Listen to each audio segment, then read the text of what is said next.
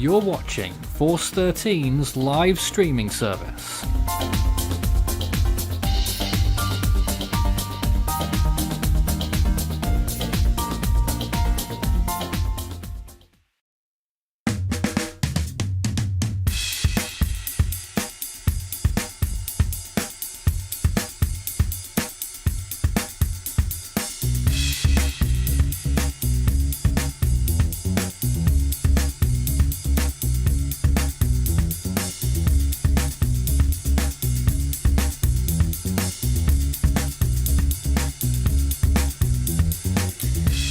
Good afternoon, this is Tropical Storm Elsa off the western coast of Florida.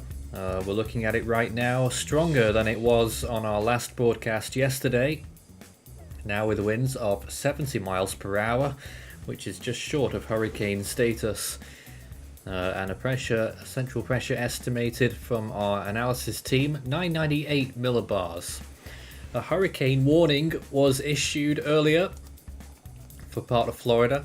That was issued for a particular area, Egmont Key to the Steinhatchee River in Florida. Storm surge warning is in effect for the same area as it was yesterday, the west coast from Bonita Beach to the Osceola River, including Tampa Bay. Substantial storm surge, which could reach, I think they're still going for 5 feet, potentially 3 to 5 feet between Englewood and the Osceola River. Along with that, there are tropical storm warnings and of course storm surge watches and tropical storm watches further up now into South Carolina, extending as far as South Santee River. My name is Nathan Foy. I'm here once again this evening and will be here for quite some time tonight, I should imagine, joined by my team at this rather critical point of the storm. Tonight we've got Joey, Ryan, Leahy, Xavier, Alferia, Noah, and Euxinada. Hello to all of you. Hello. Hola. So you can see the visible imagery, or some visible imagery there on the right hand side of the image. Let's try and get a better look at that. Well, that was some infrared. There's some sandwich imagery, which is interesting, and the storm is partially exposed despite those higher winds. What do we make of that right now? Who'd like to go first? Well, I'd be honest in saying this storm is stupid. like, I know that sounds like I don't care, but I cannot express how much pain this storm's mere existence has brought upon myself. So we have a system to where the center is pretty much exposed, and she is saying this is going to become a hurricane, which after a couple weeks ago, we had Claudette's debacle of being a tropical storm on land twice. It's just painful. It is still a major rainfall threat, and we are looking at a pretty nasty tropical storm. There's quite a few people agreeing with you on that regarding your initial comment. Yes, but there it is nonetheless, and of course it's still a very serious situation, unfortunately, and this is the latest from National Hurricane Center there, forecasting that hurricane up until landfall. Why have they upped the forecast? What's prompted that? Has it been a sudden change of mood from the National Hurricane Center, or was this been coming? It pretty much has been the performance of the storm itself, and I think the European run, which actually made Elsa much stronger than the runs before, a recent European run today, I think it was the 0Z, and that probably led them to up the forecast, and of course that the storm currently isn't as weak as we have expected, but is around 70 miles per hour with a strong eastern band. That's the view at Tampa right now that we're looking at, I believe, on the screen, showing how things are there. Looking pretty calm, actually. One of the many locations that we are looking at this evening. Joey, you're showing us another location right now. Yeah, this is a webcam from Naples in Florida. This area has been getting a lot of rain, as expected. Not much in the way of wind, but regardless, flooding is going to be an issue with this tropical storm, especially with the high amounts of rainfall some areas could be seeing along the western coast of Florida. Conditions seem to be quite calm on this webcam. We do get the odd strong gust, as there is one right now, it seems.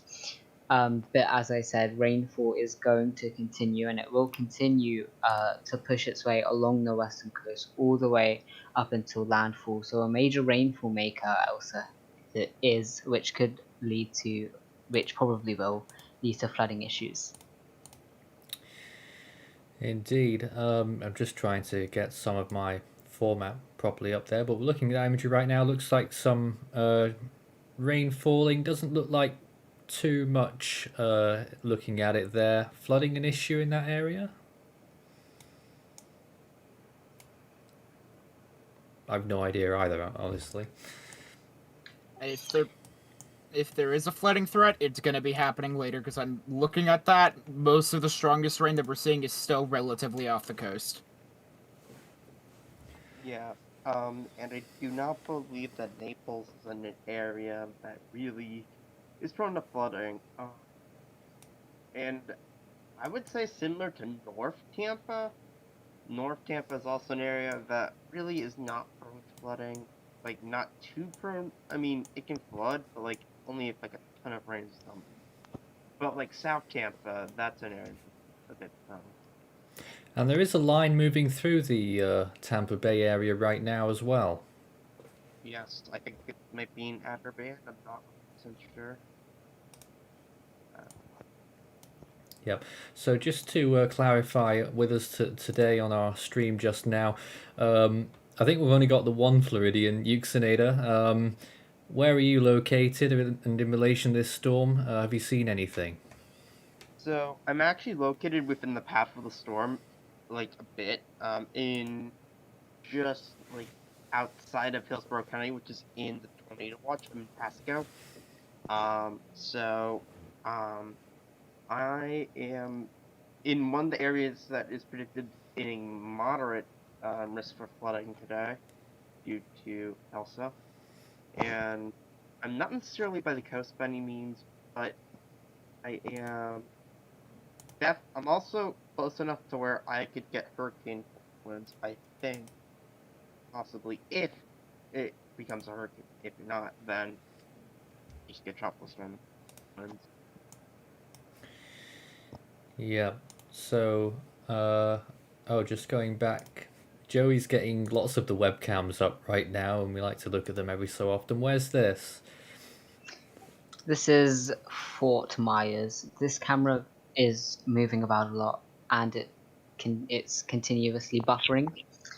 Okay. But yeah, so that's a bit of an issue, but it's what we've got, and this is what we're gonna have to use. So again, conditions here seem to be slightly calm in relation to other areas that so for example Key West earlier today.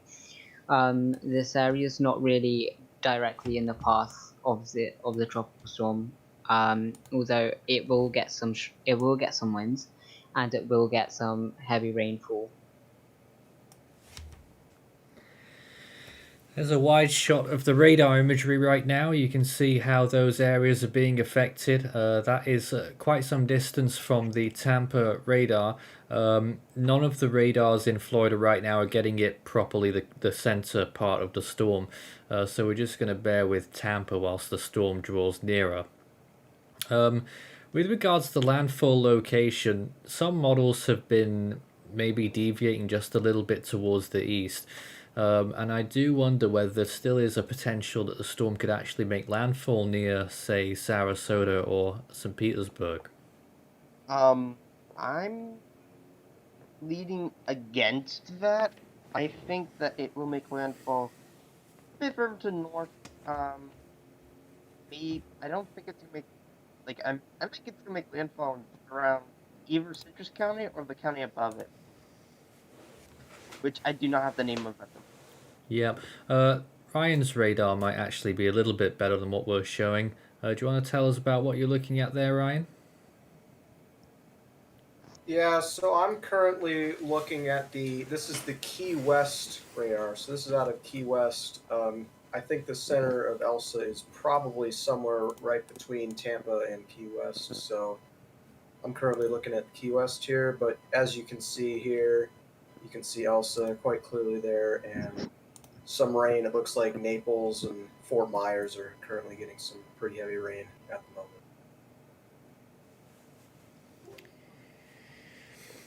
Of course, if you've got any comments or questions for us whilst we're on the air this afternoon, this evening, of course we'll be running into the later hours of the day, you can start your message with Force 13 all in text. We'll be here to take questions right the way through. We won't always be looking at the questions, so sometimes they might slip past us. Just keep trying. I'll start with a question from Weather Outlook. Do you think a down shear reformation of the low-level circulation could be currently taking place? Yes. Currently, we have a elongation of the low-level center, northeast to southwest, and it looks like they're closer to the convective burst. The low-level center might be refocusing itself, just a minor relocation of the low-level center, but that's certainly possible. I think, yeah, certainly possible that we have a center relocation and center relocation actually ongoing right now. Just a tad towards the northeast of the old low-level center, which has been elongated. So does that have any implications then on what happens next? Well, it looks like some of the northern part of the low-level center is just beneath just beneath the convection, so that would indicate a storm that's more easy to have pressure falls and strengthening. Okay, and speaking of monitoring those precious falls whilst it's still out over the waters, what's the recon schedule for today? Does anyone know? I think in 2 hours there's another recon scheduled, but I think Kay said that. Okay, and I think we'll be hearing from Kay later on this evening. And also, of course, start your message with Force 13 or in text as well if you want to send in. This would be very beneficial for us to send in your observations if you are in the area around the storm, obviously, if it's safe to do so. TOCF says here west of Tampa about 30 minutes ago, a very strong outer band hit causing rain to go horizontal. Leaves hitting me stung and the wind knocked me over, apparently. Oh. Okay. I'm not sure if that's the... that might be the showers that moved through a while ago. Not the current line, but the one that moved through before we went to air not long ago. You'll see there it is. That thing that moved out there towards the northwest probably is what did it. Raphael says, since Elsa appears to be relatively hugging the coast when it re-emerges, so we're talking about later on here, what impacts do you possibly see for New York City and when within the next 3 days? Well, it does have a non-zero chance of tropical storm force winds, but I think it was about 5% roughly. Very low chances. And I imagine it will mainly be rip currents and surf and whatnot. We're also joined by Mike now as well, and you are in the Tampa region. Nice to have you on board. And what's the situation there right now? The situation has rather slowly gotten more gloomy and dark. I actually just went for a bike ride 30 minutes ago, and it was relatively light outside. We actually got a bit of sunshine for a little bit towards the northeast, but I imagine that's the last time I'll see sunshine for the next 24 hours. We had a rain band come through about an hour ago, and the rain was horizontal, and it did kind of sting a little bit. I was outside for that. Right now, everything is relatively calm. There's a little right now. However, the stores, there is my local grocery store down the road is very much packed and in a way chaotic right now, unfortunately. So we're talking about stores being well, completely emptied, I guess. A lot of buying going on. Yeah, I went to Walmart last night, and there was a lot of things were out of stock. I was lucky to get a pack of water. Wow. And as on Joey's screen there, that's Fort Myers still, is it? No, this is a different webcam from Englewood, which is Englewood. yeah, which is on the west coast of Florida and is getting some strong winds, it seems, as you can see from the motion of the plants towards the bottom of the webcam, and as well some pretty strong waves or high waves already on Now, the shoreline. Englewood is the break point, the beginning of the break point where you can expect 3 to 5 feet of storm surge. So it's quite baffling that there's people out there right now.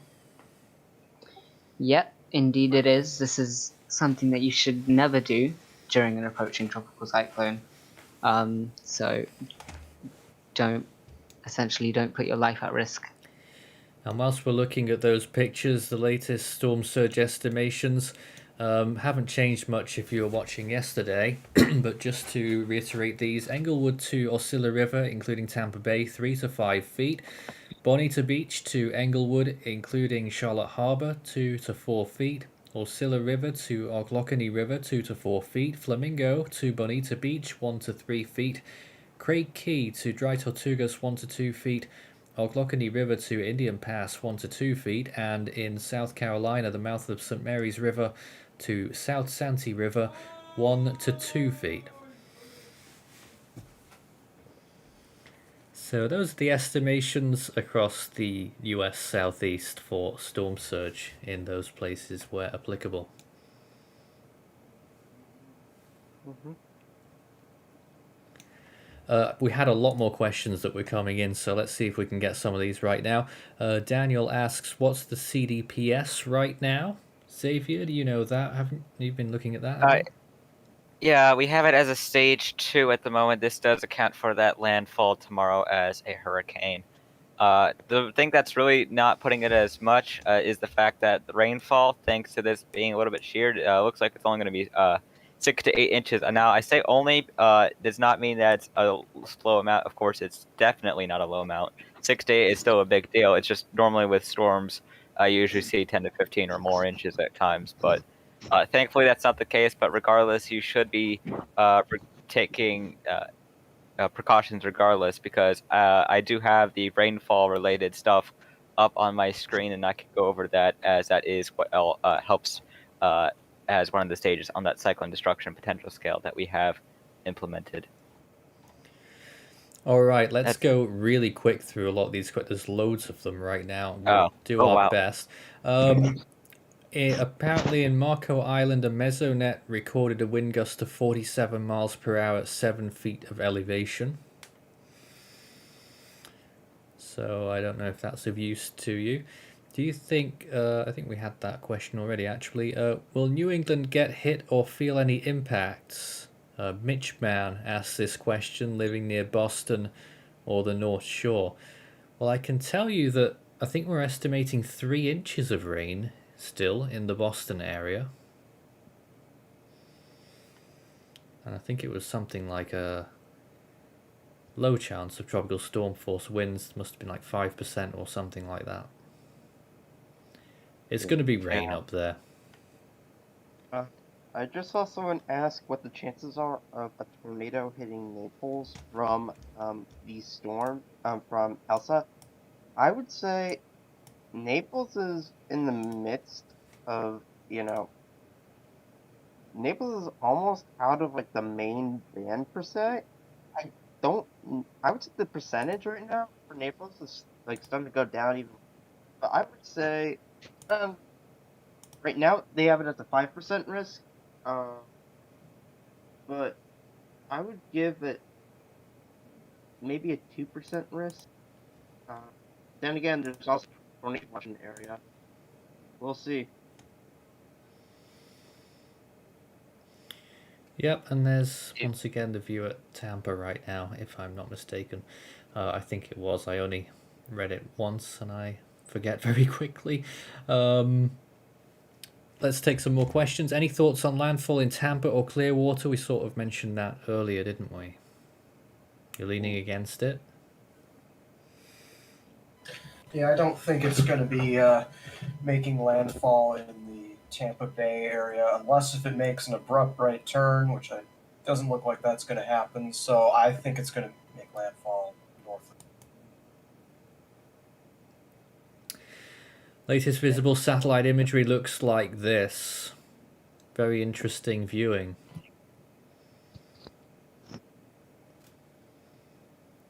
Does anyone want to dissect this visible imagery as we look at it right now? You can quite clearly see that center that was partially exposed. Yeah, I can do.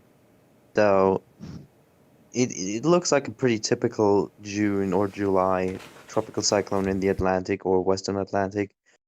Currently we see a bit more of this centralized convection, and it appears that maybe we have a minor center relocation towards this convection, as the low level center has been getting elongated southwest to northeast, and it's now and of course it's being pulled toward the convection by convection force pressure falls.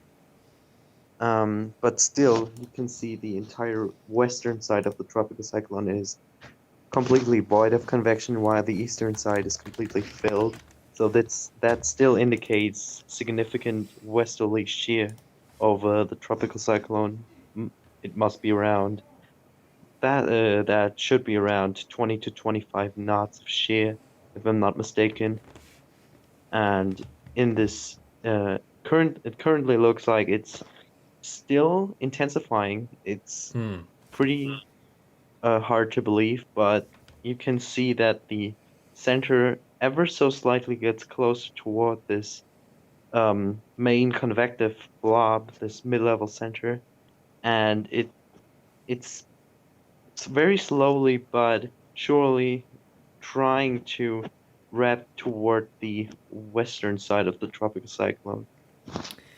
Possibly. And just a question there as well about whether wind shear might weaken.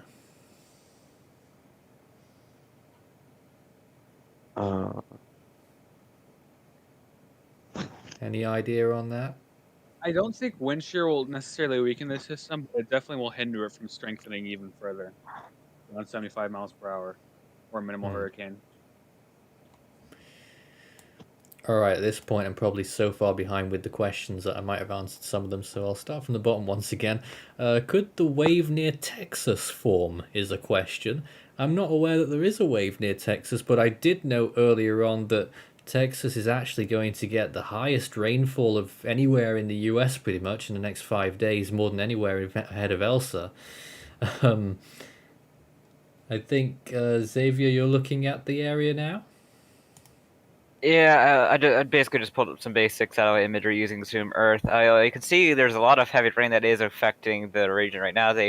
Zoom Earth has actually added a new feature not too long ago to help simulate the rainfall rates, except it's a little bit of a different color than you normally would expect. Those blues are what denotes light rain, and then, of course, you have the yellows that denote the heavier rain. This doesn't look to have much in terms of rotation based on looking at the latest trend. So it does seem that it's trying to move towards the east. I'm not sure whether this would be the setup for this to become a cyclone, given the fact that you really got some curved banding here.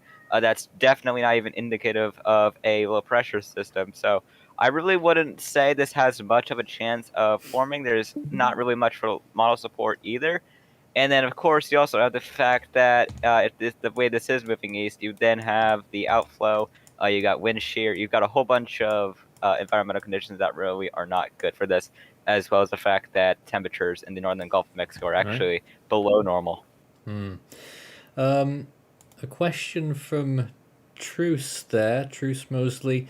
We have been having a lot of cells and local station, not much info for Sarasota. Well, that's what we're looking at on the screen right now. A line was north of there not so long ago, and it would appear that the proper part of the storm is on its way, but it's still got a little bit of a way to go there. You can see that. So it looks like a bit of a lull for you right now for about 2 hours by the looks of things. Do you think the storm could get to hurricane strength again, like the National Hurricane Center is predicting? I think it would be a bit foolish to completely go against that, considering that they're forecasting it now. Well, it's certainly possible that it's a hurricane at the current time. Last time recon went in, found flight level wind of 75 knots, SFMR indicative of surface wind of around 60 knots, so they went with 60 knots as their intensity, which is just 5 knots or just 5 miles below hurricane status. And looking at the imagery, it certainly has improved since the last recon was in, so it's even possible that's a hurricane at the current time.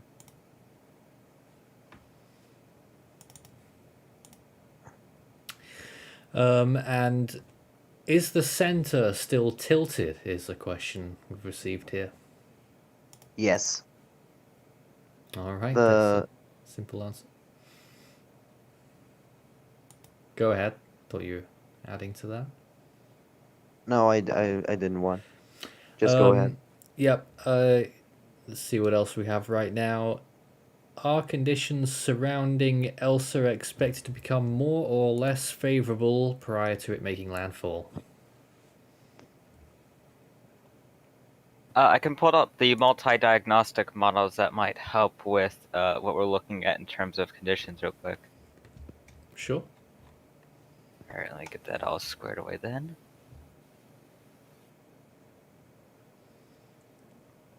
Right, there we go, I got them pulled up. Yeah, I like these graphics. So these graphics basically give you an idea of what's going on the next 5 days in terms of conditions and how that's going to reflect based on the intensity and track. So right now we have, it's pretty much, they're still, so these are as of, looks to be towards 18Z, which is 2 hours ago now. And we're looking at the models that really are just trying to maintain intensity. Now they're a little bit behind because they still have this around 50 knots, which of course this is now 60 knots. So, of course, the only one that's really caught up to date is the official one, which, of course, is in that gray color there, and then that's why they're denoting that hurricane strength one. And then, of course, the general consensus is that this is going to weaken down to a depression, and then, of course, as it interacts with that jet stream, it will intensify somewhat and potentially become a tropical storm as it exits back into the western Atlantic. And then, of course, it will be turning extratropical soon after. So that's really pretty much the general intensity forecast for this. In terms of wind shear, as has been the battle for several days now, of course, we have moderate wind shear, and it's not really going to get any better in the near future. By the time we get into July 9th, it's pretty much going to skyrocket to the point it pretty much goes off the charts there. 40 plus knots of shear. Sea surface temperatures are not exactly much of a help after tomorrow, given the fact that you really just have land at that point. But really what we're looking at right now is 27, 28 degrees sea surface temperatures. And then, of course, land does not have any sea surface temperatures. But then it looks like there's a major drop-off when it does go back into the water, around 22, 23. So that will definitely promote this becoming extratropical once this does exit into the western Atlantic. Although the one thing that it does have on its side, really, would be the mid-level relative humidity. This is going to be going up in the next day or two. Not as much as, you would really expect for a rapidly intensifying system, but it's still healthy enough. And then, of course, by the time it makes its land effects, it will be not really much in terms of mattering, given the fact it will be inland and not strengthening until it gets interacting with that jet stream. But there's a really good track consensus with this, with the exception of the CTCX, given they haven't updated for several days now. But it does look like it will be following that track, go right into the Big Bend, really, or either somewhere around the northern Florida coastline. Go towards southeastern Georgia, pretty much go into the central or eastern portions of the Carolinas, maybe go into Virginia briefly before it exits off, just off of the Chesapeake Bay region, maybe Ocean City. And then there's a little bit of a sketch confusion as to whether we actually see a possible approach towards Boston or Cape Cod, or whether this will be just enough out of sea where there is not an actual landfall from this. and then of course by then it'll be racing off extratropical across ports of Nova Scotia and Newfoundland. All right, we'll be taking a very short break here. We'll be back in just a couple of minutes once we gather our thoughts, and we'll take more questions. Stay tuned. Over the years, we've done updates and live coverage on literally hundreds of tropical cyclones, and in recent years, particularly in 2020, launching out in other regional channels, doing weather updates and coverages there as well. We also launched our Earthquakes channel in 2020 and are going forward on all fronts in 2021 with a community that's grown remarkably in the last year. But it's not just about you being along for the ride, we want you to enjoy yourself as well as an Ultimate fan, and that's why we've lined up a big chain of benefits for each various stages on our Ultimate Fan program.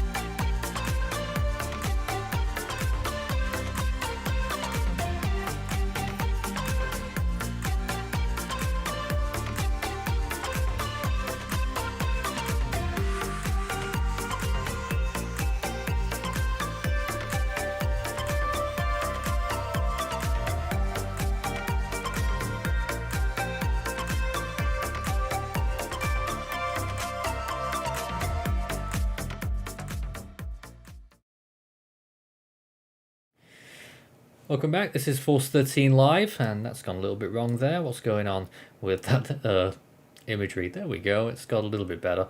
We're taking a look at everything that's going on right now. As you can see, we've got quite a few screens now showing the latest from Tropical Storm Elsa. Top left hand side is the latest imagery, latest video there from the Tampa region.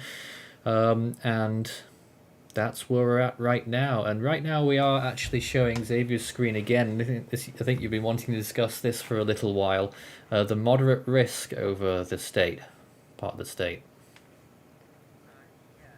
I'm going to try to go in depth so that we get an idea of what we are expecting in terms of the in-depth, besides the wind, because of course we all know that we will be dealing with tropical storm force, hurricane force winds, but rainfall is also going to be an issue. And that is why the Weather Prediction Center has issued an excessive rainfall outlook that highlights these excessive rainfall problems, and they give a risk of rainfall exceeding flash flood guidance within 25 miles of a point. This is on a 4-tier scale between marginal, slight, high, or well, marginal, slight, moderate, and then high. And right now we have the 3rd tier of moderate, which basically indicates a 20 to 50% chance of the rainfall exceeding flash flood guidance within 25 miles of a point. And you can see that Tampa and St. Petersburg are definitely in those regions there. Then, of course, you also have a slight risk of excessive rainfall that extends outwards from that, pretty much all the way into the Keys. And then, of course, it also extends into portions of northern Florida as well. And then really marginal risk for the rest of Florida. So all of Florida is really seeing rainfall and impacts that are possible of flooding. And then, of course, this will be moving inland, and Georgia will be in that as well. And I should be noting that it used yesterday's stream, we only had today as the moderate risk day for rainfall, but that has now changed. All right. Tomorrow there is now a look moderate risk for excessive rainfall. Now, the one in Texas is actually just came in because we did not have that earlier when we were doing our excessive rainfall outlooks for the U.S. Twitter. But we now have a moderate risk as Elsa continues inland. This is mainly for the extreme northeastern parts of Florida, the coastal areas of Georgia and slightly inland, and same thing for South Carolina. Those will be seeing about 2 to 3 inches of rain that will add on to already saturated ground, so that is something to be looking out for. And actually, parts of North Carolina and South Carolina could use the rain, given the fact that they have been abnormally dry. So it is a little bit of a good thing that we are going to be seeing rain there. It's just not the best that we will be seeing it from a tropical system. So that is the case for day 2, and then once you get into day 3, that would be Thursday. It goes down to a slight risk, but you still have a slight risk of flash flooding going on all the way from South Carolina going into North Carolina. parts of eastern Virginia, the Chesapeake Bay beaches of Virginia and Maryland, and even extreme far southern Delaware as well. That is associated with Elsa. And then, of course, that marginal risk that extends outwards pretty much a little bit more inland. So pretty much these areas here will be impacted by Elsa, although it's a little bit more confusing to see what's going to be impacted by then. Of course, this system is going to be pushing across and remaining kind of parallel inland until it gets around this part where it finally exits the coast. And then, of course, we will still see impacts there. So over here, this is not associated with Elsa, but it looks like you will still be seeing impacts towards Friday. That will be the day you will likely be seeing the worst of the rainfall in terms of Elsa's impacts.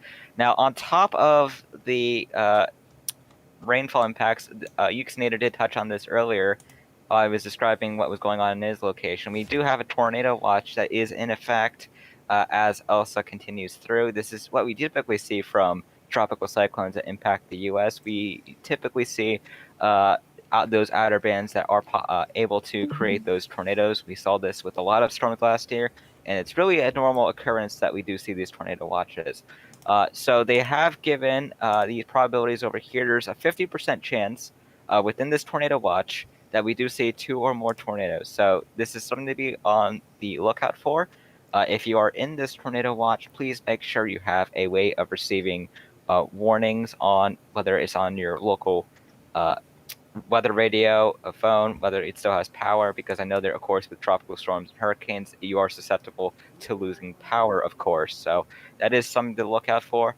If there is good news with this tornado watch, there is no threats for any kind of damaging winds outside of the outflow. You're still going to be seeing tropical storm force winds. So I really can't say it's that good of a thing that there's no damaging wind threat. It's already a damaging wind threat, considering the fact you have tropical storm force winds and even hurricane force gusts coming in.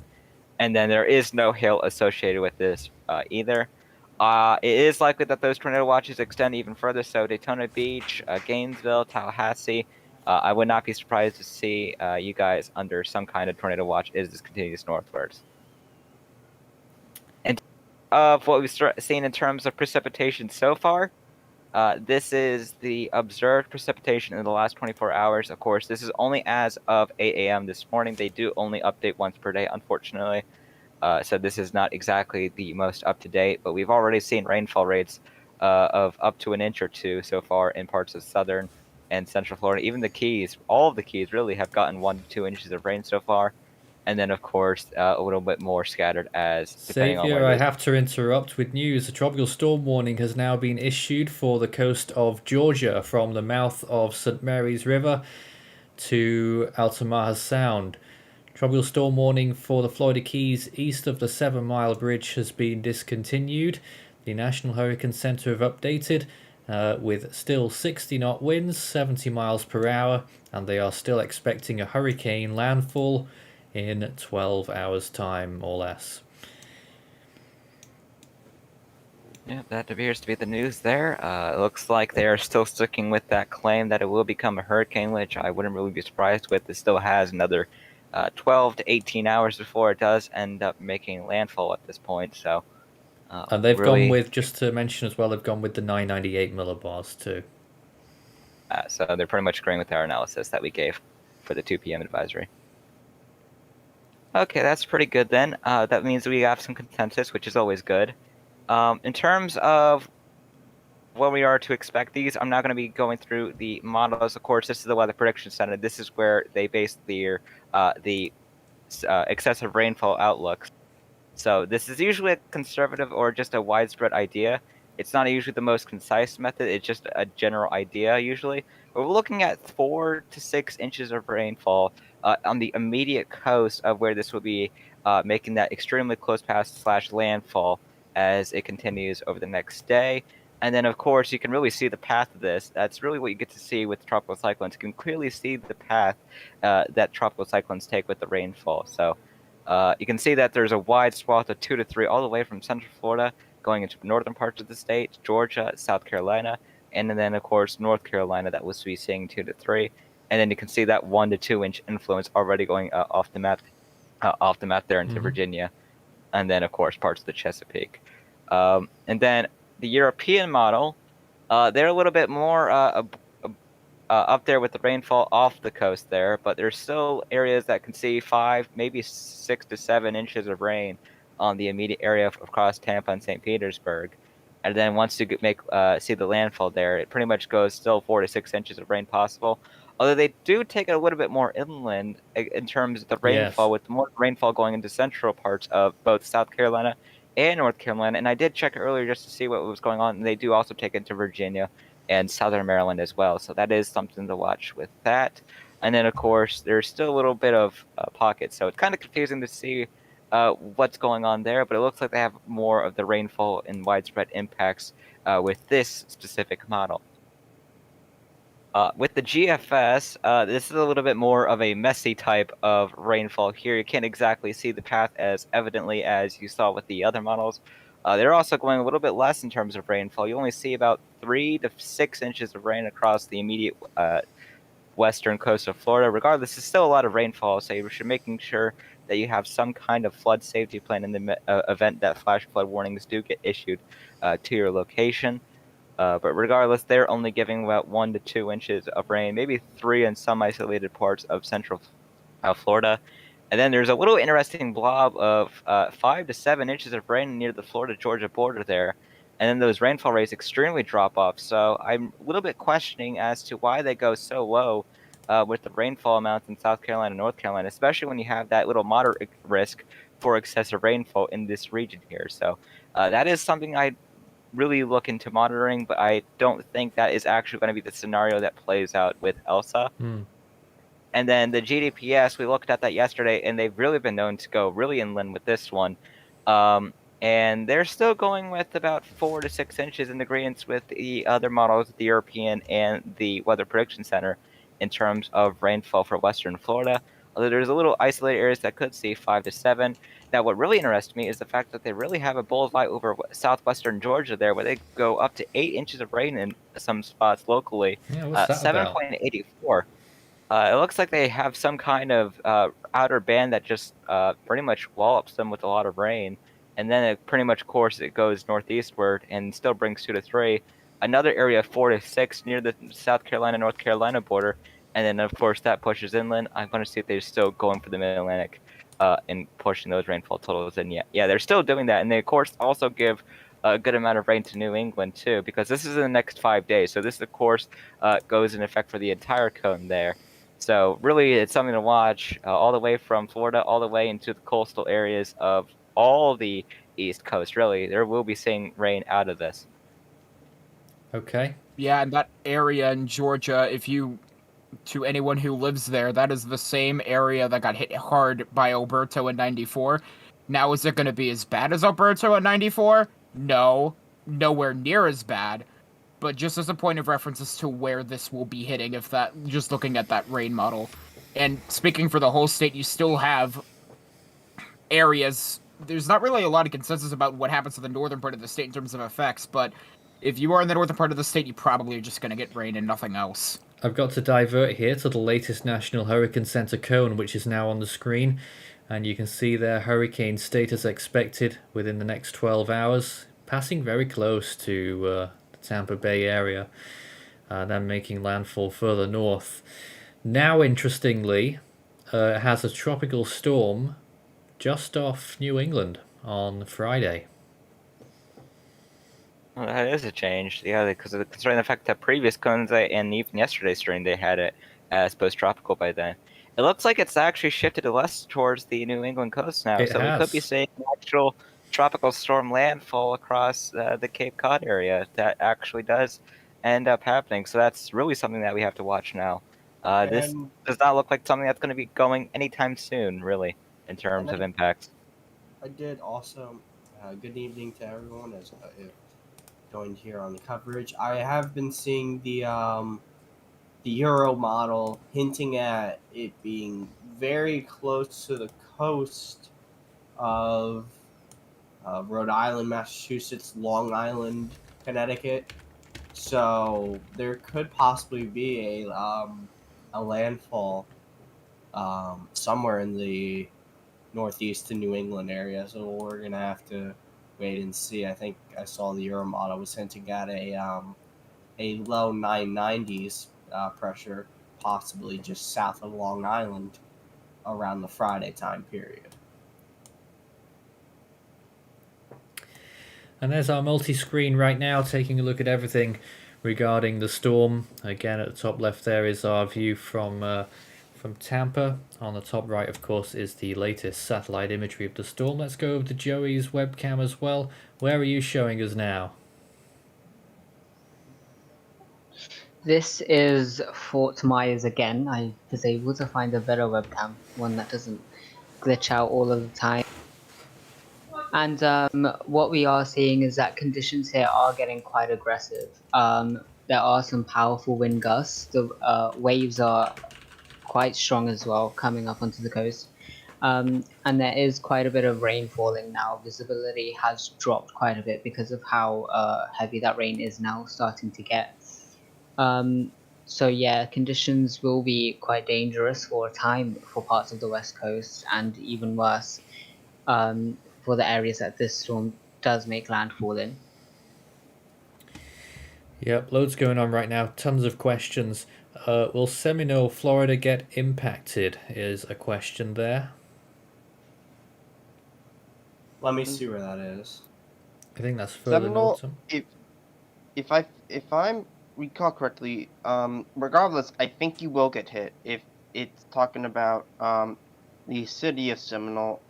The city of Seminole is right next to Clearwater, St. Petersburg, and Tampa Bay. So yes, they will be getting affected. It's a city in Pinellas County. And a few more questions about when is the next recon plane flying out, and I mentioned that earlier. Any concrete number? Do we know an actual time?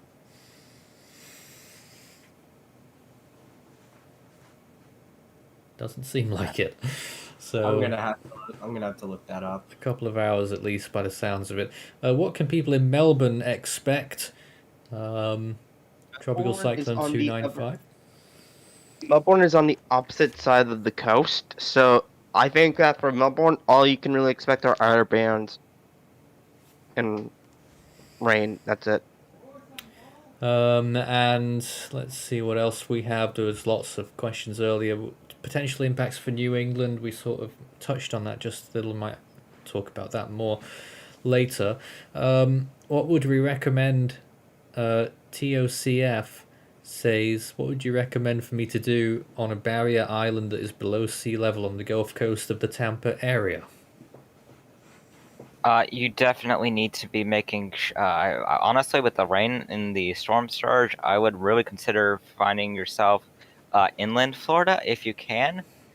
Given the fact that we will be seeing a decent amount of storm surge, as well as the fact that Tampa and St. Petersburg is really in the bullseye of the rainfall in terms of what we will be seeing in terms of Tropical Storm Elsa.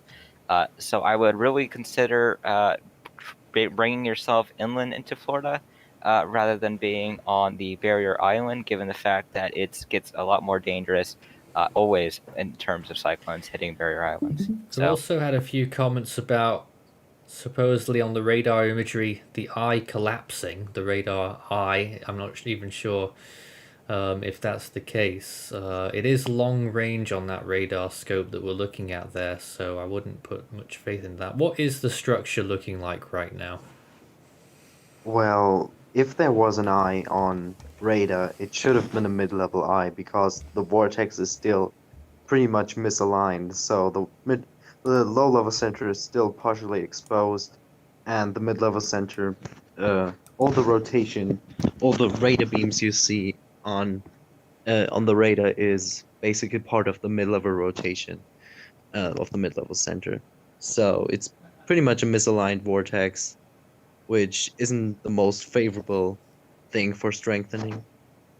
And this misaligned state of the vortex is likely to continue, and pretty much mean that it's likely to stay at a similar intensity throughout reaching the coast. And on the recon question, it looks like the National Hurricane Center has 2 recons planned. It looks like they're going to be both Air Force planes. The one's going to be looking like from 23Z, so that would be 7 p.m., to 5:30Z, which would be about 1:30 a.m. And the second flight would be tomorrow morning from 11Z to 17:30Z. So it looks like there's going to be about 2 more recon flights before landfall, maybe more. And I know on the 2 p.m. advisory, they were calling for Elsa to become a hurricane at 0Z, which would be the next advisory. I don't know if that's likely at this point, especially with no recon starting going out there until a half hour to an hour before that advisory. So I think it's more likely when Elsa does become a hurricane again, it would probably be closer to 3Z or 6Z when we have more of the recon data in. But there's still the chance. This is Force 13 Live. Keep sending in your questions. We'll be on the air for some time by the looks of things this evening. Sorry, just got a dry throat there. Let's see what else we've got right now. Do we think that Elsa will still be a tropical storm when it reaches Columbia, South Carolina? There's potential, I would say. There's definitely potential. I guess it depends on whether or not. Well, it won't really begin to low-level jet until past South Carolina, so I don't know. Right now, the NHC has it basically the same latitude as Columbia, South Carolina. It would just be a bit to the southeast of it. They have it as a tropical depression at that point. So it's possible it could still be a storm. It depends on how strong it gets before landfall. But right now, the NHC is saying that it would be a tropical depression when it gets up and towards Columbia, South Carolina. You hear a lot of clicking at this end at the moment. I'm just updating our bottom slides to reflect the latest information. In case you haven't heard it just yet, the changes that came out with the 5 p.m. advisory, which they often issue a few minutes early, it's already out. Tropical storm warning issued for the coast of Georgia from the mouth of St. Mary's River to Altamaha Sound. And the tropical storm warning for the Florida Keys east of the 7 Mile Bridge has been discontinued. Those are the only changes at 5 p.m.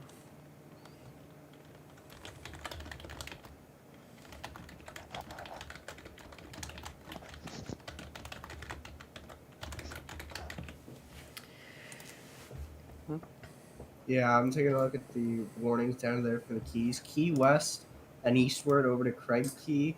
That looks to be still in a tropical storm warning, as well as the dry Tortugas. Craig Key is out of it now, I believe. Oh, is it? Okay.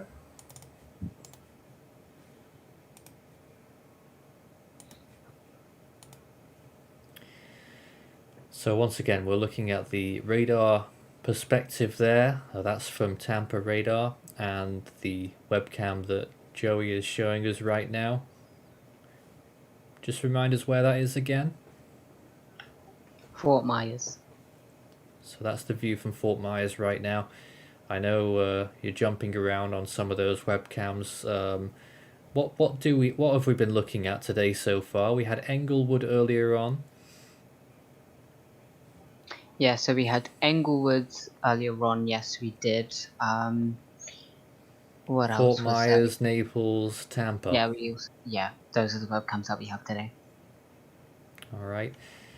Things not looking too bad there, but breezy, clearly. According to the new cone, Naples is in tropical. Huh? In the tropical storm force wind field, did you say? I think that's what they were saying. So that small orange fill there near the center of the storm, that's the tropical storm force wind field right now. The interactive cone, and I'm just going to read them out loud because I do not have a screen share up right now. But it looks like the NHC is saying Marco Island, Naples, Bonita Springs, Fort Myers Beach, these areas in southwest Florida are currently under tropical storm force winds. And for those that are like, Marco Island, that sounds familiar. Well, it does because Marco Island is where Irma made landfall in 2017. Yes, indeed, and a place that I visited in 2014 as well. And I've actually had my grandmother used to have a condo down there, Hmm. so I know I know personally where Marco is. Well, it looks like the rain is dropping off over there a little bit, but obviously those winds will be present. Let's try and get some more comments and questions. Start your message with 413 all in text. I know that we'll have missed loads so far, so do keep trying. On radar, it looks like it's going a lot more east than expected and will hit around Port Charlotte or Sarasota. Is that a possibility?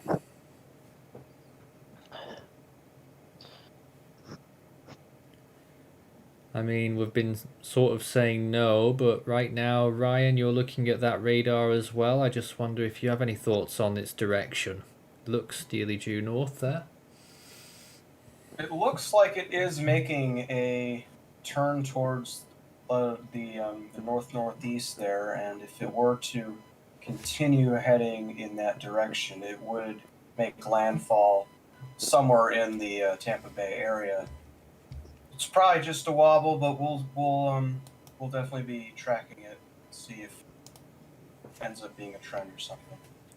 And the thing to note is that the highest reflectivity on the radar screen is not correlating with the actual center of the storm. The actual center of the storm is displaced toward the southwest of this highest reflectivity on radar. And generally, northwest movement is still expected. And here's the satellite imagery that we were showing just now, the mesoscale floater. Still find it amazing that this imagery updates every minute, and at times we can get the latest image only around 40 or 50 seconds after it actually happens, which is a far cry from where we were 10 or 20 years ago when the latest satellite imagery was an hour or an hour and 30 minutes old. So this is up to the minute, showing a bit of deep convection. And is it creeping further over the center now, would you say?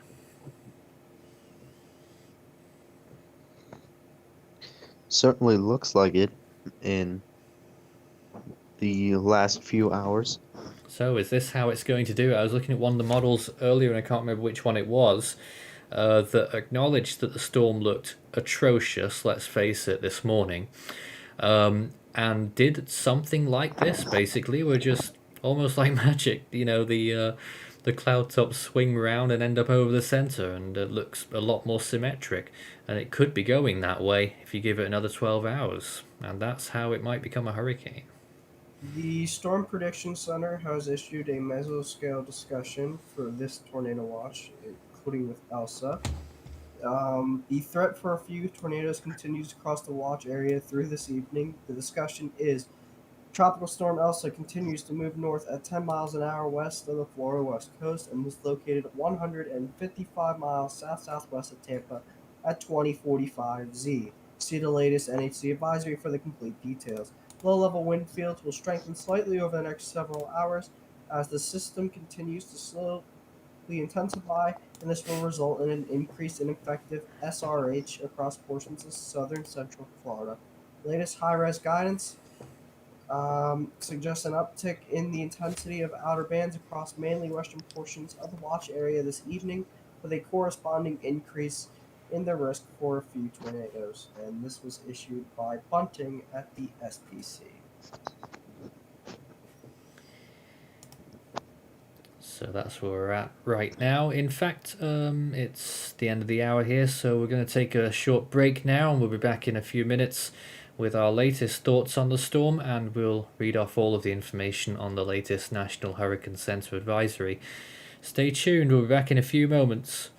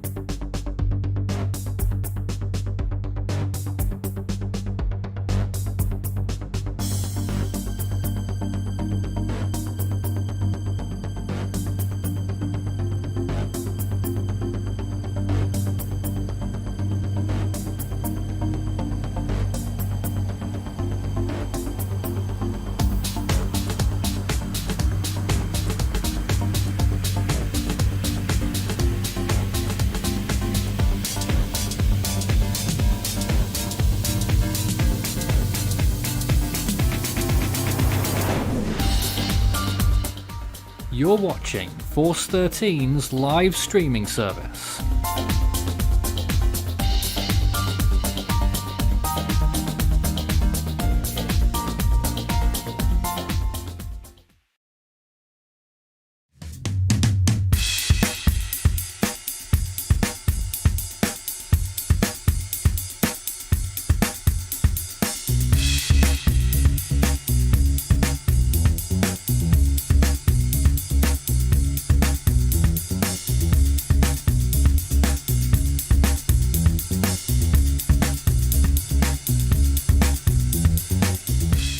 Second hour of tonight's coverage on Tropical Storm Elsa, which is threatening to reach hurricane status at a close point off the coast of Florida right now. There it is on the radar imagery, and a wide shot really of everything that's going on in the Florida Peninsula this afternoon, getting on for evening. Quite a ferocious line or two moved through the Tampa Bay area a couple hours ago. But generally pretty quiet there right now, ahead of the main bulk of the storm, which will arrive first in Sarasota in probably about 2 or 3 hours, and then reach the Tampa region and St. Petersburg probably overnight. It's nice to have you with us once again. My name's Nathan Foy, and I've got my team joining me once again for this hour of coverage. Tonight, in this hour, we have Joey, Jonesy, Ryan Leahy, Xavier, Alferia, Kenneth, Noah, and Euxinada. Good evening to all of you. Evening.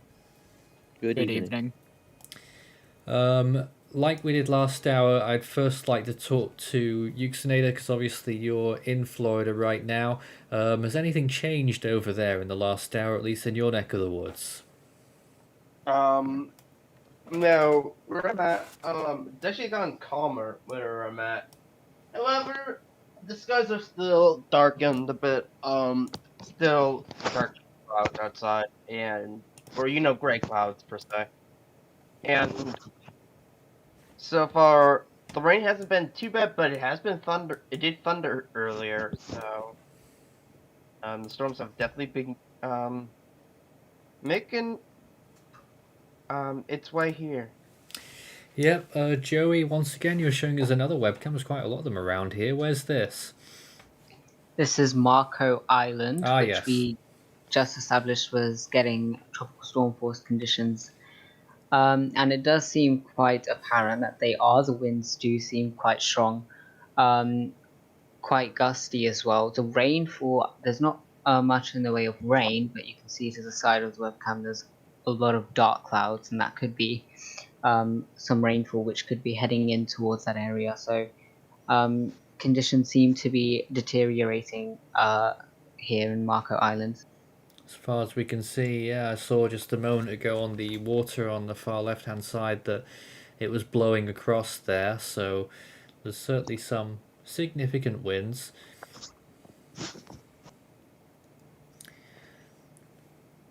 But that's how it looks in the meantime. Radar imagery on the left-hand side of our image, showing you how the storm's looking, and not too much that we can decipher from it at that range, because as our team mentioned in the last hour, that's at higher levels.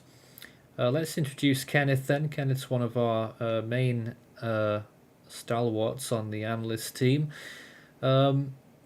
What are we thinking of the storm today, Kenneth? I know you were on our stream last night. How has it changed since then? Yeah, since it leaves Cuba, it just develops substantially as it leaves the sea. Remember, I've been doing 3 fixes at 6C, 12C, and 18C, and I've been ramping up them in each fixes by 5 knots. The 12C, which I use radar to depict the maximum winds, and it also increased pretty gradually with an eye wall, partial eye wall at the northeastern quadrant, attempting to roll. At the first 1 to 2 attempt, it failed because of the moderate shear, and as of now, it keeps dropping down shear as of now. It did develop quite a bit. As of now in radar, you can see you can see quite clear the mid-level eye. But let me show you the radar, what I draw. So here it is. So in here, that's what the LC depicted in visible imagery. What I depicted in here. Yep. Which is where the LC should be, but actually right now, what radar depicted is around like this. That is where the mid-level sensor, which contrast to radar, is it. You can see the LC is really got displaced because of the moderate shear. This is where the MLC is, which has a pretty well-developed eye feature right now. So, okay, so let's start. Okay, move towards here. This is the temper radar. Radar change the velocity, and as we can see, here it clear a bit of couplet here, and from the center here, we can see here, 10,000 feet aloft, which means around 3 kilometers, or roughly 700 millibars, which is almost the mid-level ish, but as it continues to move north to northeastward, it will just continue. You can see the beam height is expected to decrease, which we can see lower level feature later on around 1 to 2 kilometers height, which we can better see what's going on at the lower level, which it is the MLC successfully pull the LLC and makes it align, making the vortex tilt, as I mentioned, less tilted and make it better deepen and further intensify better. or okay, if it's the shear that won the game and it continued to be very tilted and unable to intensify further, we'll know in a later 2 to 3 hours as we can see better the low level features in radar, as we can draw conclusion then. Yep. Right now we will just wait and see what radar will give us, and I'll still say the chances that it will become a hurricane is still there, or maybe actually it might become a hurricane. Okay, maybe I'll even explain the continue. Kenneth, just So out of curiosity, what are the winds being measured there at 10,000 feet? okay, so let me depict here. So right now it has a bit of velocity of around over 80 kilometer, no, 80 miles per hour, 3 kilometers of flood, roughly at here. But that's very Roughly at high here, up, so 3 kilometers. But as we've converted at around 85 to 90% conversion. Well, depends on how you treat that around 80 miles per hour here. Around southerly winds, which around that support 7 to 75, also very borderline case, but also being noticed that switch to the reflectivity here, you can see the strongest reflectivity are in here, which you can see in the velocity. It isn't in here. You can see it is especially weak. yes. But it doesn't sound very right, so why? So here I'll explain. Ouch. So the reason behind that is because you can see the center of radar is here. And actually what radar tells you is where the wind points directly points that they radially, which means actually that tells the velocity over 80 miles per hour, tells you the winds point like this. Okay. But actually the strongest wind do point like this, Pointing away which from the is radar. more or less tangential to the radar, which makes the radar ineffective to detect the maximum winds. Truly adhere as shown in the reflectivity right here, but Yep. also been noticed that it's been turning towards northward. So depends how you see that. More conservative or more aggressive, or you think that it is the reflectivity being the more dominant factor than the motion factor. But I think the motion factor being a better dominant factor here. So I'll say from that around 80 miles per hour, 3 kilometers of flood, that mainly supports better around around seven uh, around 70 miles per hour based on the velocity a tad higher than 80 miles per hour at here. That's what I'll conclude. Fascinating. Really found that interesting about the winds going off on the tangent there towards the west, and the radar being ineffective. Let me just read out the latest information though from the National Hurricane Center, because I was supposed to do that at 5 p.m. I'll read the full advisory because it's a new one, and we'll. Elsa expected to become a hurricane before landfall over the northern Florida Gulf Coast is their headline. They have it at 70 miles per hour, of course, a pressure of 998 millibars, 25.8 north, 83.0 degrees west. They do have it moving north, actually, or 350 degrees, which is just very slightly west of north, at 10 miles per hour, central pressure 998. So bearing that in mind, I don't think we can rule out a landfall in the Tampa Bay area, Sarasota, St. Petersburg, somewhere like that. So the warnings then: a storm surge warning in effect for the west coast of Florida from Bonita Beach to the Osceola River, including Tampa Bay. A hurricane warning in effect for Egmont Key to the Steinhatchee River. A tropical storm warning for the Florida Keys, now from the 7 Mile Bridge westward to the Dry Tortugas. The west coast of Florida from Flamingo to south of Egmont Key. And the west coast of Florida again, north of Steinhatchee River to Ochlockonee River. And the coast of Georgia from the mouth of the St. Mary's River to Altamaha Sound.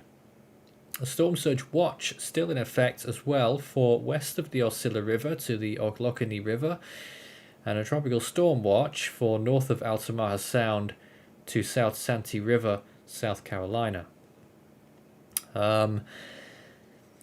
Just to point out as well, tropical storm force winds extend outward up to 90 miles from the center, 90.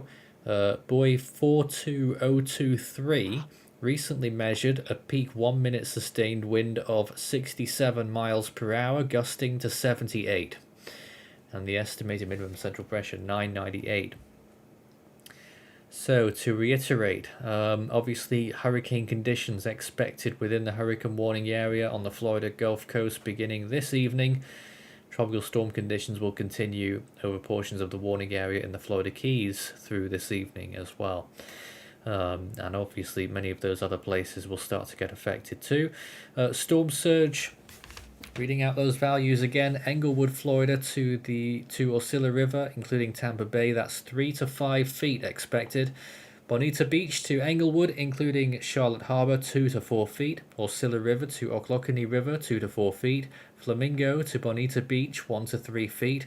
Ochlockonee River to Indian Pass, 1 to 2 feet. And mouth of St. Mary's River to South Santee River, 1 to 2 feet. As for rainfall, across the Florida Keys, in fact, still some more rain may fall in Cuba. Outer bands south of Elsa will produce an additional 1 to 3 inches of rainfall.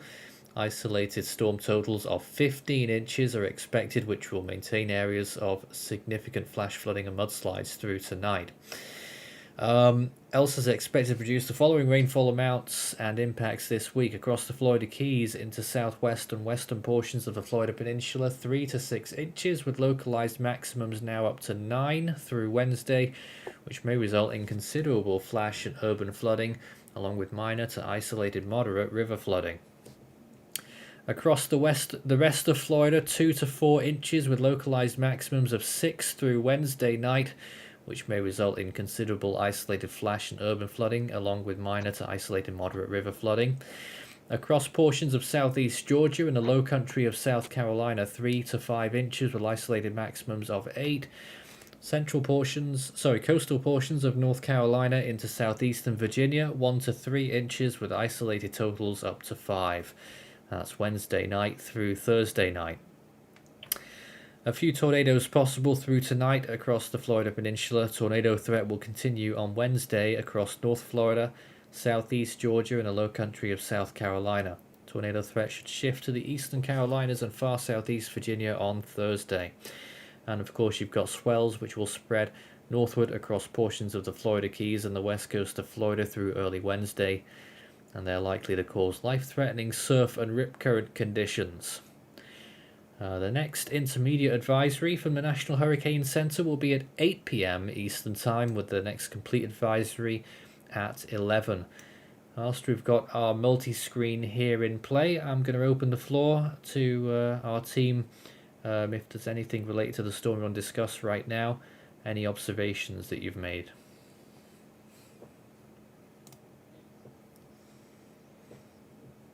I discussed this in yesterday's stream, but it's definitely been an interesting storm to track at the very least, and very confusing for a lot of people, even the meteorological community in general, given the fact that, of course, we had a really fast-moving storm to start off with that rapidly intensified and become one of the earliest rapidly intensifying storms of the season. So we've really been thrown into a nutshell in terms of where we are with Elsa in terms of its history so far. Now here we are, a whole bunch of the Caribbean has already been impacted. We've already seen how deadly this storm has been, given the fact that the death toll is already been going up, and I think it's at the very least 6. I don't know what the latest count is, but it has already been proven to be something that has unfortunately killed the lives of too many people than it should have, and that's why we are here as Force 13 to help prepare any of you guys that are watching,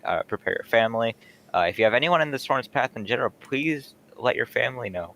Please let your friends know. Please let anyone you know that is in the path of this, because we are trying to do our job and keep you guys safe, prepared, in the know of what's going on. So we're really just trying our best to make sure that as many people are aware of this extremely life-threatening situation. This is not something to take down lightly, as much as it may not look good on satellite, as much as this is not what you would typically see in a later season Gulf of Coast hurricane. It's literally what we are pretty much thinking could be the warm-up period. We all know that this is going to be a pretty active hurricane season. Of course, TSR released their predictions earlier today, calling for an even more active season than previously forecast, with 20 named storms. So we're really in for the long haul this season, and it's already been demonstrated with what we've seen so far. You say it doesn't look very good. Increasingly, it's not looking that bad on the latest satellite imagery, really blowing up towards the western side of it now. Yeah, I've been noticing that. When I was saying not looking that great, I was basically speaking about how it's not your average Gulf Oh, I Coast. know. It's not got compared, it's not got a well-defined eye and stadium effect and all that. But I've noticed in invisible imagery, the LLC is in recent frames are more likely being pulled by the MLC, and may actually now indicate that it might have been more aligned, which is not a good thing. No. Maybe Yeah, true. and there's a lot of convection blowing up just over the mid-level center, so there's probably a lot of pressure drop going on there, which is essentially pulling the low-level center a bit further toward the northeast. And that already happened. I think if you look back at the satellite imagery, you might even see that there has been a small center relocation with the elongated low-level center, and then focusing toward the convection, and the southern part being yeah, just a small center relocation into toward the convection, indicating a better aligned vortex and indicating a strengthening tropical cyclone that might even be a hurricane right now. Looking at what the last recon data got, it already has been very close to hurricane status there. With the current trends, I wouldn't be surprised if the recon plane finds 75 to 80 miles per hour wind. All right. Let me react a bit more. I want to add a little bit thing that the recon, the drop zone, has a slight Y-shaped temperature pattern at its drop through center, which typically a Y-shaped drop zone for temperature dew point temperature pattern usually indicates an intensification pattern. When they found 998 millibars, 1000 millibar with 28 knot winds. And recent there's a buoy observation which has a pressure of 1003 millibars with almost 15 knot gusts, which still translates to 998 millibars, which may seem that the current intensity over the last 2 to 3 hours hasn't been changed much. Maybe due to still the vortex tilting, still a bit of disorganized of the misaligned LC MLC, but as of now, maybe at the latest indications show that the LC and MLC seem to be pulled a bit more aligned as the LC is pulled a bit more northeastward. We could see further intensification as it's being more aligned. And yeah, as Noah said, not really surprised that if the next recon arrives at around 0 to 01C, we'll find hurricane force winds extrapolated to surface, which Wow. will bring it to hurricane status. Any update on? Do we know when recon are coming? Yes, Elliot put that into the chat. They're expected to arrive at the storm at 23:30 Zulu time, so that's 2 roughly hours. in 2 hours. Okay. Is it me, or is it starting to look better on radar? Or is I it think they're looking misleading? a bit better in. Or is it It is misleading? still at a roping stage, so I'll look for a few more image, like maybe half an hour. If it's keep that circular shape in red, the mid-level eye, then it is indeed better. But if just warping and then a broken again, maybe it is still attempting to roll, but not quite really an improvement. Still need some time to wait. More questions then. Joshua says, do you think Florida will be hit by another hurricane this year? If so, what category? Well, if we had the crystal ball, we could tell you, but Florida is a likely spot for hurricanes. Don't know if anyone has any further thoughts on that. Yeah, as earlier forecasted, we have been talking about more discussing the analogs in the analyst team.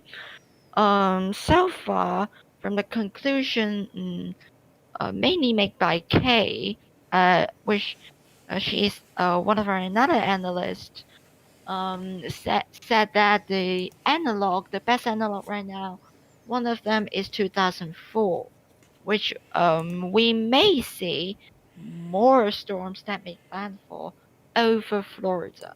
Which 2004 with The Florida 4. we saw a bit more hurricane landfall, like Francis, Gian, something like that.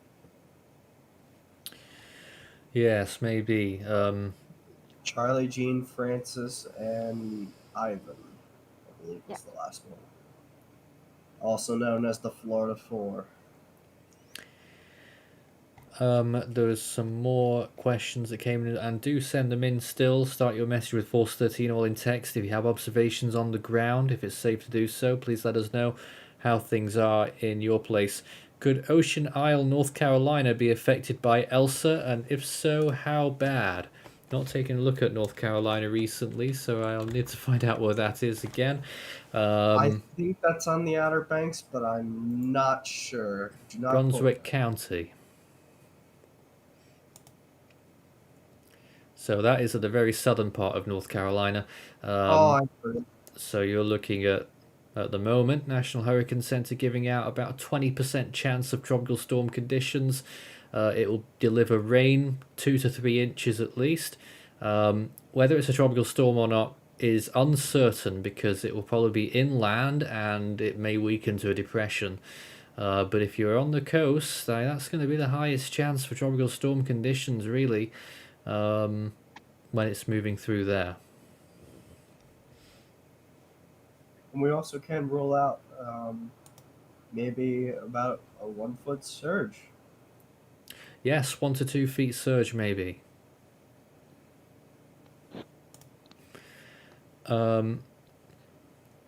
Is this comparable to Hermine of 2016? That's an interesting comparison. I mean, we're looking at complete landfall locations. It is rather. Both were on. If Elsa does come in on the Big Bend, both would have been on the Big Bend, and both as Cat 1s. Well, Devon has done a comparison in terms of impacts, and he found that the most comparable storm in terms of CDPS rating would be Allison of 1995.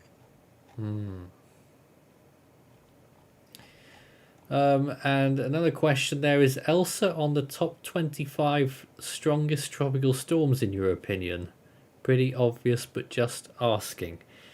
Well, at first you might dismiss that because is obviously not as strong as all the hurricanes that we've ever had, but you said specifically tropical storms. Well, they don't get stronger than 70 miles per hour without becoming a hurricane, so I guess that's open to interpretation. I'm not sure where the question's really going there, though. But in any case, we're going to take a short break now. We'll be back in just a moment with more coverage on Elsa. Over the years, we've done updates and live coverage on literally hundreds of tropical cyclones, and in recent years, particularly in 2020, launching out in other regional channels, doing weather updates and coverages there as well. We also launched our Earthquakes channel in 2020 and are going forward on all fronts in 2021 with a community that's grown remarkably in the last year. But it's not just about you being along for the ride, we want you to enjoy yourself as well as an Ultimate fan, and that's why we've lined up a big chain of benefits for each various stages on our Ultimate Fan program.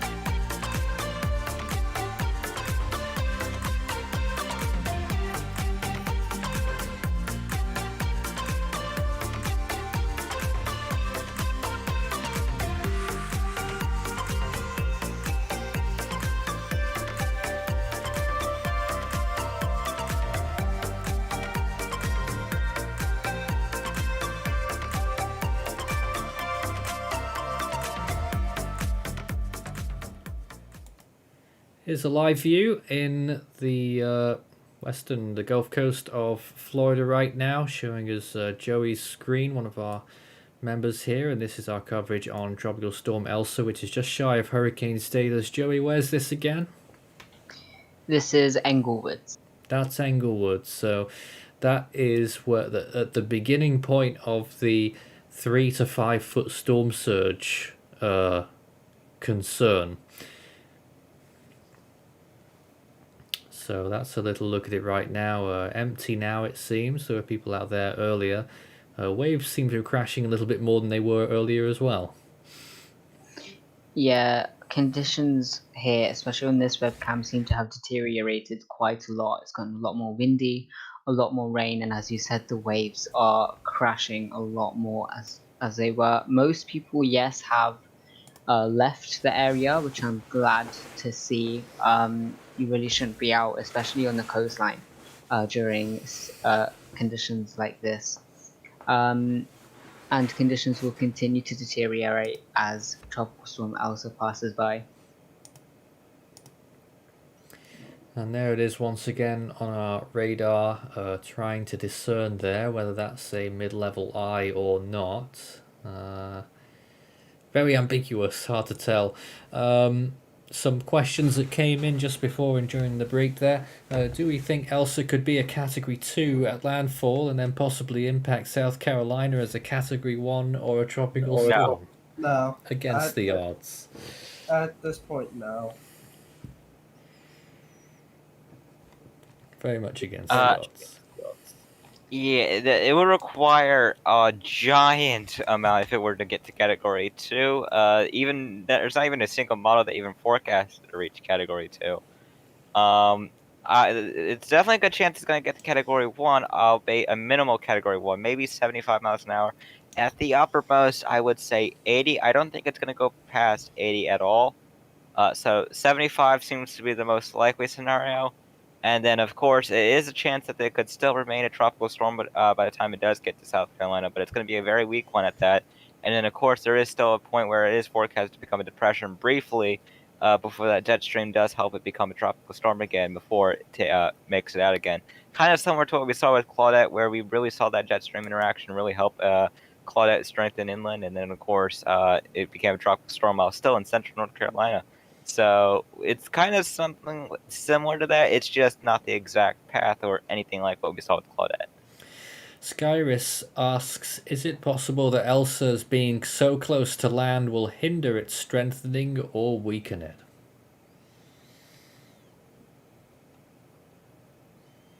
Any thoughts on that? What was the question again? Well, it's going to be passing fairly close to land, it seems. It's going to pass fairly close to Sarasota and Tampa Bay by the looks of it. Yeah, it's gonna. Will that be a detriment to the storm's intensity?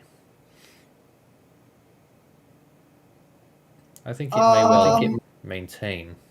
I think it's gonna maintain because if anyone remembers from the stream two nights ago when I was on, I was making or 3 nights ago at this point. I was making mention of the fact that the waters right near the intermediate coastline. So if it would be hugging the coastline of Florida, are that's where the warmest are for them.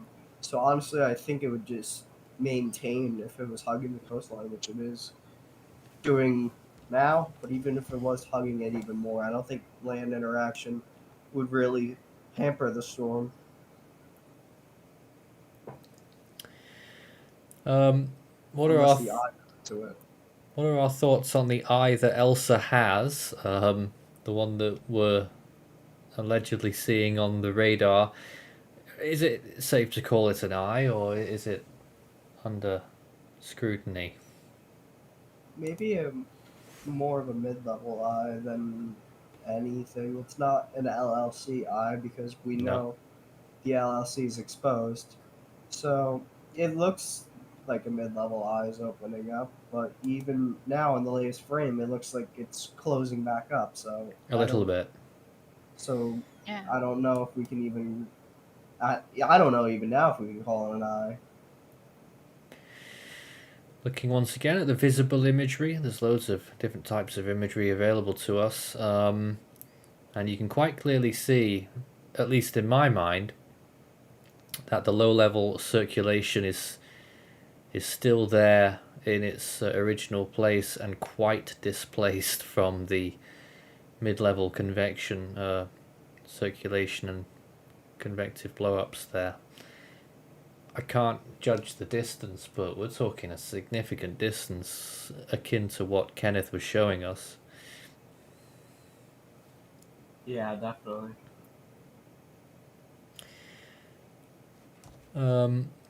More questions. Can we see a track from Sarasota to a little north of Daytona? I don't think that's possible unless Elsa just completely decides to. If the mid-level center was the point where the low-level center was, I might say yes. Yeah, I'd say maybe, but I don't even think Daytona's in the cone. Let's have a look there. Yep, no, well out of the cone.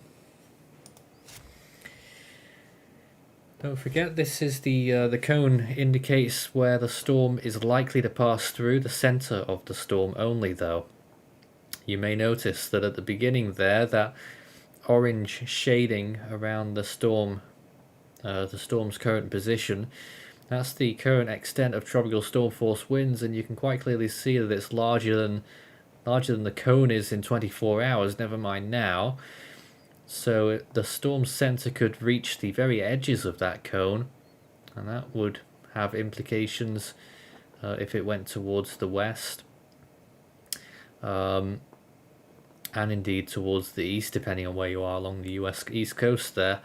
But just to reiterate that, if you're on the very edge of the cone there, and the storm was to track near the edge of the cone, then tropical storm force winds would extend well out of the cone. More questions. Apart from Elsa, are there any other current or indicated tropical systems that have caught our interest, particularly in the Atlantic basin? We'll check models in a few moments, actually. I think we can do that. We can take a look at the 12Z GFS, and then the 18Z models will be coming out next hour, and we can have a big look at all of that.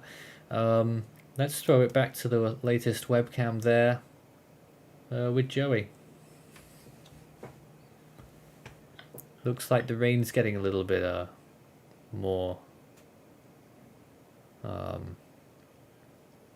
intense. Yeah, there's not much change apart from the rain getting slightly more intense. There was a period of time where the winds seemed to be quite relentless, gusting quite a lot for around 3 to 4 minutes. That seems to have stopped now, but still conditions are very dangerous and will continue to be dangerous until Elsa passes by. Um, Rainfall is continuing to increase, as you mentioned, and those waves really crashing onto the shoreline now. So if you are in an area that is expected to be in the path of the system, especially if you are on a coastline, please make sure that you do not approach the coastline and that you aren't out in general, because these conditions are very dangerous and can put you at risk. We're going to leave it with these 4 views right now whilst I get some of the model data up, and there's plenty of things that you can look at there. National Hurricane Center's forecast cone on the bottom right hand side there. The latest mesoscale rapid scan imagery on the top right hand side, that's the infrared, enhanced infrared channel. Bottom left is Joey's screen showing once again, that was Englewood, right? Yeah, and Gulwitz. And the top left hand side there, that's Tampa right now. Is it starting to get dark over there as well by the looks of things, or is that just the cloud moving in?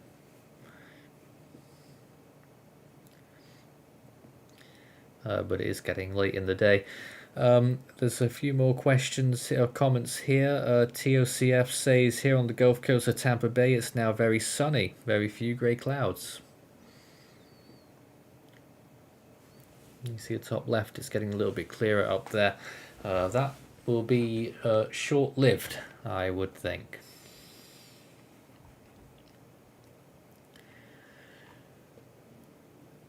But of course you can send in your questions live on our stream as we keep running through here for most of this evening. Start your message with Force 13 all in text on the YouTube chat.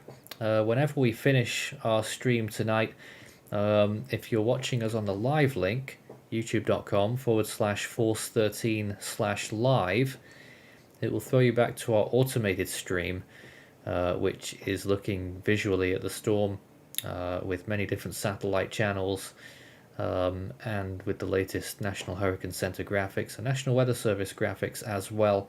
And that runs 24/7, so when we're not commentating on the event, there's always something to give you a cue there. Oh look, there's a... Oh, that's gone to an ad. Wonderful. There was an insect on the screen and then it went to an ad. Fantastic. Also more. Sorry?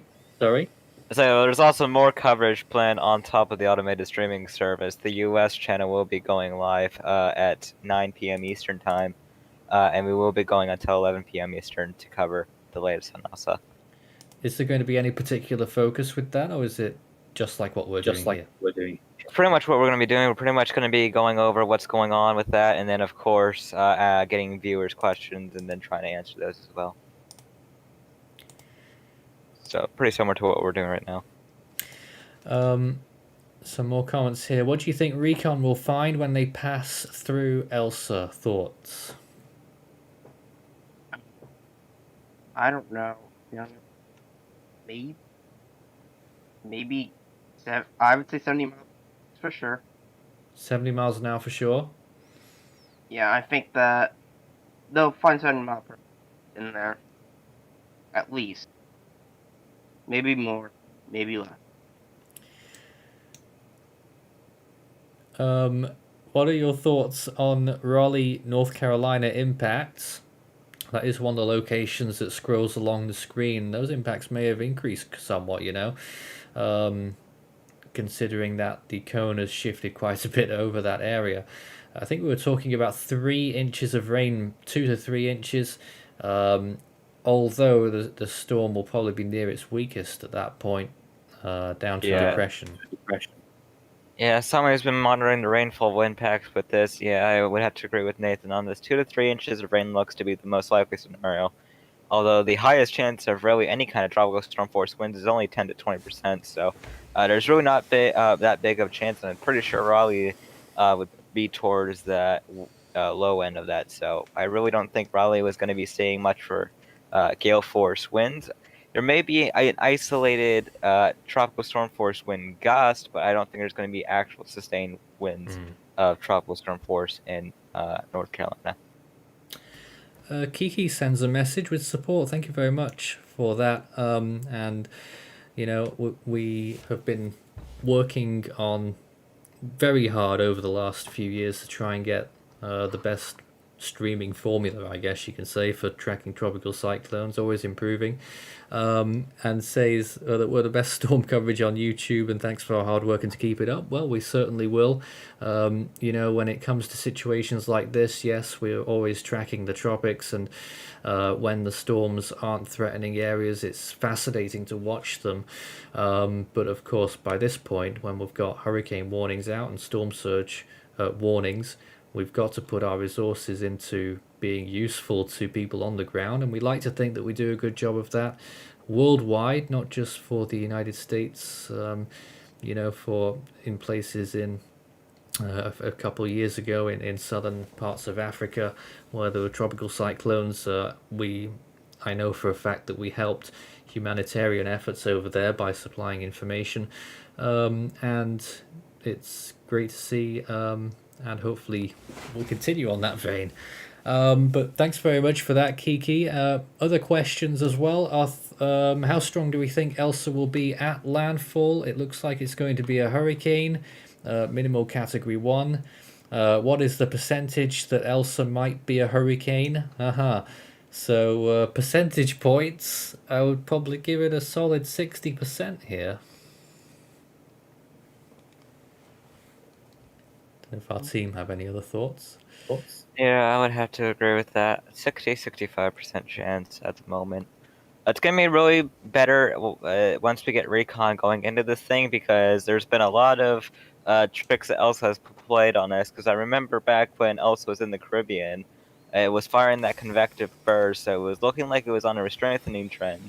And then recon went in and found it was weaker instead, so it's been a very confusing storm to track for sure in terms of what we've been seeing. So who knows what will happen with this one. The entire time, pretty much, of this storm. Do we think Dmax will impact intensity, the diurnal maximum?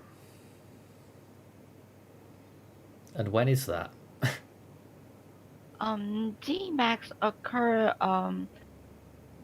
at sunshine, where the atmospheric conditions, because there's no sunlight, as the cooling at the atmosphere is faster than that of the sea, the temperature difference between the sea and atmosphere will increase.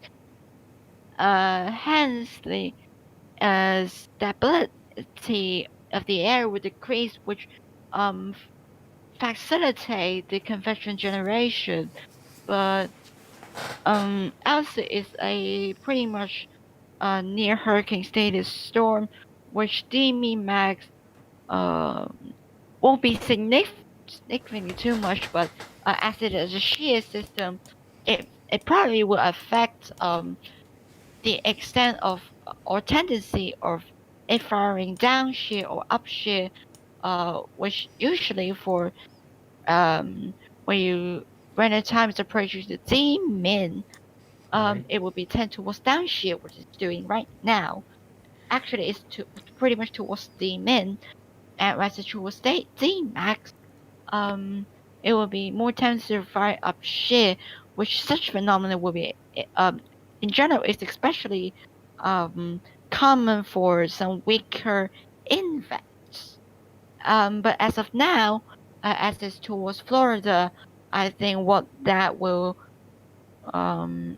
more facilitate the convection generation will be the frictional convergence, as is pretty much only, let me see, only around 60 miles, 50 something miles to 70 something miles to Florida landmass. Yeah. All right.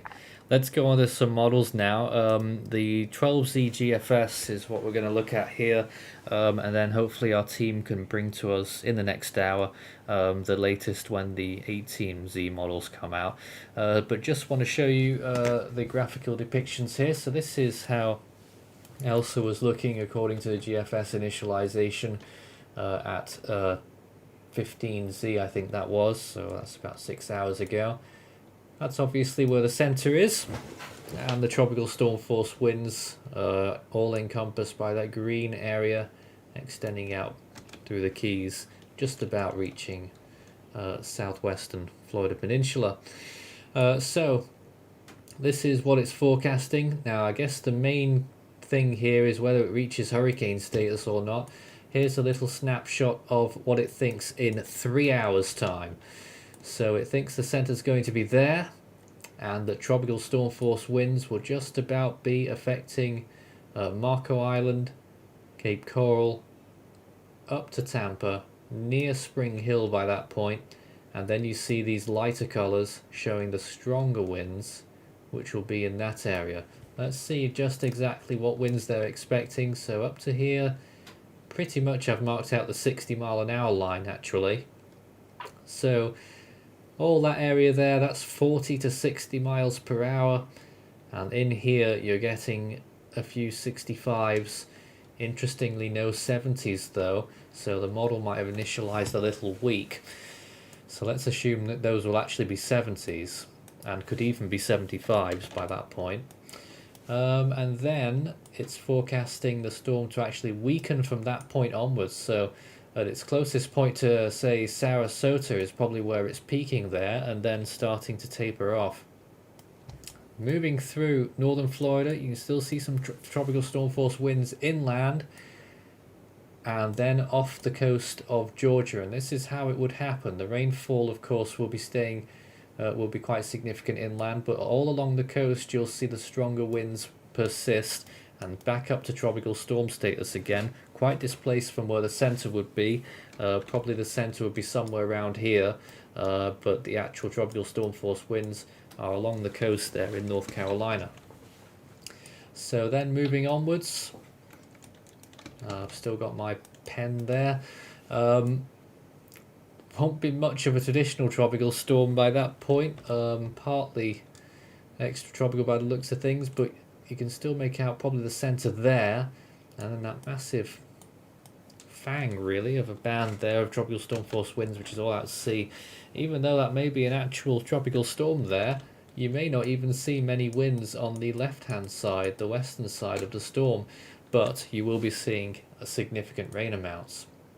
And then really blowing up actually as it moves up towards Atlantic Canada, and off it goes as a very much a frontal extratropical system out into the North Atlantic. Now whilst we're here, we want to have a quick look to see if there's any other things forming around the world and where we're at right now, because of course I'm sure many people are interested in that. So GFS is still rumbling on about a potential little thing going on in the Caribbean Sea, somewhere around here. If you look closely in here, you can see just about tropical storm force winds and a possible center for that, and that's on the 12th of July. It would be very short-lived if it did happen. It would be a rainmaker for Central America, even if it doesn't become a tropical cyclone. And energy from that, according to the GFS, would end up possibly fueling another tropical cyclone towards the end of the 10-day period. There it is, forming quite clearly in the Eastern Pacific. Moving out over the rest of the Eastern Pacific, nothing, so we can move on very quickly. Western Pacific right now, we had a system 7W that moved past Taiwan not long ago. We also have another system. Kenneth, is that still a depression? Yes, 7W already dissipated earlier afternoon. Around 6C, it just completely disintegrated. Yep. So I doing scientific, just declared dissipation because Yep, I and can't the other even one, trace it in radar. And But the other for one 7W, Yep. currently is the center is still quite exposed. The convection is all around away from the LCC, but the the circulation, the LC overall is not really bad. So I checked the infrared right now. It's pretty close to Hainan province right now. And it's currently right south of it. It may really make landfall over southern Hainan province in the next few hours. And then on It's to currently Vietnam. moving northwest to uh, west northwest, yes, and it is expected to move towards northern Vietnam tomorrow. And right now, it's very close towards Oh, and Thailand. just to point out as well, in the Western Pacific towards the end of that run, and there's another tropical cyclone forming, becoming a typhoon actually, and could be heading towards Japan. So that's at the end of the 10-day period there, a typhoon. So that's interesting to note. But that's our very quick look around the world of tropics. Obviously, we're here for one main feature, and that is Tropical Storm Elsa, which is currently affecting the Florida Peninsula. This is Force 13 Live. If you've got any questions for us, start your message with Force 13 all in text. It will light up for us, and we can take questions, which I think, are I think that the best way that we can assist really is to take questions directly. Let's go back to Ryan, and you're showing radar once again of Elsa. Any new thoughts, and what have you made of that potential eye feature, or is it not? Well, I'm not seeing much of an eye here. I mean, just look at it. I don't really see any eye feature, at least not on radar that you can clearly You saw it see. there briefly, but it's gone. That's Yeah, certainly not. Yeah, you saw it briefly about an hour ago. There was a bit of an eye feature, but yeah, now it's pretty much gone as the storm does continue to move north. Now places like Venice and areas north of there in the Charlotte Harbor area starting to get hit by Elsa.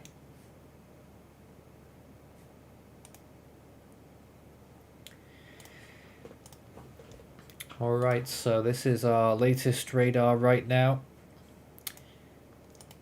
and we'll go through the National Hurricane Center warnings again in a few moments. We're just passing over with some of the webcam activities, so I'm trying to get them up on my screen now. I think Englewood Beach is the most interesting one right now, and you saw it flash there. There it is once again, along with the imagery from Ryan's radar. Let's just reiterate some of those warnings again then.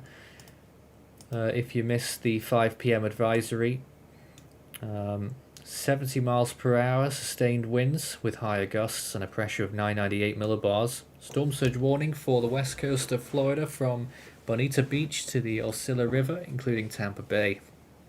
Hurricane warning for Egmont Key to the Steinhatchee River in Florida, of course.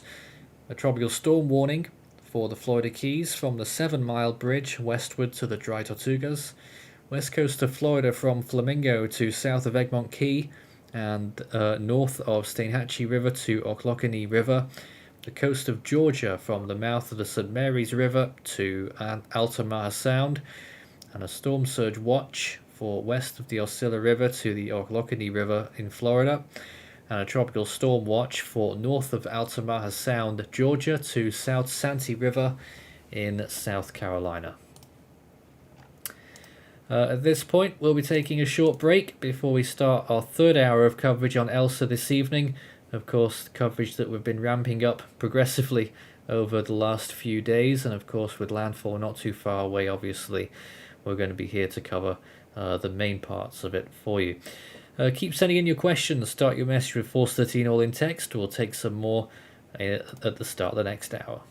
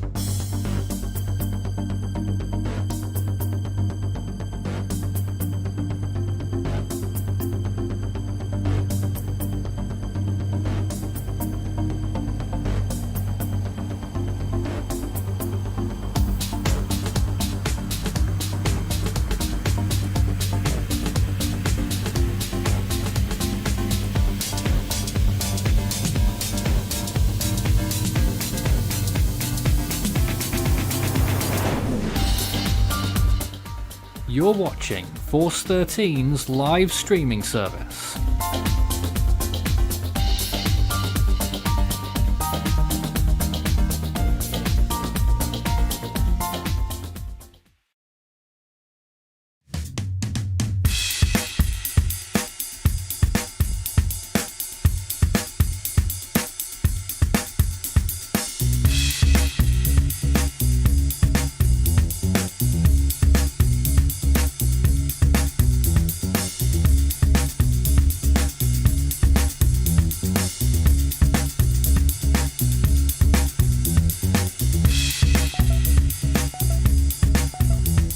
Force 13 Live, the latest on Tropical Storm Elsa, which is not far from hurricane status. We've said that quite a few times, not only during this storm, but in the past as well. Trying to become a hurricane it is, and hurricane warnings are in effect for parts of the coast of Florida, which is under its influence already at this point. And tonight, Sarasota, Tampa, and beyond will start to experience the main part of the storm as well, much like these areas depicted on the screen are already feeling it. Naples, just past the closest point of the storm really, Bonita Springs, Cape Coral, right near the worst part for them right now. Port Charlotte getting into it there too, and Venice just about starting to get into it as well. Of course, this radar imagery is from quite high up because it's a little bit far from the radar. What we're really looking at here is what's going on between around 6 and 10,000 feet, depending on how far away from the radar it is. So this isn't what's happening on the ground, but it gives us a little bit of an indication here. As always, you can send in your questions live on the air during our stream, and we'll be running for a little while longer yet. I'm not sure just how long, just at the moment. But what we do know, what I know, is that Xavier will be running a Force 13 US stream at, I think it's 8 p.m., 9 p.m. Eastern time tonight. And Xavier's with us now. Good evening. Yep. Hello. Yeah, the Force 13 US, of course, that is more focused towards US weather, the severe weather, and of course, we are also dedicated to tropical cyclones. And given the very prominent US threat with this, and the fact this will be making landfall tomorrow in Florida, Force 13 US will be going live. This will be from 9 through 11 p.m. Eastern.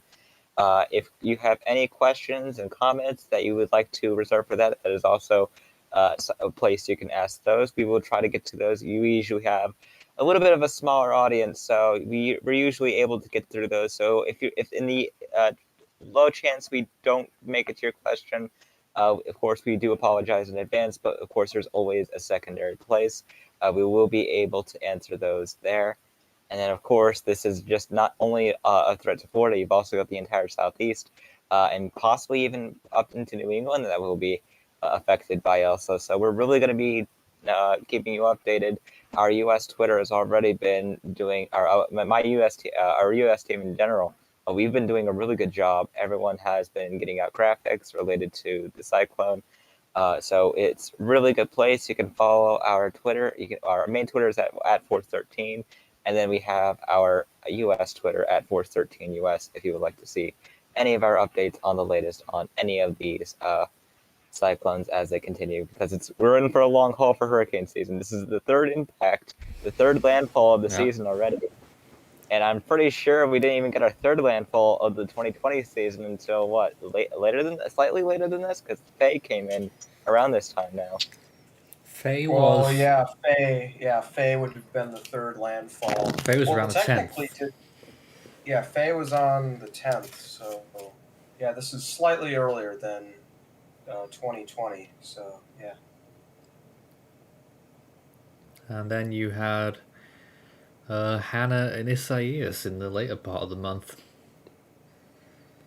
And that's how things got going. What tends to happen in hurricane seasons is that things escalate, don't they? They get bigger and bigger as the season progresses. And then you got to the main event, which was Laura, really, and then the late season activity. Gavin asks, is it possible that the storm could develop an eye? So we determined that it hasn't recently, but it may be on the way. I'm not sure. Kenneth, what are your thoughts on whether it will manage to develop an eye or not? Okay, so let me share the radar here first. So here we go. I sketched something else. So currently, the LLC is around here, which I'll switch back to the reflectivity first. As you asked whether there's an... So here's it, and you can see the eye, which has been asked in the last half hour. It has seems to just still gone. Which means because the flow pretty much is at the northeast, which means the shear still plays a very huge role to Elsa still. That is Elsa still struggles to form an eye through the mid-level center, although the distance has been shortened a bit, around 30 miles. Around 30 miles from between the LLC and the MLC, Right. but That's some still, distance. yeah. But because given that there's only not much time left, 6 to 12 hours, the chance of really getting a mid-level eye is decreasing, but I won't rule it out. Do you think it's necessary for it to acquire that eye for it to reach hurricane status? So, as of now, as earlier, like an hour ago, a surface observation proven that the intensity hasn't changed since the recon pass at around 18Z, which means it has held the intensity for around 3 hours. But as of now, radar keeps suggesting. So, I've written something right now. You can see the southerly wind around 87 miles per hour for beam measurements, around 7,000 feet aloft. That 87 miles per hour using 87 percent adjustment yields just around 75 miles per hour. But well, as recon or surface observation indicate, it may have really reached category 1 status from radar. Surface observations, recon isn't that supportive to a 75 miles per hour claim. Yet undersampling still exists. But because to be safe, we're still calling it 70 miles per hour. But as of now, a 70 to 75 call isn't sound unreasonable for both call, I'll say. But for me personally, I'll still say that the chance of I'll call it as a hurricane is still around 50 to 60% for me, I'll say. It could have been one right now, but very borderline case, as I said. Right now, I think the core as a high-end tropical storm is utmost safest. But I will rule it out that it has medium chance of being a hurricane right before landfall over Florida at the next 6 to 12 hours. And again, we're on our full screen display here. On the top left hand side, we're looking at Englewood Beach, which is not very far from the from the closest point of the storm right now. Sorry about that. On the bottom right hand side is the National Hurricane Center's forecast track showing how it's expected to become a hurricane within the next few hours and then start weakening after it makes landfall. Could be a hurricane landfall and then down to depression status over North Carolina, which is on their current forecast, and then back to a tropical storm as it emerges off the mid-Atlantic coast and beyond towards the New England coast. Let's take some more questions right now. What do we think about the lightning strikes? Are we seeing many? They're starting in Sarasota. Well, I mean, with the outer bands, of course, that is what has been helping to produce the severe weather. So it was kind of expected that we would be seeing some of those. But looking at some of the lightning maps, it looks like a lot of them are towards the northern Florida coast, not really much towards central or southern Florida at the moment. And a lot of them are just offshore in general. So definitely possible to see some offshore lightning if you're near the beaches for sure. Um, but in terms of lightning so far, I haven't seen that much of a large amount with that so far. A lot of the lightning is really focused with the severe weather that's ongoing in the northern half of the country.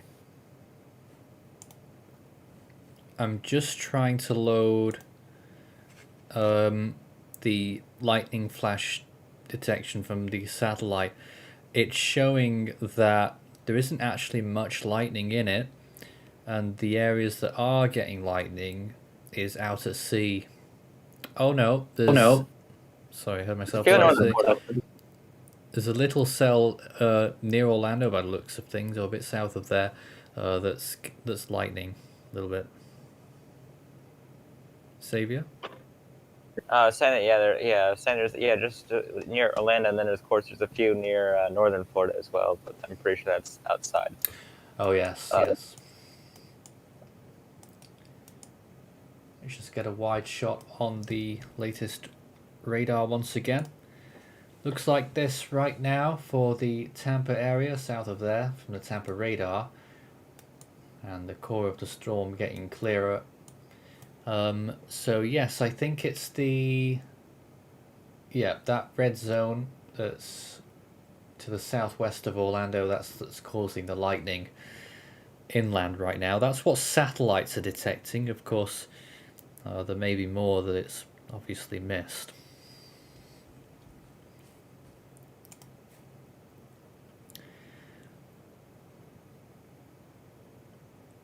Thoughts on impact to Valdosta, Georgia? That's one of the locations that we have down on our bottom bar when it scrolls by.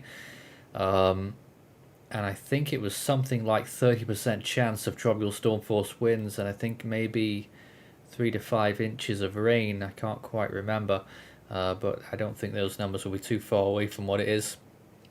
So you could see some minor tropical storm impacts and possible flooding concerns for that area as well. And certainly anywhere east of there, the risk will increase. Yeah, for sure. More questions, and keep sending them in. Is there another eye trying to open up, looking at the radar, or is that dry air getting into the system? It's always has been several attempts trying to open the mid-level eye, but it kept fail. So I think it is still attempting to rob one, just it is still being unsuccessful. And it's going to keep trying. Yeah, but the moderate share around 20 to 25 now isn't really let Elsa to rob the eye, because 20 to 25 is pretty high to drop side.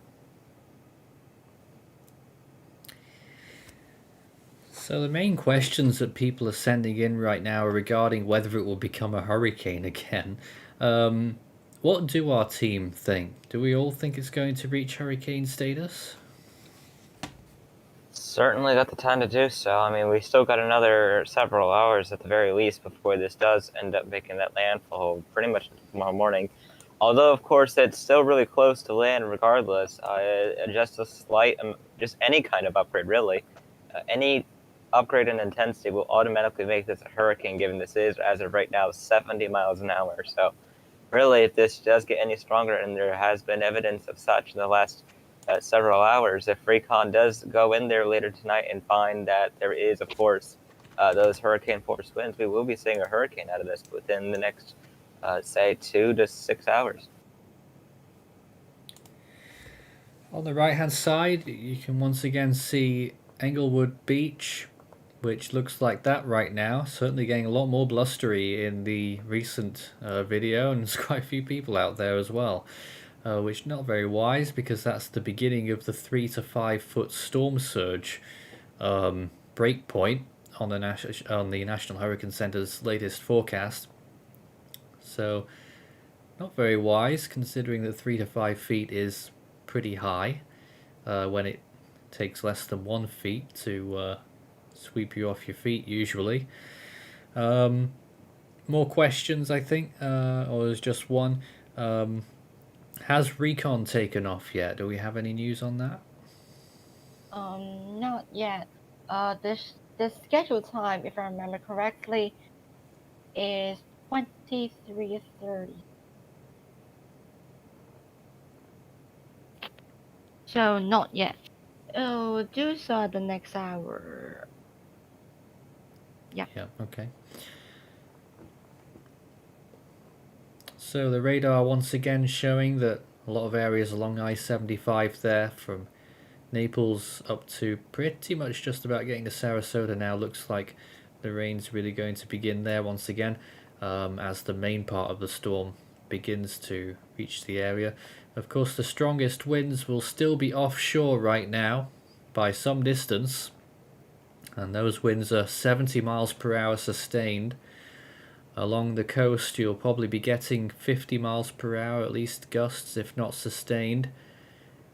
And those will start to rise as long as the storm continues moving pretty much northwards, because it's going to be closing in on land, whether it makes landfall or not in the Tampa Bay region.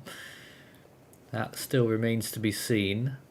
If you follow the mid-level center, you could make a case for it, but the low-level center is not where it appears on that radar imagery. It's to the southwest over what looks like clear blue water, but that's actually where the low-level center of the storm is.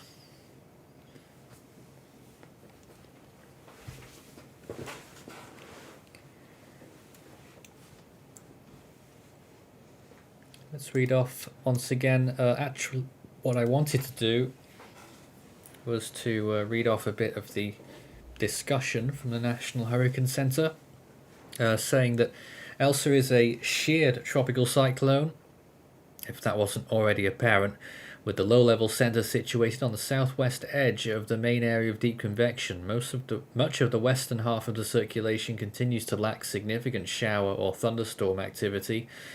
Moderate westerly vertical shear, along with relatively dry mid-level air, should continue to affect the cyclone until landfall within the next day or so. However, they're saying this environment should not be hostile enough to prevent some slight strengthening, and that's why they're predicting the storm to become a hurricane overnight. Moving northward, or 350 degrees bearing at 9 knots, a continued northward track is likely for the next 24 hours or so, as it moves between the western periphery of an Atlantic subtropical ridge and a broad low pressure area over the northwestern Gulf of Mexico, which is incidentally delivering a lot more rain to Texas. A turn towards the north-northeast along the northwestern side of the ridge is expected by late tomorrow, followed by an acceleration towards the northeast over the next couple of days, ahead of a trough over the eastern United States and eastern Canada. The official track forecast is similar to the previous ones, and near or slightly to the right of the model consensus tracks. Now that's interesting, Xavier, because we're commenting on how it seemed to have shifted left a little bit. They're still saying that it's slightly to the right of the model consensus tracks. Yeah, it's kind of interesting considering the fact that we've seen more and more models kind of shifting towards the west of the inland, considering the fact that yesterday, when I was going through those rainfall and pretty much center models, we were pretty much seeing them just really go against the coastal areas of the Carolinas and Georgia for sure with the rainfall. And then with today, the main pattern was seeing that you will see more of central areas of the Carolinas for sure, and even Virginia is starting to get more of that rainfall rather than the coastal areas. So it's really going to be interesting to see whether Elsa actually does take that eastern track that the National Hurricane Center is projecting, or whether it's actually going to go west, more west of what they're actually going with. and we see more of that widespread rain impact. Because it's really what's going to be the threat. It's not going to be more the wind threat if this does stay more inland. It's going to become a weaker system in general, but it's still going to be dropping an inch or two, maybe even 3 or 4 across parts of the Mid-Atlantic and New England areas. So regardless, it's not exactly the best of situations to be in with this one. Let's take a look at very local level again with regards to what's going on in the Tampa Bay area. Not too much right now, but you can see just to the northeast, Haines City just had a band moving through Polk City there as well, along Interstate 4, moving northwestwards. That contains a little bit of lightning on the right hand side of that cell, passing through pretty quickly. Looking towards the south, let's try. Obviously we can't get, the radar isn't that close to this area, but quite clearly we're seeing probably steady and significant rain showers occurring over this whole area. Englewood there is towards the top of that image, towards Venice, and you saw the webcam from there not so long ago. And Cape Coral had a bit earlier on, and we'll probably get a bit more shortly with some yellows moving in there. Let's just move over to the Miami area just to see if there's anything going on there right now. No, it's looking pretty quiet. Just one or two little tiny things popping up there. And that also shows you another perspective of the storm from the east. And just for Key West, showing the radar from there, the storm getting well away from that area now. And that is, there we go. Sometimes it does that, glitches out a little bit. But you can actually see on the tail of the storm there some showers that are still moving through just off the edge of the Keys. Now, Kenneth, are you able to see this? Because this is looking at, this looks more interesting from this angle. I don't know if it tells you anything new. What angle are you using? From the Key West radar, just showing a different perspective here. Is that any more convincing, or I'm not sure. That's even less convincing. Even because, less. yes. Because pretty much the current more concerning thing pretty much will concentrate more on low level instead of mid level, because the mid level the convection, the mid level are more clear, because yeah, the main development, the main convection development are in the mid levels, but what is lacking is exactly the low level, which is currently being shared. Because what it is showing in Key West, Florida, is around 16 to 17,000 feet aloft, All right. which is very high. Over a time, over 2 times higher than that at the Tampa Bay We're showing Tampa again now, and you can see there's a clearing there once again. Yeah, and you can see the MLC is somewhat elongated because currently the LLCC, let me see. Okay, so the LLCC is around at 26.1 or 26.2, and then 83.5, which is like here, and probing is roughly 30 to 40. Yeah, because the LLCC effect is, the confidence is not really that good, because the mid-level, high-level cloud is covering up the LLCC invisible imagery. It's around 35 to 40 miles away still from the MLC, but the MLC is trying to stack with the LLC. So you can see the MLC cleared a bit, but the eye just still very rag, not looking really good, but it's still trying to forming the eye and stack the LLC, such that a further deepening and more significant deepening can be done. Okay, there's the view once again from Englewood Beach, which is only around. Trying to figure out those distances, but I'm pressing all the wrong buttons now. So I'll just remove myself from the keyboard because I'm talking about in the background trying to figure out distances. But it's pretty close to the storm. I wouldn't be doing all that, but there we have it. Now let's go to Xavier then with latest model news. Alright, so the 18Z models are pretty much out. I'm going to go through the track and ensemble guidance, and then I'll pretty much go look into more of the other models in terms of the Atlantic view. But with Elsa, it looks like there's a really good consensus about what it will be doing the next, all the way through hour 72, really. It's just a matter of timing of when it gets to that point. So track-wise, we've got a good consensus on. It's starting to become that timing issue as we get into the stages of where it becomes tropical. But it definitely looks like we're going to be seeing landfall somewhere near the Big Bend. And then, of course, it will be going into Georgia, followed by the Carolinas. And then maybe briefly pay a visit to Virginia before it finally exits back in the western Atlantic. And then, of course, we're still figuring out whether this could make a close or direct hit over parts of Cape Cod. So that's going to be something to watch for. And then by this point, it should definitely be extratropical, and we will be seeing impacts across Nova Scotia and Newfoundland before it zooms off towards the northeast. So looking at the GEFS ensembles, this is the part where you can really see how they're much, much more west compared to the model track guidance. They really don't have this going much back into the ocean at all, only a few of them though. The general consensus is that they actually keep it inland the entire time, really.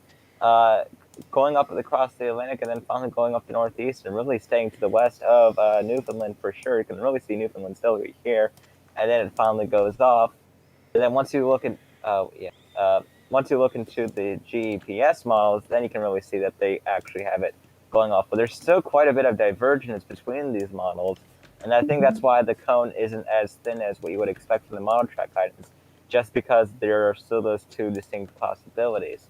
So that is still something that needs to be looked out for, because of course, if we're seeing that more inland track, then we're going to be seeing much more areas that will be receiving an inch or two, maybe even 3 inches of rain there. But if it takes that more off the coast, then yeah, we're going to be seeing that intensify back into a tropical storm again, and then possibly making that close pass as a tropical storm near New England. So that's something to look out for. And then, of course, regardless of what happens, it will definitely be extratropical by the time it does get into Nova Scotia and Newfoundland. But looking at the 18Z models overall, you can see that the GFS initialized way too weak. As they only have this at 1,007 millibars right now, and of course this is actually 998 millibars. So we're looking at a 9 millibar difference there. But regardless, of course, they're still going for that landfall around what appears to, I can't really tell because of the numbers there, but it looks to be 999 before it then unravels pretty quickly. And they still have a low-level circulation, but they really have it much more to the west than what the National Hurricane Center is going with. In fact, they pretty much have it by here at this point. And then, of course, it finally exits off, but it remains relatively close to the coast, more west than what the National Hurricane Center is going with. So that's really something to watch. And then, of course, as you get towards the ending there, that little Caribbean ghost that we've been monitoring tries to make its appearance, although it doesn't look like it lasts long at all. It pretty much unravels immediately, and it's just very messy and messy in general. In terms of the Icon, which also just came out with their 18Z, they're really not even showing much at all. They're also initializing way too weak. Seems to be a case with the 18Z runs. Of course, they're still going with that Florida landfall. And then, of course, they bring it inland and kind of push a little bit more west than the National Hurricane Center guidance again, really keeping it really close to the coast with the outer band, or whatever's left of the influence of this, going all the way into central Maryland there and even into parts of Pennsylvania. And then, of course, it races off. And then possibly, actually, there's an actual landfall here from the Icon model, so that's something to watch. And then, of course, it ends up going into Nova Scotia. So that's also something we need to watch. And it looks like they're also trying to pick up on something near the Caribbean there as well. So that's not that's always fun news. And then, of course, looking at the overall ensemble pattern in general, you can see where Elsa is by those red numbers there. Red denotes low pressure systems, and then, of course, you have the highs noted in those blue numbers there. Of course, they haven't been initializing weather, only at hour 90 at the moment, but in terms of the general idea of what's about to happen, there's pretty good consensus on where this will be making landfall. And then, of course, it will be pushing inland. Although, what we've seen from the GEF ensembles, they keep this way inland compared to what the National Hurricane Center is going with. So that's really something worth monitoring. They really don't have it going off the coast at all. You can see a few that finally take it off the coast, more closer to what the National Hurricane Center is going with. But you still see a lot of them that just keep it inland for a good duration, and then finally, it gets a little bit towards the Gulf of Maine, really, before it finally gets out into the Western Atlantic. Fascinating. Was that all of them? I don't. No, yeah. The GEPS ensembles haven't updated since 0C, so yeah, that would be the gist of them for the 18Z run. All right, thank you very much for that. Let's go back to the latest radar and the webcam imagery. There is the storm right now, and that gap in the storms on the radar is getting more conspicuous, Kenneth. Yes, it's been clearing up in recent frames, and the clearance rate is even better than the last attempt, which you can see there's a totally empty reflectivity in the mid-level center, and it's elongated, which means that MLC is taking the lead, and pulling, aligning with the LLC, trying its best, and that pretty much could be a further sign of intensification. Yeah. Oh boy. And as I checked, the velocity, not much has changed still. From the last hour, which still support, high end 70 miles per hour. All right, this is developing right now, a developing situation regarding the storm structure. We'll see what comes of this gap over the next while. We're going to take a short break now just for a moment, and we'll be back with more commentary and more of your questions. Over the years, we've done updates and live coverage on literally hundreds of tropical cyclones, and in recent years, particularly in 2020, launching out in other regional channels, doing weather updates and coverages there as well. We also launched our Earthquakes channel in 2020 and are going forward on all fronts in 2021 with a community that's grown remarkably in the last year. But it's not just about you being along for the ride, we want you to enjoy yourself as well as an Ultimate fan, and that's why we've lined up a big chain of benefits for each various stages on our Ultimate Fan program.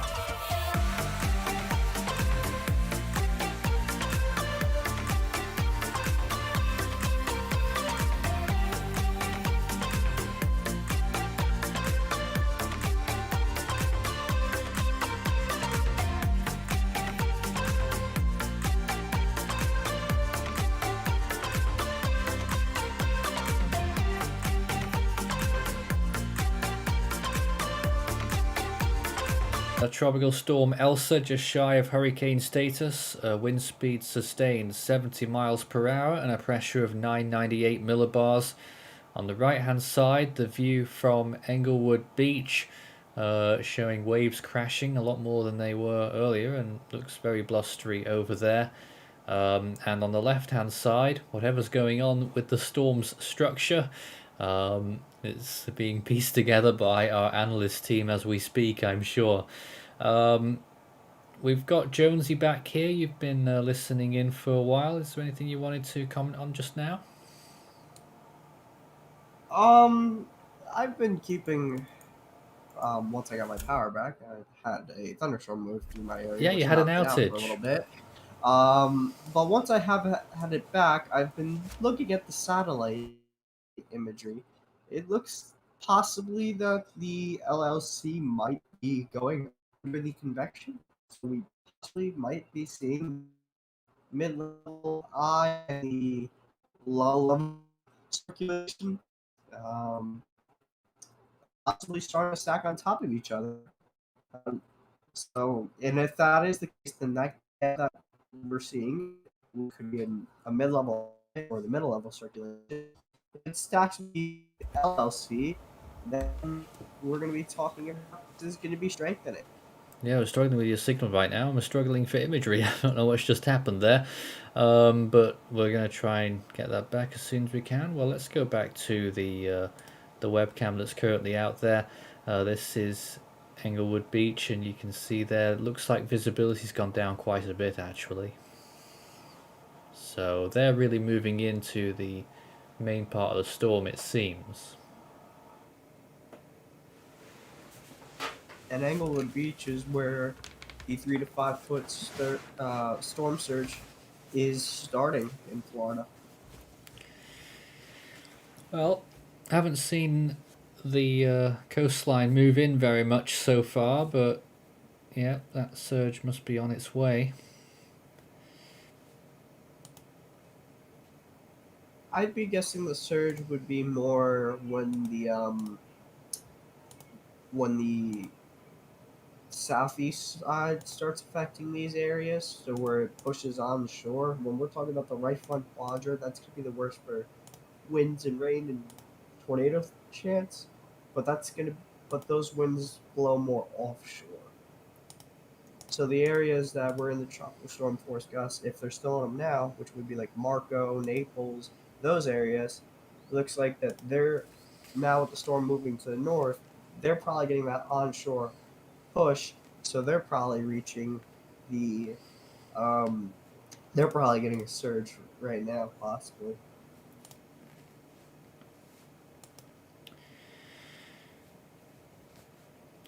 Interesting. Kenneth, you're looking back at the velocity once again. Oh, Yeah. you were. Yeah. We can switch back to velocity here. So here it is. Number still has been changed. Here's the ILCC still.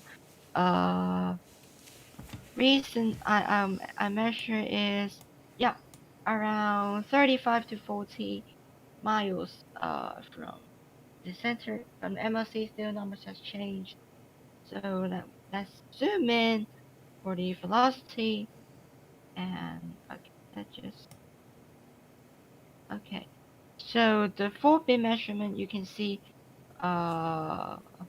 there's still a big chunk of area with over 80 miles per hour, some with occasional 85, which slightly decreased the peak velocity. But those peak velocity of around 90 miles per hour hasn't really been persistent in some position. So yeah, probably some mesoscale activity, but not for surface. But right now, a pretty steady 85 miles per hour velocity at 7.3 feet a kilofeet aloft. That means that the current intensity still hasn't changed quite much as what the several hours ago. The trend seems right now it hasn't been changed much until that the MLC really successfully pulls the LLC again before further intensification can take place. Also, another news, the recon plane has taken off. So we will see further data in the next hour or two. Good news. So they're in the air. Where have they taken off from? They've been taken off. That time to open the recon page website. So the AF302 has taken off again. The last recon is AF302 again as well. So Right. they've been taken off at around 30.4 north, 88.9 west, which is around like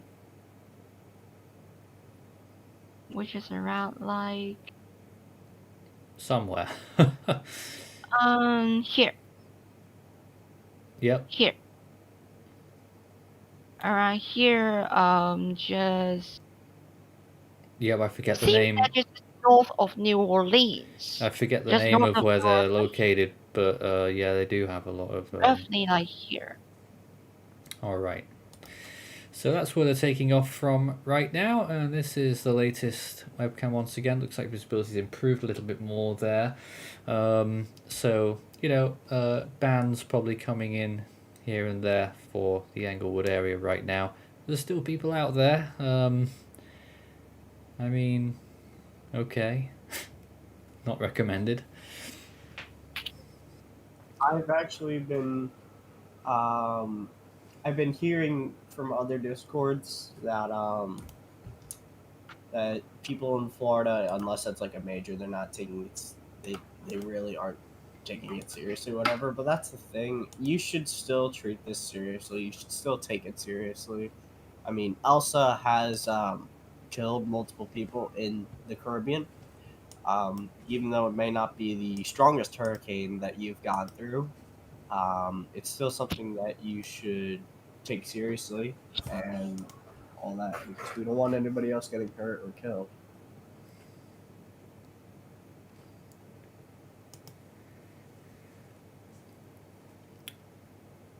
So once again, that's the latest view. We're just trying to get our... Everything's breaking down right now. We're trying to get our radar back up here. Here it is. So this is how we're looking right now. That's the latest radar imagery of what might be an eye. Kenneth, can I tempt you to acknowledge that? I'll also still say we need to wait and see for an hour or two to see whether it can sustain or not. Because for several attempts that Elsa attempts to rob an eye, at least in the mid-level, it still failed because of shear.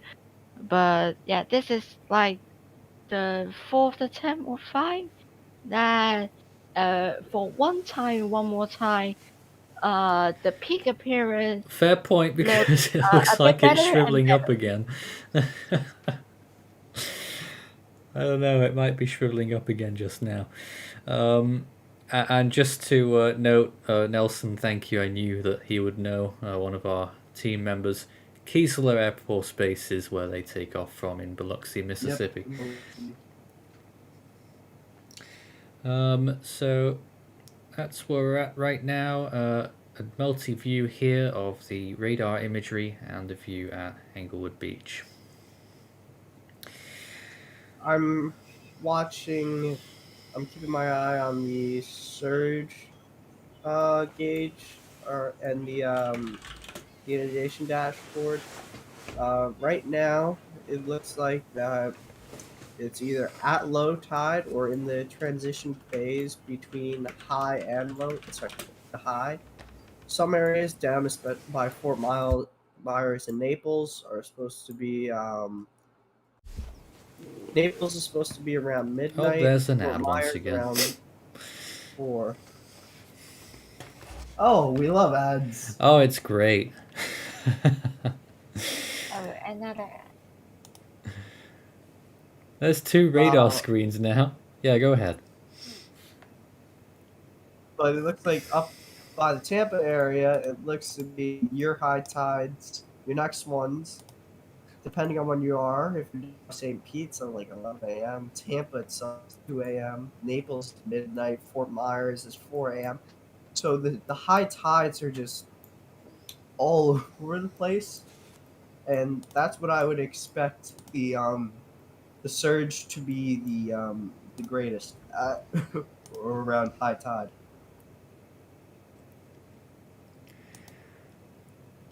Unfortunately, I'm struggling to get satellite up at the moment, but it is looking more interesting, is all I can really tell you. I feel the appearance on satellite is starting to get round to something. Yeah, the MLC pretty much successfully a reflective radar that the MLC successfully pulled the MLC Oh, there we go. close to the cancer and seems in the visible imagery which we won't have that soon because of nighttime. It's been closer and closer. Yeah, in recent frames, so probably a sign of further development. But yeah, we'll still wait and see. And recon probably will tell us, well, because the drop zone, the flight level wind, and SFR contrast, we can easily spot whether it's still heavily tilted or it's been better aligned, already aligned, and we can see better deepening or not. And yeah, recon at the next hour or two will tell us these data very well. We've also got another one of our team with us now as well, Ryan S, who is showing us live view from his place right now in Sarasota County, Florida, showing you the view there. Very wet by the looks of things and a bit breezy. So that's another one of our team from their place right now. If you have any comments or questions for us whilst we're on the air tonight, start your message with Force 13 all in text. It will light up for us, and that's our main purpose, to get onto questions. Really, we had so many in the early part of the stream. Please try again if we missed you at that point. I think we've covered most of it at this point. I think, and I have the Englewood Beach camera up. I think I see, although I'm not sure if it's animals, but they look like human heads. It looks like there's some people in the water for some reason, which I do not recommend doing that at all during a hurricane. You should not even be on the beach during a tropical storm or hurricane. At Englewood? So, yeah. Yep. Let's see. Like, you got one right here, and I think there was another one somewhere, but I'm not sure if those are animals or people. I can't tell. Well, there was someone walking by casually with a surfboard earlier. Yeah, you had this. You had this here. Yep, there's a surfboard. So those are people. There's two surfers out in the waves right now, and I'm gonna reiterate: don't do this. This is such a stupid way to get yourself caught in a rip current or a giant wave, or even get yourself killed. Don't do what these surfers are doing. Don't do what this person right here, who's just standing along the way, is probably watching them, are doing. Don't do what the family of three that were here are doing. There is rain. There's winds. Right now, there's no surge because there's not high tide, but there will be a surge coming. Don't be stupid and be out in the ocean when a tropical cyclone is coming. Visibility has improved there. That's probably because there's a little slot in the storm right now. Let's have a look. So I reckon that they are, if we were just to freeze the latest frame there, you know, they're probably in this area where it's a little bit on the green side. And then there's another big thing coming through shortly, and then another little gap, and then I guess that's the main part that they'll get later on. Some very big reflectivity values there on the northern side of this supposed eye, or false eye perhaps. I think it is going to be a false eye because it's closing up again. And it looks like you were saying with visibility for Englewood, they're in a little bit of a break right now, but they have another band. I'm looking at it on radar scope. They got another band headed in towards them. So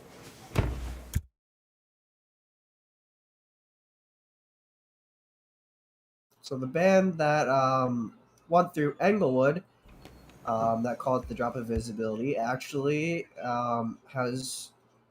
has just gone through or is affecting our team member Ryan S right now. And then you get that other, he's not that far from Englewood.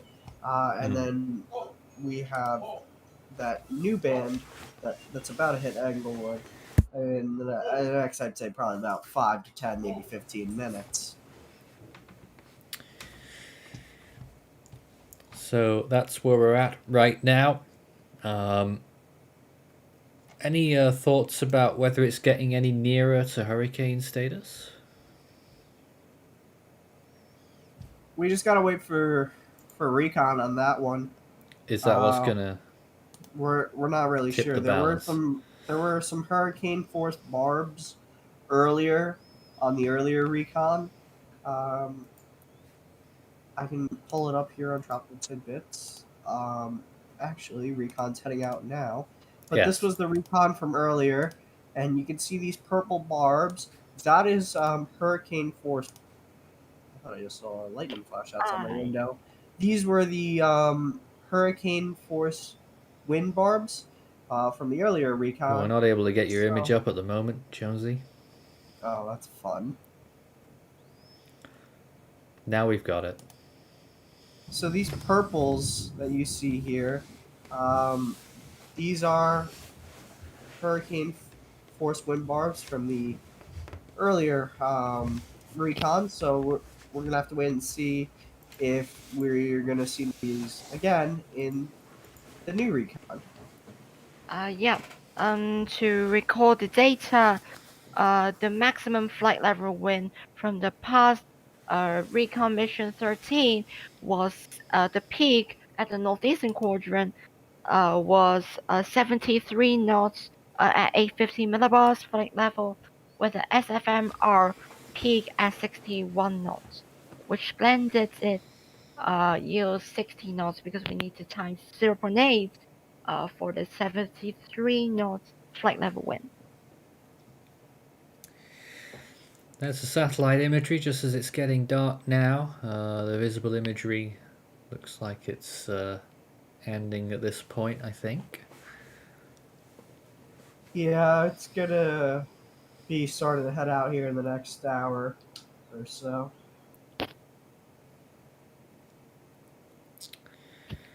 And we've still got plenty more to come by the looks of things as we head towards the arrival of the recon plane, and that's when things really get interesting, when we get those observations and a lot of information to digest very quickly. Let's reiterate the watches and warnings that are currently in effect. I've not read that out in a little while. From 5 p.m. Eastern Time. The next update, by the way, is at 8. As of 5 p.m, the storm had 70 mile per hour winds and a pressure of 998 millibars. Sustained winds there, 70 miles per hour. Storm surge warning for the west coast of Florida from Bonita Beach to the Osceola River, including Tampa Bay. Hurricane warning for Egmont Key to Steinhatchee River. A tropical storm warning for the Florida Keys from the 7-mile bridge westward to the Dry Tortugas. The west coast of Florida from Flamingo to south of Egmont Key, and north of Steinhatchee River to Ocklawakanee River, and the coast of Georgia from the mouth of the St. Mary's River to Altamaha Sound. A storm surge watch in effect for west of the Osceola River to the Ocklawakanee River, and a tropical storm watch for north of Altamaha Sound, Georgia to South Santee River, South Carolina. Jonesy's showing us another webcam right now, which is a lot more ground level. Yeah, so this is Naples. Naples, now. yes, I've been on that pier actually. Yeah, so this is a pier in Naples. I switched over to the Naples camera to see if we could see possibly the ocean starting to move in, but I know it's not near high tide. And the waters seem to be a little bit more up the beach. The next high tide in Naples is scheduled for midnight. And I was just coming over to see, is the waters, now that with Elsa moving more up to the north, is it pushing water towards the shoreline? And it possibly seems to be that case. However, I don't think we'll see the biggest push and surge of water until high tide later tonight. But honestly, there's quite a gradient there on the beach from, when I was back there. I can't see the surge being very significant in that area right now. Naples, I think, is only predicted to be in the 1 to 3 or 1 to 2 foot surge. The biggest surge area that we have is from Englewood, which was the last camera we had, up through Tampa Bay area and into the Big Bend. Okay, then that's how it's looking there right now. And we've got webcams all over the place, as we're seeing there. That's on EarthCam right now. So, look, there's another ad. I love ads. Wonderful, aren't they? All right, we're going to take a short break now as we roll on into another hour of coverage. We'll be back in a few minutes. Stay tuned. This is Force 13's live coverage for July 6th on Tropical Storm Elsa.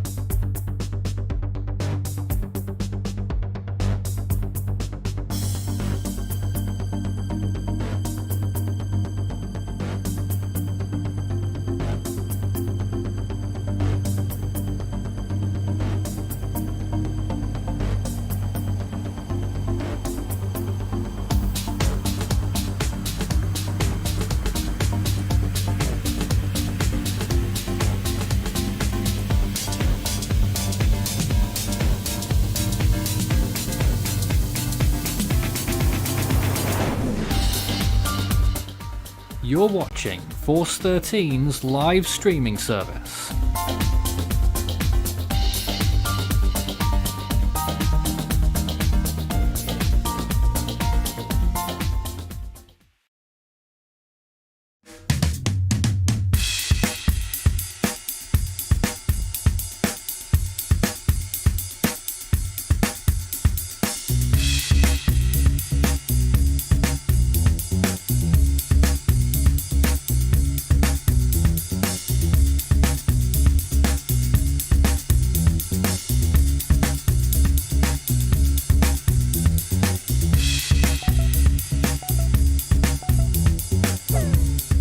Tropical Storm Elsa along the western coast of Florida in the Gulf of Mexico, just short of hurricane status with sustained winds of 70 miles per hour and an estimated central pressure of 998 millibars. That's until we hear from Recon, which are headed towards the storm now, and we'll probably get some readings from them soon. I'm not sure whether that will be before the intermediate advisory, which is just an hour away from the National Hurricane Center, so we'll see what numbers they run with when that advisory time comes. So stay tuned for that, because we'll cover that here live.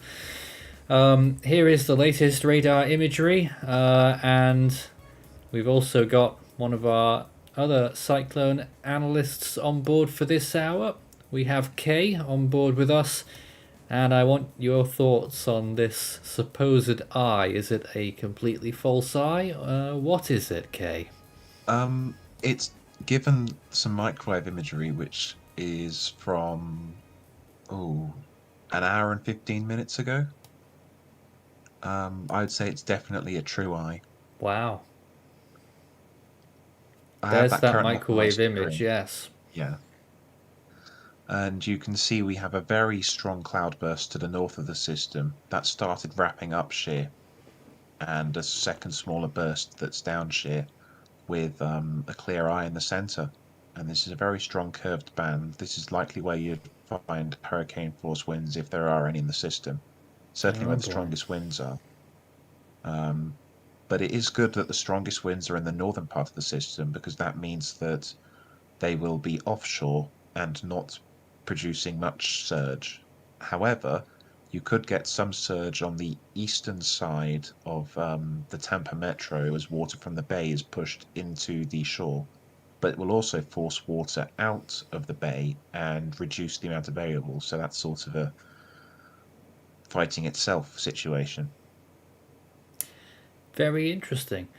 So, are you expecting now that recon are going to find a stronger storm, and that by default means a hurricane? I'm uncertain, because we've had some buoy readings that would suggest the central pressure is relatively unchanged from the last mission. However, the structure has improved, which might allow for a cleaner pressure gradient and therefore higher winds. So I don't expect the pressure to be significantly different unless there's an issue with that buoy. But the winds could have increased, certainly. And there again is our latest radar imagery that I still hesitate to call it an eye, but it's persisting on the radar. I think you're safe to call it an eye at this point, or at least an eye-like feature. Well, indeed, if it is, that K, that's moving due north, by the way. Yeah, that's roughly what satellites would suggest it's doing as well. So, is that actually the eye on satellite then there? No, that's not. That's a gap to the southeast. No, it's underneath all that convection, isn't it? Well, you can see the rotation, the circulation is elongated, and then this pushes down over it. So if I stop when the image was taken around here, you can see the deep convection to the north, you can see it curving round, and the center is somewhere in here. Right. But you can see that very strong band to the north of it, with the deep convection associated with it. Gosh. But yeah, this is just a pocket of stable dry air. Yep. That's been sucked in by the shear. Trying to get some of our imagery running here as well, like we were earlier. We're having a few issues with the satellites. There's some more imagery showing a close-up of what we've just been looking at.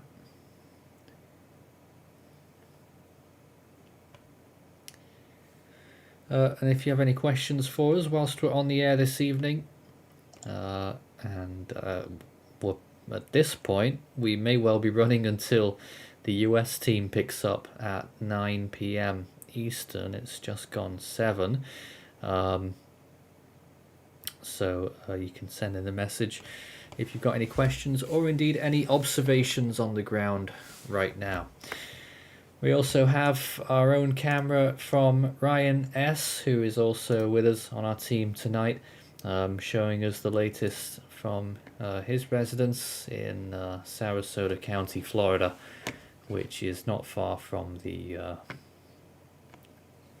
wouldn't quite say the worst of the storm, but some pretty heavy stuff. I don't suppose, Ryan, if you can hear us, whether you could tilt it up a little bit so that we can see some of the sky, perhaps. I'm not sure, but you get a decent look at the ground there and rain falling along the side of the. I think that's glass there. That looks to be a covering for a pool. But yeah, Yes, it probably is. glass. Some questions then. Is there a possibility it could stall before landfall? No, it's not going to pull a Harvey or a Sally or any storm Oh. that's been known for stalling. Yeah, it's a name It's- drop then. Oh dear. Well, those are the more recent examples of stalling. Sure. I mean, Imelda as well. It's not going to pull any one of those. It's not going to stall. It's going to accelerate off to the northeast as it enters the jet stream and then turn Yeah, extratropical near Massachusetts. Cooper in right now, Sarasota. Sorry, Kenneth. I just want to read out a few because things. right now, okay. Quite Okay, windy and just had a gust of 35 miles per hour. What do we think its second peak will be? Well, that's now basically, and it's not just the second peak, it's probably about fourth or fifth by now. I have no idea, honestly. Well, in terms of intensity, it's the second highest it's been. Yes. Kenneth, go ahead. Okay, so based on the problem of stalling, okay, so here's the unified surface analysis from from the Ocean Prediction Center. You can see there's a pretty apparent ridge, which is the Atlantic High, which giving the northerly steering at the Are we looking at the North right thing here? We're still looking at the storm on your screen. Oh, let me switch a bit. Let me see.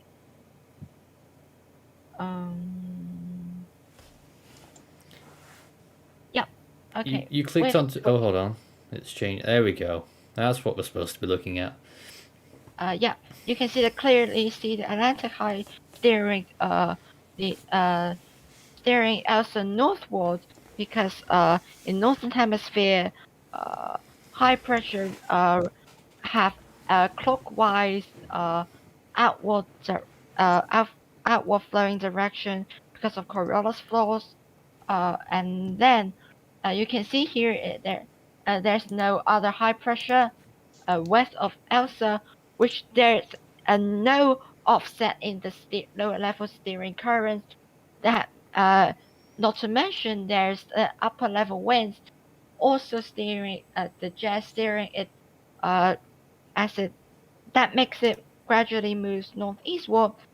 Due to that, it can be clearly say there will be no stalling for Elsa as a clearer explanation that why it won't stall. Well, that's probably good news.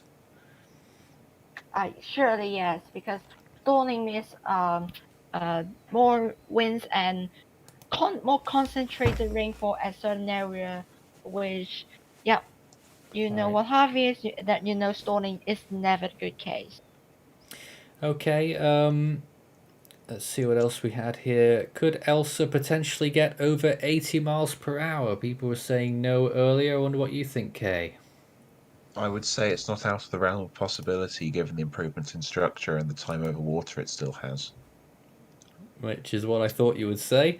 On the western coast of New Providence, the ocean water seems to recede away, and moderate thunderstorms are also happening there. That's the Bahamas, isn't it? So thank you for that observation. Does Elsa remind you of Zeta, Delta, or Sally by its structure? It reminds me of Eta in the Gulf of Mexico. Me too. Yeah. Yeah. And there it is once again, latest on radar imagery. And still people out and about over there in Englewood. And what Still appears to be has the eye of the surprisingly- storm moving due north. Yeah, it still has surprisingly good outflow given how sheared it is, which just speaks to the volumes of the baroclinic support it's receiving.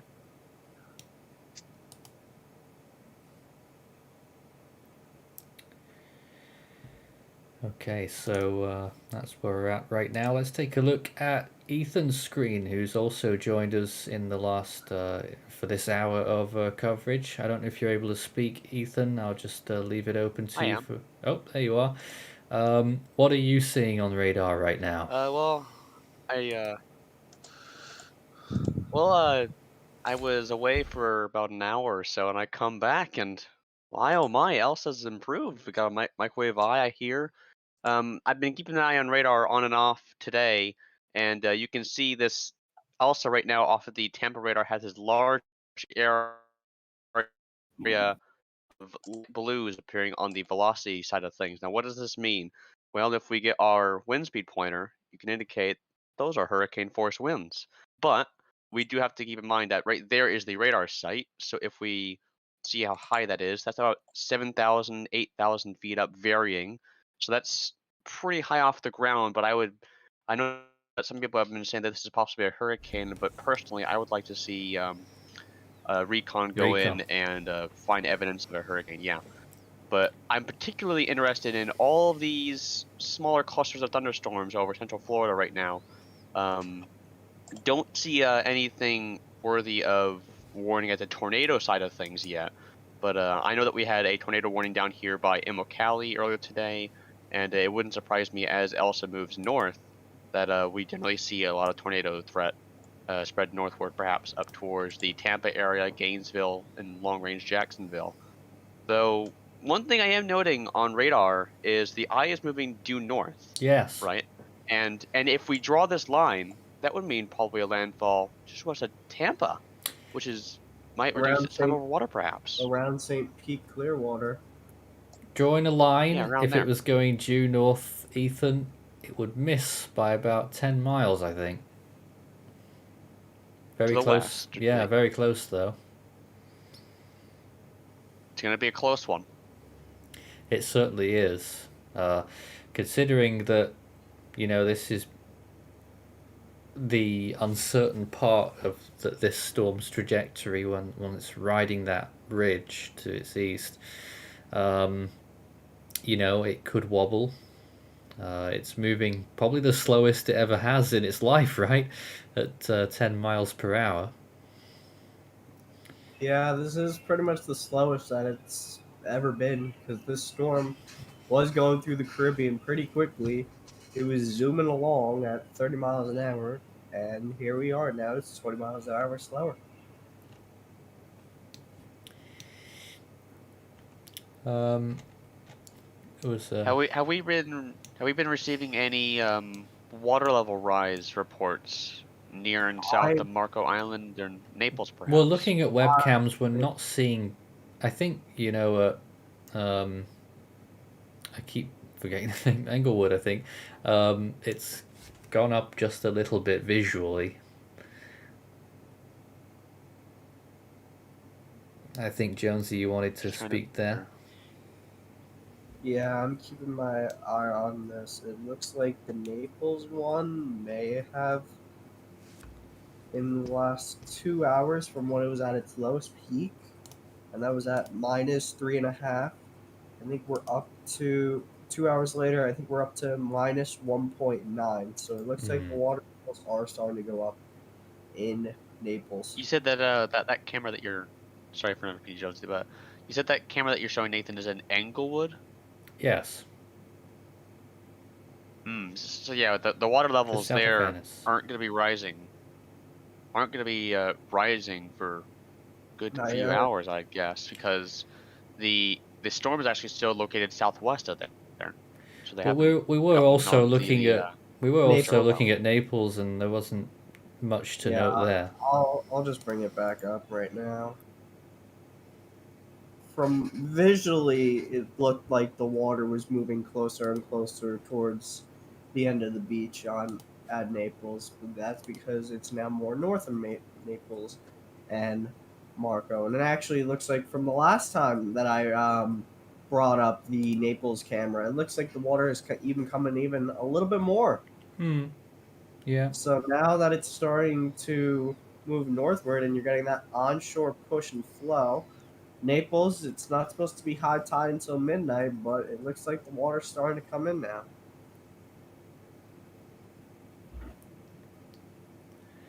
There's still people outside. Oh, you should have seen it earlier on Right down to the end of the pier. Yeah, you should have seen it on the Englewood camera. There were some surfers out there in the water. That's extremely dangerous. It is, and that's why I was telling the folks here, don't do anything stupid when it comes to tropical cyclones like this. Don't be out there in the surf when you are actively being affected by a tropical cyclone. We're now also joined by Rishi. Good evening to you. Hello. Nice to see you once again on another live stream. Your thoughts on Elsa at this point?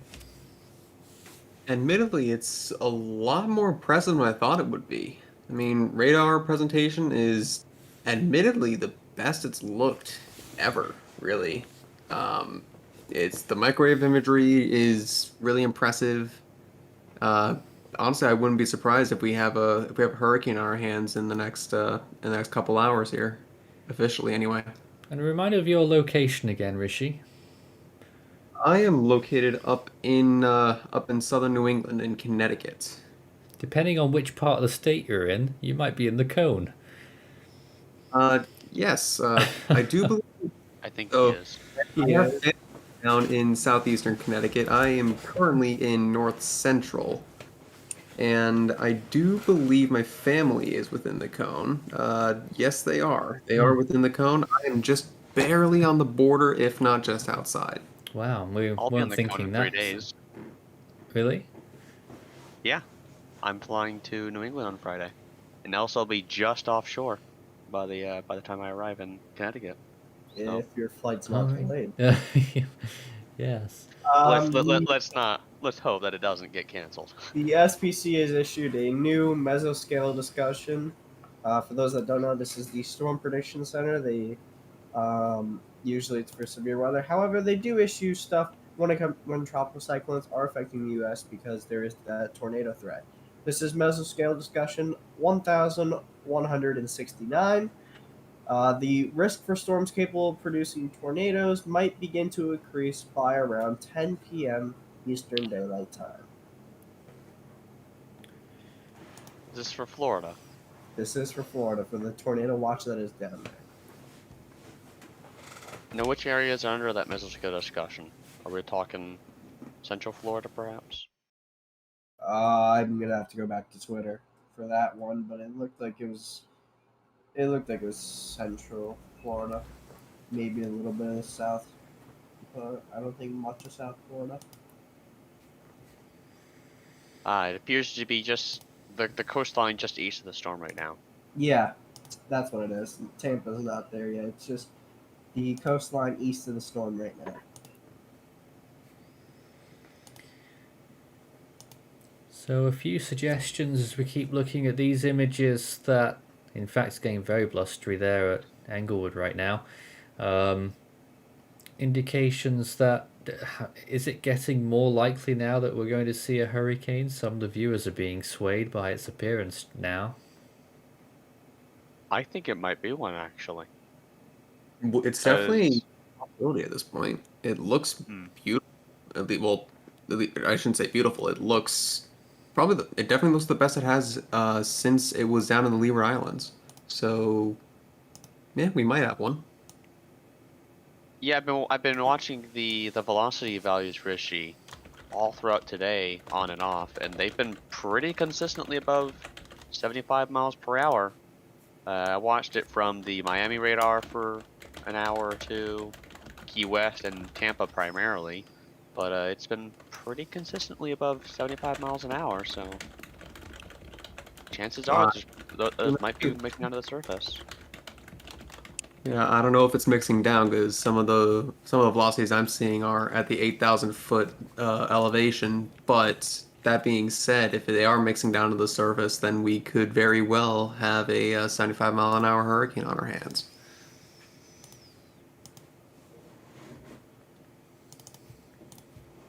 I just would like to point out real quick that I'm not sure if this is, I believe this is for the National Weather Service, but they've actually increased the wind gusts forecast for the Tampa Bay area now up to 90 miles per hour. And 90%, you mean? no, 90 miles per hour is what they're forecast to Oh. be wind gusts to be in the Oh, Tampa Bay gusts, area, okay. and that will lead to some big problems, especially if the storm makes landfall north of there, because that'll funnel a lot of water in there, and that could cause big issues. Lots of big issues. And a reason I've been keeping an eye on the Tampa Bay region, and I am going to be reporting this because I was wondering if what the NHL is going to do. For those that don't know, the Stanley Cup Finals are going on right now. Montreal won last night to avoid the sweep. That means Game 5 is going to be tomorrow in Tampa Bay. And I've been saying they should probably postpone it, especially with Elsa going through, but according to sources from the NHL, 0% chance right now that they're postponing it, which I think is extremely irresponsible because you want to make sure the players are safe, all the personnel and workers are safe, the fans are safe. And if you're talking about up to 90 miles an hour gusts, you could be talking even maybe a higher surge on top of 3 to 5 feet, and the arena where the Lightning play, that's right on the water. So there's a chance that the arena could get affected by surge. So I've been keeping my eyes on to see if the NHL is calling off the game tomorrow, but as of right now, it's still on to go for a puck drop at 8 p.m. tomorrow, but I think that's extremely irresponsible at this point. I think the game should be postponed. All right, looking back at our 4-panel view here, well, only 3 of them are up at the moment because we're still having some satellite imagery troubles on some of the viewers. Oh look, there's one. We've got one of them back. There's a water vapor view of the storm in the last couple of hours. So you can see everything that's going on right now and the National Hurricane Center cone. So the intermediate advisory is coming up in just over half an hour. We'll get some more news on the storm. Does anyone know if recon will be anywhere near the center by the time we get to the 8 p.m. advisory? I just switched over to tabs. It looks like recon is probably not going to be there by the advisory because where is recon right now? Recon looks to be that's Pensacola. I'd say Panama City's more over would be this way. So it looks to be if we're going from the Gulf Coast of Florida down the Panhandle, it looks to be in between Pensacola and Panama City. So are they still over land still, or are they over the water? No, they're over the water. They're over the water, but I don't think they're gonna get down there before the advisory. It's currently right here. north of Elsa. North of Elsa. Yeah, it does look like they are beginning to descend, though. They were at 20,000 feet. Recon's now, at least as of the last data point in their HDOB, they're at 17,500. So I think they are going to be doing a low-level investigation, which is what we need. No doubt. Yeah. Does anyone have an idea? idea of when recon took off from Biloxi? I think they said that it was supposed to be the recon mission was supposed to start at 23Z. We saw it happen, but I didn't take note of what time it was. Recon took off just after 22:30Z. Ah. Oh, so they went early, actually. 1 hour ago. No, they were half an hour late. So they might actually be able just to get just barely one pass in just before the intermediate advisory if they're lucky.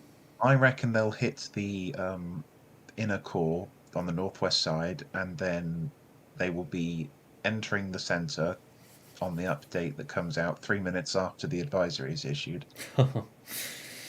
Ah, shame. So do you think if they find something, if they find evidence for a hurricane, You think we could see a special advisory, say, half an hour after the intermediate? Well, and it would be an update statement, certainly. Yep, Yes, we that's probably what I mean. will. They would do another update statement. I'm surprised that we're not at They would the- almost certainly do an intermediate. They would almost certainly do a special advisory. I'm Almost certainly. surprised that We did one of those earlier. It's not needed right now, just for 5 mile an hour increase. I'm Recon is surprised. currently at 28 north, 85.3, which is due south of Apalachicola and due west of Tampa. Oh, so they are actually going to get in there. So then what I have right here is actually behind by about, it's behind by about 15 or so minutes. Yeah, it definitely looks like the map on Tidbits is a little bit behind. That's for sure. Oh, there's a new map right here, 23. I was showing the 13 map. Yeah, they're definitely getting closer now. We should get some information, but we won't get all the information. And I Yes. doubt they'll be able to get into the strongest winds in time. No, I don't. all right. We'll keep a lookout, though. Let's see if we have any more questions just now. So, let's answer it conclusively, Kay, if we can. Does Elsa have an eye? A question there from Crouch. Probably. We I'd say can't it's confirm almost. it until recon flies in, because we need to know that the low-level circulation is properly aligned with the mid-level circulation.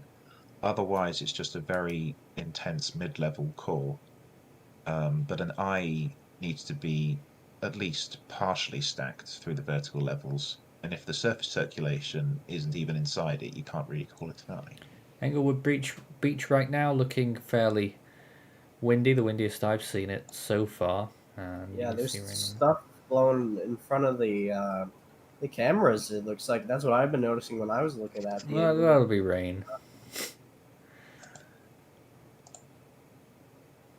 So that's something splashing there. Interesting to see. So things are getting a little bit more hectic over there right now. We're going to take a short break here. We'll be back with more coverage, questions, and analysis from our team. Stay tuned on our coverage of Tropical Storm Elsa. Over the years, we've done updates and live coverage on literally hundreds of tropical cyclones, and in recent years, particularly in 2020, launching out in other regional channels, doing weather updates and coverages there as well. We also launched our Earthquakes channel in 2020 and are going forward on all fronts in 2021 with a community that's grown remarkably in the last year. But it's not just about you being along for the ride, we want you to enjoy yourself as well as an Ultimate fan, and that's why we've lined up a big chain of benefits for each various stages on our Ultimate Fan program.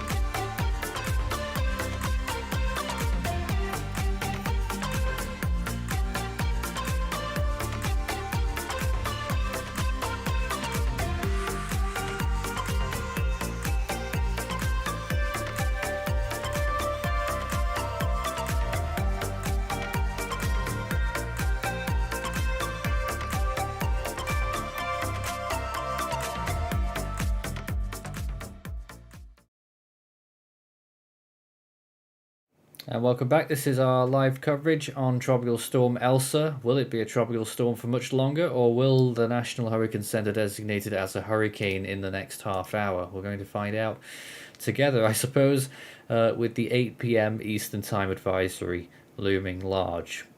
As of right now, though, it's just after 7:30. My name is Nathan Foy, and joining me once again are our team on this segment. We have Ethan, Jonesy, Kay, Kenneth, and Rishi. Good evening once again to all of you. So looking once again at the radar imagery, the progress of this storm's probable eye, and if anything, it might even be moving just a tad bit north-northeast. Certainly It June. could It's- be. It's Definitely got a looks like very the cloud interesting pattern is shape to the doing that. eye.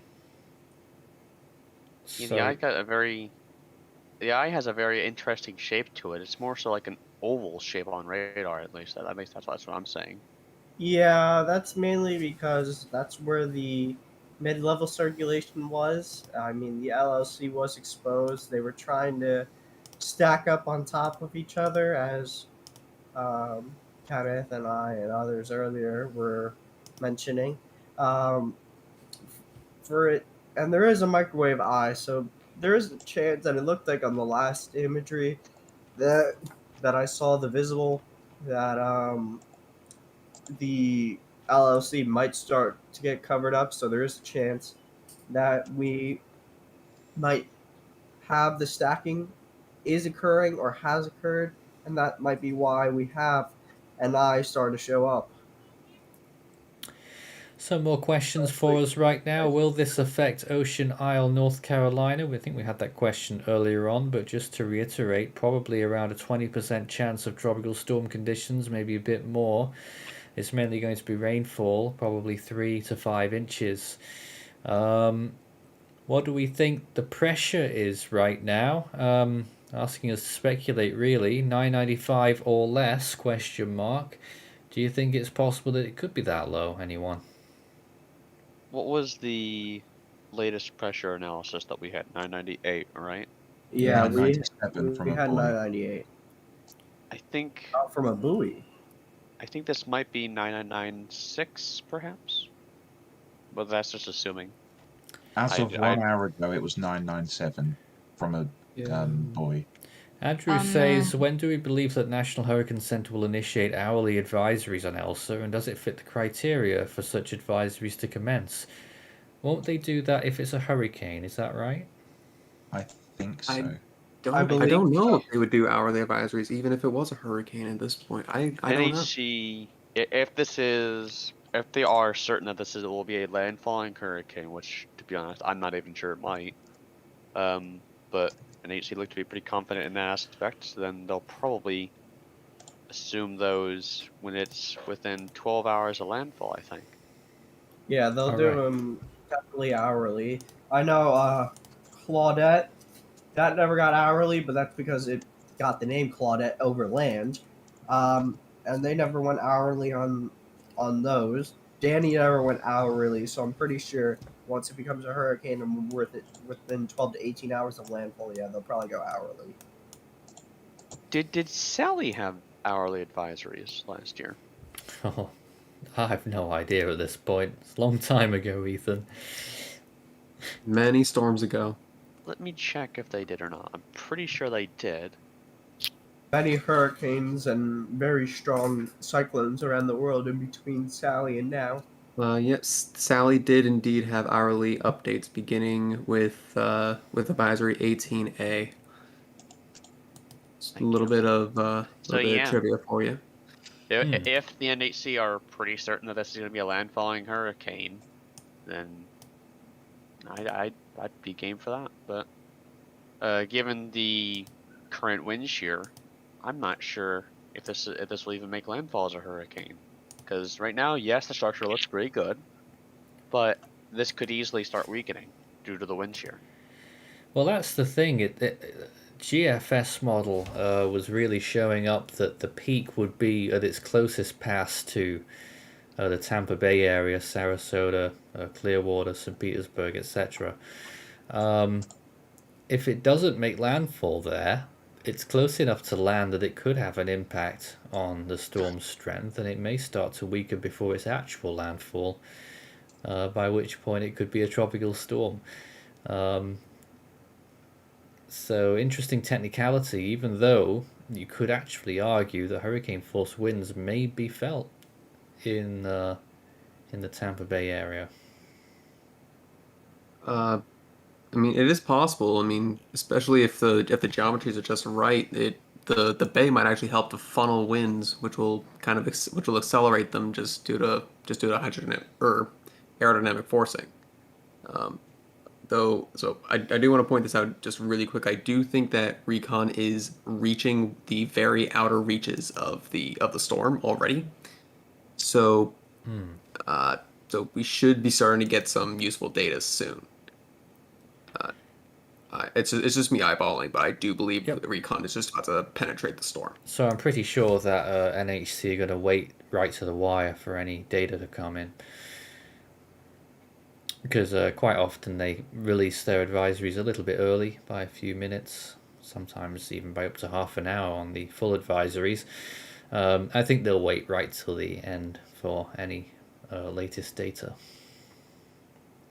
I will say recon, they're down to 13,000 feet right now. So perhaps a little bit of descending going on, but they are still Well, moving. clearly. Yeah, at 316 knots though. So they are moving quite fast towards the storm. Yeah, that is fairly fast. And they are still descending as well, so they're going for the low levels. Let's see what they find. It looks like the clouds from Elsa are starting to reach the Tampa area. What I currently have up on my screen is webcam from Anna Maria Island, and I had to look this up on Google earlier and on the radar scope. This just jots out and sticks out right into the Tampa Bay. So it's got the Gulf on its west, and it's got Tampa Bay, the bay that that's named Tampa Bay, on the east. So, and sunset happening with some of the clouds going around the sun. Now it's completely overcast, so it looks like the clouds are starting to move into the Bay region of Tampa Bay, not the city itself of Tampa.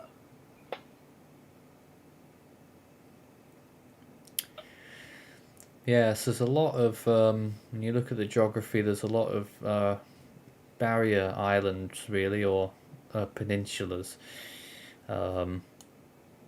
It does worry me that a lot of those areas are going to be very low lying, and the 5 feet of storm surge could cause some issues.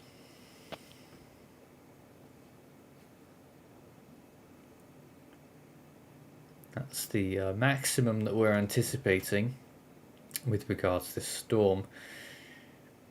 I would not be surprised if we see an isolated 6 foot. We'll just go through that information again, just so that everyone's clear on this from the National Hurricane Center, as we go back to Englewood Beach there, taking a look at the latest. It's looking choppier out there at sea, a lot more white caps and disturbed water. So the surge numbers then, just taking a look at those again. We'll go through all the hazards.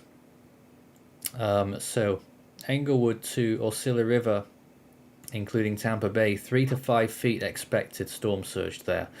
Bonita Beach to Englewood, including Charlotte Harbor, 2 to 4 feet. Osceola River to Ocklawakanee River, 2 to 4 feet. Flamingo to Bonita Beach, 1 to 3 feet. Ocklawakanee River to Indian Pass, 1 to 2 feet. And the mouth of St. Mary's River to South Santee River, South Carolina, 1 to 2 feet of surge expected. For rainfall across the Florida Keys into southwest and western portions of the Florida Peninsula, 3 to 6 inches with localized maximums up to 9 inches through Wednesday, which may result in considerable flash and urban flooding, along with minor to isolated moderate river flooding. Across the rest of Florida, 2 to 4 inches with localized maximums of 6. Across portions of southeast Georgia and the low country of South Carolina, 3 to 5 inches with isolated maximums up to 8. And across coastal portions of North Carolina into southeastern Virginia, 1 to 3 inches with isolated totals up to 5 inches Wednesday night through Thursday night. And Jonesy, we have breaking news. Yes. And I just refreshed my page. Yeah, the it's a hurricane. Out. We have a hurricane. Recon is out. They're saying is en route to investigate the storm. This is breaking. Elsa is now a hurricane again. 75 miles an hour winds. Pressure at 996. The only changes in this advisory with the watches and warnings: the tropical storm warning for the lower Florida Keys from Key West to the 7 Mile Bridge has been discontinued. So Well, that's the breaking news. there we go. 75 miles per hour and a pressure of 996 millibars. They've gone and pulled the trigger before the recon has arrived, now calling it a hurricane. And as just mentioned there, the only changes in the warnings is that the tropical storm warning for the lower keys has been discontinued. So that's where we're at now. Hurricane for the second time in the storm's life. Do you want me to read off their discussion and outlook? Discussion won't have updated, but I don't know. Interesting No, though. I mean what he's they're- I know what he's talking about there. Let me just point these things out. How they've got to these numbers. Data from the NOAA Doppler weather radar in Tampa Bay indicate the maximum sustained winds are now near 75 miles per hour with higher gusts. Some additional slight strengthening will be possible overnight. Weakening will begin after Elsa moves inland by late Wednesday morning. Tropical storm force winds extend outwards up to 90 miles from the center. Buoy 42013, located due north of Elsa, recently measured a peak 1 minute sustained wind of 38 miles per hour, gusting to 47. A wind gust of 43 was recently measured on North Captiva Island. And the estimated minimum central pressure 996, with recon on the way to get more information on what is now Hurricane Elsa once again. Interesting how they're only just now calling hurricane. I mean, I guess that it's because the velocity values have maintained for quite some time now. And here's And- another thing that I and, noticed. You can go ahead and finish, Ethan. It's very interesting because I would have liked to see more accurate data from the recon planes before calling hurricane, but I guess NHC have found enough data to call it, I guess. And here's another thing. So right now they say it's about 100 miles south-southwest of Tampa. It is moving north still, is what they're saying. However, at 5 p.m. they said it was only moving north at 10 miles an hour. They're now saying it's moving north at 14 miles an hour. If we do that math, that should mean it would be about the Tampa Bay region in around, I'd say, 6 or 7 hours, maybe 8 hours from now. Yeah, looking at reports, they said expected it'll cross Tampa at around midnight tonight, or be around that general location, and then landfall will be somewhere along Big Bend at about 10 o'clock in the morning.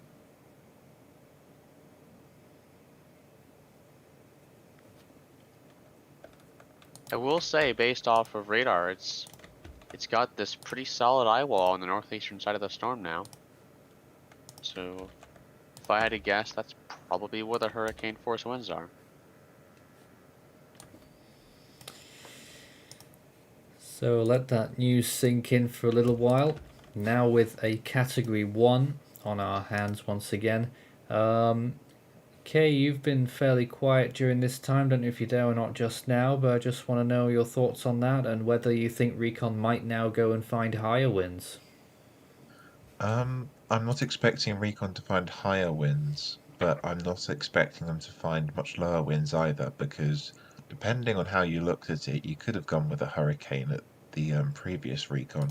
I believe SFMR peaked at around 62 and flight level was around 72, which 73. conservatively is 60 knots, but aggressively that would support close to 65, so it could have been a hurricane for longer than we thought.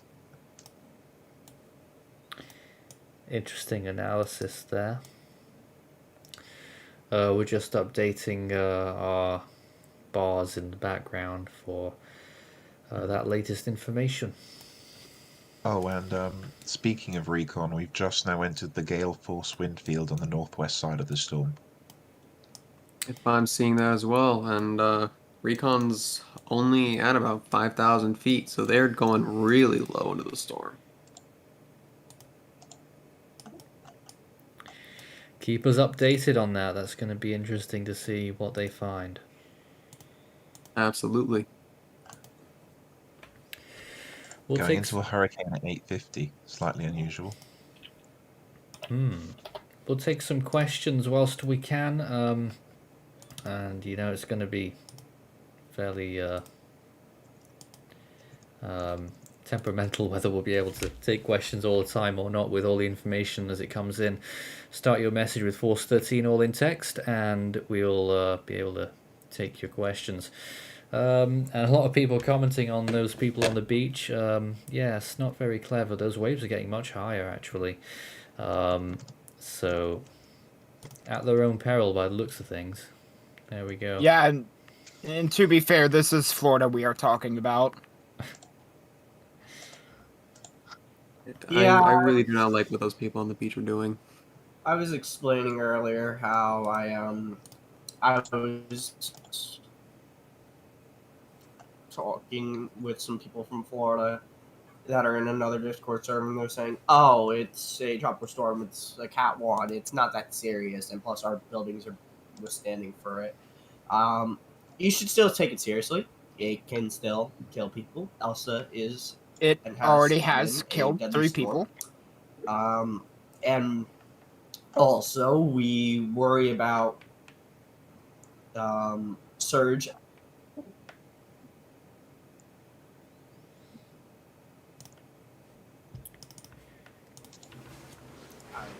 My internet just cut out there. Yeah, that sounded like.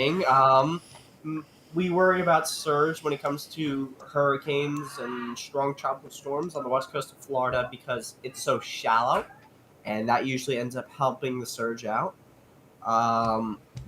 So that's why I've been telling people in other Discords, and I've been telling people on the there's an stream app. here. Wonderful. Don't take it seriously. Sorry, no, not don't take it seriously. Take it seriously. Don't treat it like, oh, it's just any other storm or whatever. Please take it seriously. The ads just pop up randomly. We can't control that. Because we say this with hurricanes, we say this with tornadoes on the U.S. stream. You can replace your property and your belongings. You can't replace your life. There's visible satellite imagery. The late visibles, just as it's getting dark there now. Looks like a hurricane. For once. Yeah, this time it actually looks like an actual hurricane. Last time I had hurricane strength, it looked like a sloppy little swirl of clouds. The cone is out for the 8 p.m. advisory, and I have that on my screen if you would like to show that to the masses. I doubt it will have changed very much unless it's a special advisory. It is not a special advisory. It is just the intermediate, so there is except to reflect the fact. Yeah, I just got back from dinner. So yeah, it's a surprise to myself seeing the fact that it's back to Category 1, but it was kind of what I expected. I'm sorry. That was one of the Force 13 cats. Hello to you too, Middens. But yeah, it wasn't exactly too much of a surprise seeing the Category 1 again. It was kind of expected given the fact that was the forecast track. I'm sorry. I'm just gonna Keep going. Be right back. Okay. Okay. Anyways, with the intermediate advisories, those usually don't change the cone much. It's usually just an update on if there was any new warnings or watches or whatever. And I don't know if there were any because, like I said, I just got back from dinner, so I just saw that the upgrade just occurred. All right, a question that came in there. Will the storm surge value increase now that there's a hurricane earlier than expected? No, it hasn't changed. They have not changed it from the bulletin. They are still saying 3 to 5 feet, although I was saying before they upgrade it, I would not be surprised if we see an isolated 6 foot or 7 foot. Hold on, let me just double check, because I don't think this is a hurricane earlier than expected. Yeah, actually, their advisory number 26 earlier, their forecast point for pretty much right now was calling for 65 knots, so this is actually right on forecast. This is this what isn't they early. said for the 2 p.m. advisory. They said by 0Z, which is 9 minutes from now, but they released it early. They were calling for it to become a hurricane again. So this is not early. They were forecasting it by now. All right. I was thinking maybe by 3 or 6Z they would have pulled the trigger because we did not have recon out there yet. We've also got Devin Williams here now, who is our lead analyst. So I'm going to throw it to you for a little while, Devin. Tell us about what's been occurring with Elsa. My internet's going to cut out in like a minute. Oh, okay, should we come back to you? Yeah, give me like 5 minutes, please. Okay, we'll pick it up at the other side of the hour mark then. I'll just have the floor open for the next few minutes then, if anyone just wants to reaction and their thoughts about how the storm's presenting itself now. I definitely would just took like... on a. Sorry, go ahead, Isaac. Definitely took on a more characteristic appearance for a storm of its magnitude. For the longest time, this storm is just a pain. It couldn't make up its mind whether or not it wanted to intensify or weaken or intensify and weaken, and now it appears to be, at least for now, again trying to go on an upswing in intensity-wise here. And radar is definitely showing a drastic improvement on what the storm looked like earlier this morning when it was passing by the Florida Keys to the west. So we'll see if it continues its intensification trend over the next few minutes, or if it slows it down and tries to weaken near landfall. But definitely a storm that people should be taking seriously and using extreme caution in terms of where and how you're dealing with this now Hurricane Elsa here. So please, if you're in the path of it, please make sure you've hunkered down already and know where you're going to go, and just ride through it. There's quite a few notabilities, of course, with this newest upgrade back to Hurricane. On top of the fact that we haven't had a hurricane landfall in Florida since Dennis of 2005. This is the strongest Atlantic named storm in the eastern Gulf of Mexico since, at least in the calendar year, since Alberta of 2006. And because of the fact that this is now back to a hurricane and making landfall, it will be the earliest calendar year for a Florida hurricane landfall since Agnes of 1972. So to just ask you there, the first Florida hurricane landfall in the month of July since Dennis, or in general? In the calendar year. The earliest in the calendar year since that. Is it? Yeah. I was going to say, I'm pretty sure there's been more landfalls in Florida since Yeah, Dennis. there definitely Yeah, is. there's totally been a lot. It's just that in terms of hurricane landfalls this early in the calendar year, there has. Okay. That's what I thought you said. That's what he said. It definitely threw me for a loop for a second, but I figured out pretty quickly that was what he meant. Yeah. So now we are left with the big questions really about where and when will the landfall be? Is this northward motion going to continue? Certainly seems like it. Seems like it. The NHC is still, as they have been for the last 24 to 36 hours, have been calling a landfall to the, and this is the thin fine line that we've spoken about on past streams, to the east of Cedar Key. I would say anywhere to the west of Cedar Key, all the way down through Tampa. If it does another east jog, can really see landfall from Elsa. I think there But might it's be also the option. important to not focus on the landfall. Yes, that is also very important because tropical storm force winds are affecting St. Petersburg now. They're going to be reaching Tampa in probably the next half hour, and they're going to be going as far inland as probably over towards Lakeland, which is along I-4 going towards Orlando. And out in the outer bands will be affecting by Orlando as well. I think there might be the off chance that we see a hurricane landfall maybe near St. Petersburg or perhaps near Bradenton if this thing jogs significantly, but I think that a landfall might occur slightly earlier than what the NHC is forecasting right now. Still a lot of people out at Englewood right now and getting pretty rough there on the on this webcam here. In fact, it's just wobbling a little bit for the first time, so they're probably getting tropical storm force, weak tropical storm force winds maybe, with weak to moderate tropical storm force gusts. interesting to see.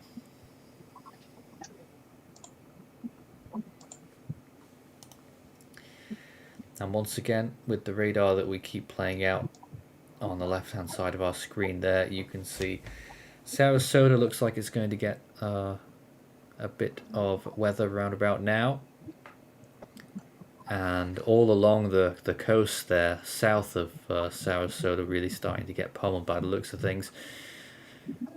This is now a Category 1 hurricane, which has presented itself just off the coast of the western Florida Peninsula and could be running things close towards the Tampa Bay area, St. Petersburg, Clearwater, and north of there.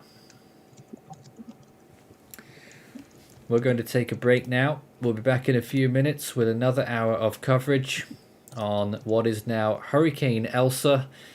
We will have more information, latest from the National Hurricane Center, reiterating the warnings and the expectations.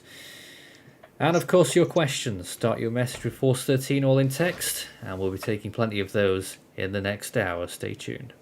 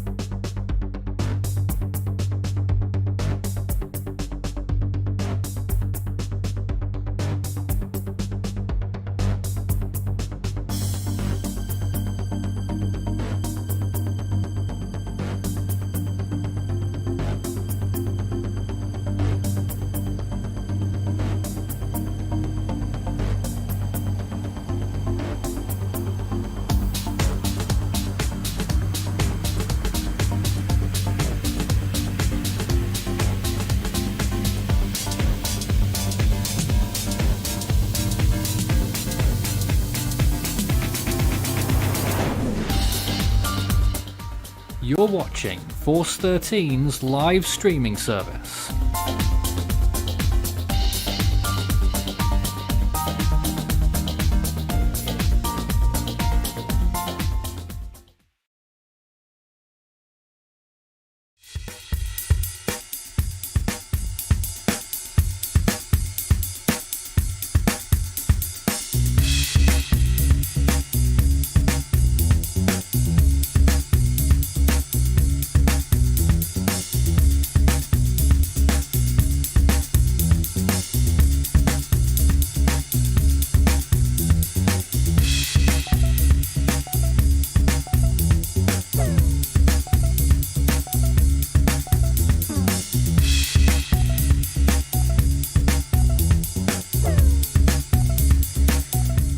13 Live. Live coverage of what is now Hurricane Elsa once again, as it moves very close to the coast of the Florida Peninsula, overlooking the Gulf of Mexico, where the storm is currently residing. Right now, winds of 75 miles per hour and a pressure of 996 millibars. I noticed the bottom bar was just out of date there, so we'll get that rectified within a matter of minutes.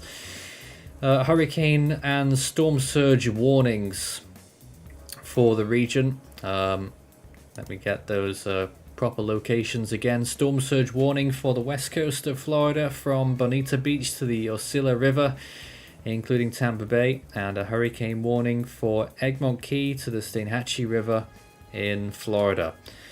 Tropical storm warning still in effect for the Dry Tortugas, actually. The west coast of Florida from Flamingo to south of Egmont Key, west coast of Florida north of Steinhatchee River to Ocklawakanee River, and coast of Georgia from the mouth of the St. Mary's River to Altamaha Sound. A storm surge watch for west of the Osceola River to the Ocklawakanee River, and a tropical storm watch for north of Altamaha Sound, Georgia to the South Santee River, South Carolina. And this is the live view on the right hand side there from Englewood Beach, which is quite clearly showing some significant wave action and strong winds, probably gales there. Here's the National Hurricane Center's forecast cone, which will get a proper update at the next full advisory, which is at 11 p.m. Eastern Time. This is my last hour here at Force 13 HQ. I'm joined by my team, consisting of Isaac, K, Alferia, Devon, Jonesy, Rishi, and Xavier. And Xavier, you'll be taking over from us in an hour's time on the Force 13 US channel, right? Yepers, and we will be going on until 11 p.m. Eastern, so 2 more hours of coverage that will be going on the US channel. And no doubt we'll be here again first thing tomorrow morning with more coverage of what looks like it will be the storm's landfall. We're expecting landfall to occur, if we completely follow the National Hurricane Center's forecast to the letter, it will pass close to the Tampa area, but will only make landfall towards the Bend region, and that would occur on their timing, something like mid-morning local time.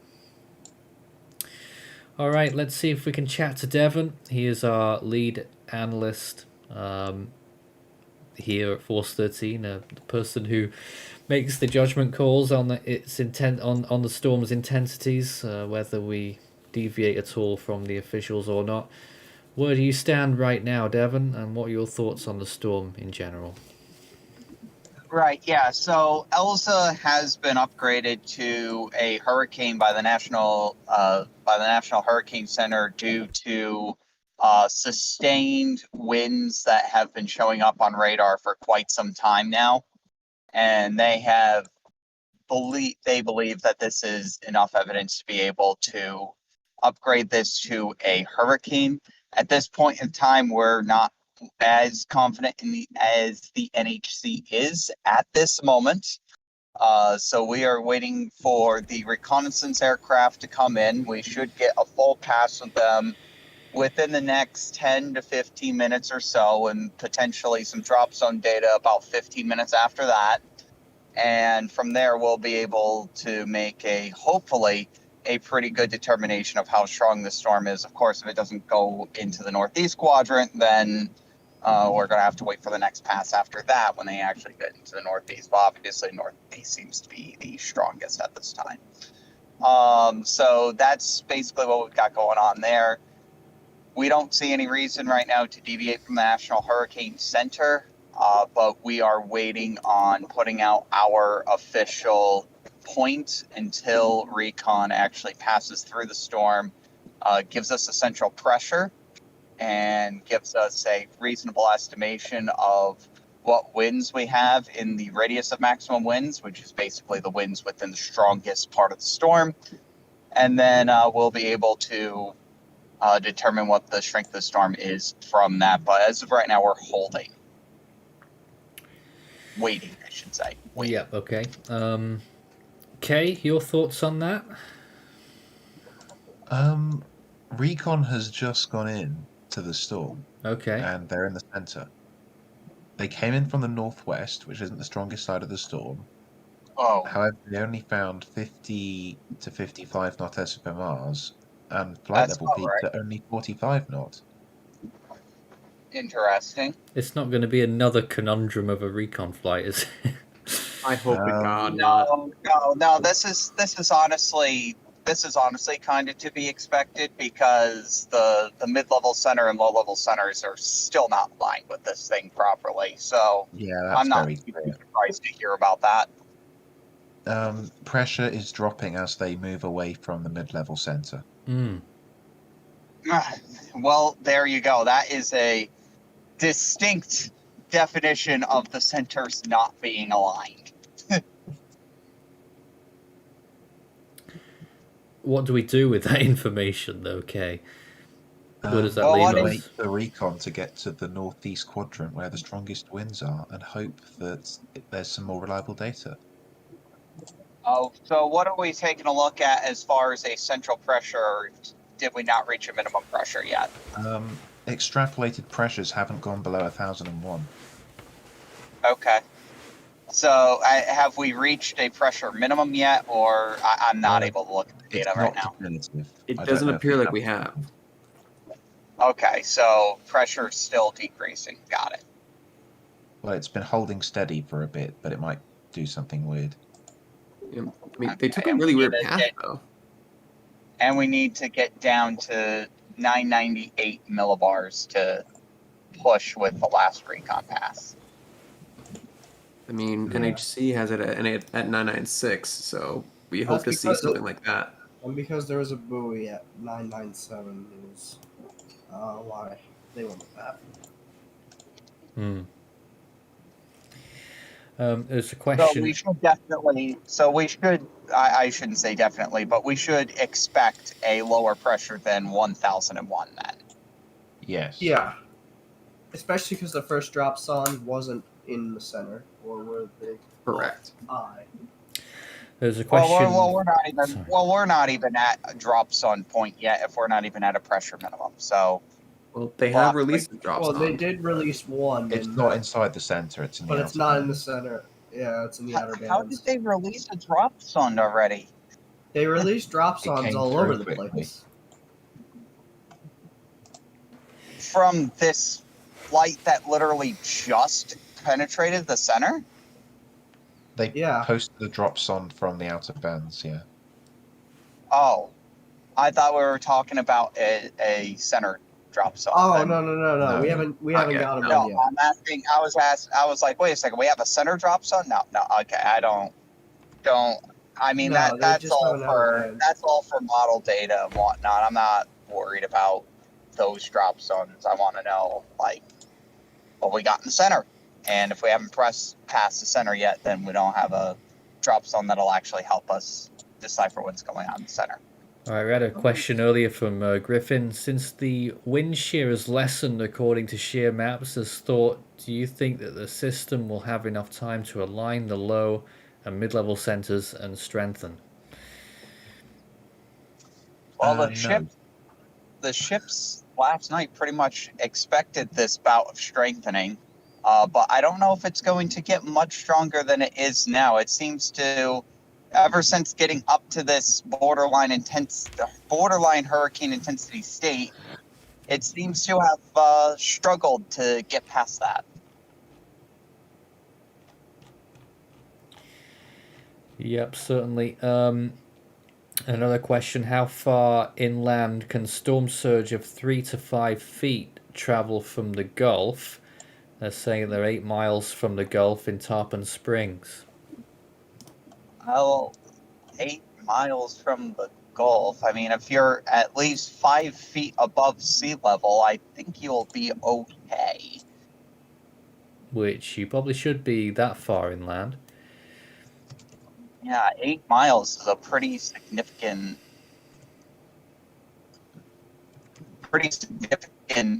far away inland. Now, I know that Florida is a very flat state, but I don't think there's really pockets that go too far below sea level because of just how marshy Florida is. So I would believe that you should be okay 8 miles inland, unless you're like right by some large river that's connected to the Tampa Bay itself, and storm surge can somehow funnel into the river and get to your house. Then I would be a little worried, but I don't know if coastal flooding is going to be of concern for a place that's 8 miles inland. All right, what was the Now, March? Sorry. I was going to say the National Hurricane Center don't have a experimental map that shows just how far inland the storm surge inundation is expected to get. Yes, they do somewhere.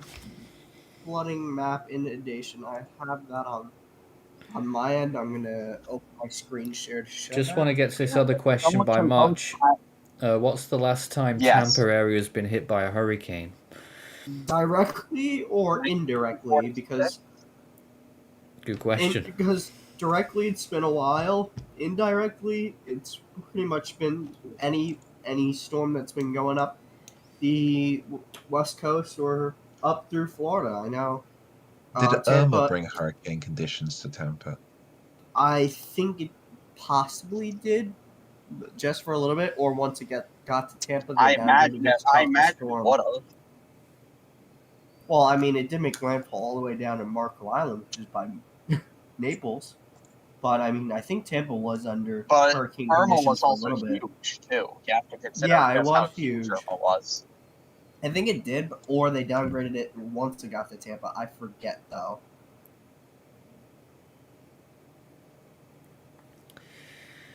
Once again, we have the side-by-side imagery here of the radar, which is showing the eye once again. A little bit of a break up there, but no, it's there. And on the right-hand side, the view from Englewood, which is what we've been primarily looking at this evening. Starting to get darker there now by the looks of it. What I have up on my screen is what Devin was talking about, the potential storm surge flooding map, the inundation. So it really looks like there's not much rivers or whatever that can go out here. Have it go up. To show the key down here, the light grays is like intertidal zone or wetlands. The blues are greater than 1 foot above ground. The yellows, which you see on the barrier islands, is greater than 3 feet above the ground. Greater than 6 feet would be orange, and greater than 9 feet would be red. For the bay itself, you're not really seeing a lot of yellows. Just a couple pockets of it. You're not really seeing a lot of blues. It's mainly the barrier islands. Absolutely. St. Pete, Anna Marie, Clearwater Beach. That's mainly where the biggest surge is what NOAA and the NHC is saying, and the NWS. A question there. Is it taking a northwest jog at the moment? Interesting to see if that continues. Radar might be suggesting that. I don't know what we think.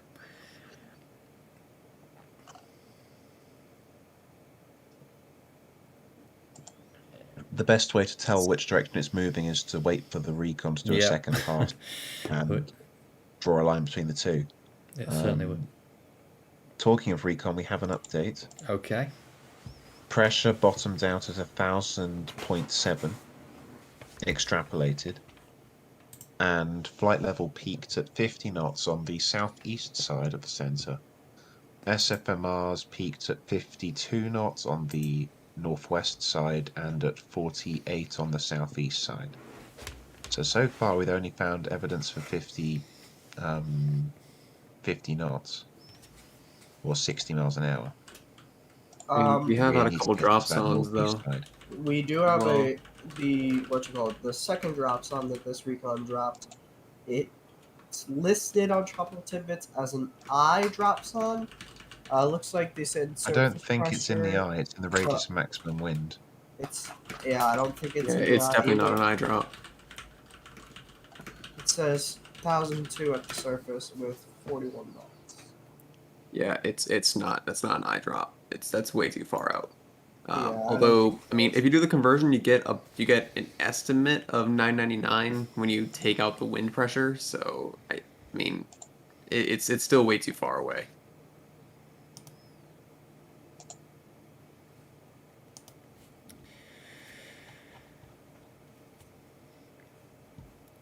So we wait for more information from the recon planes.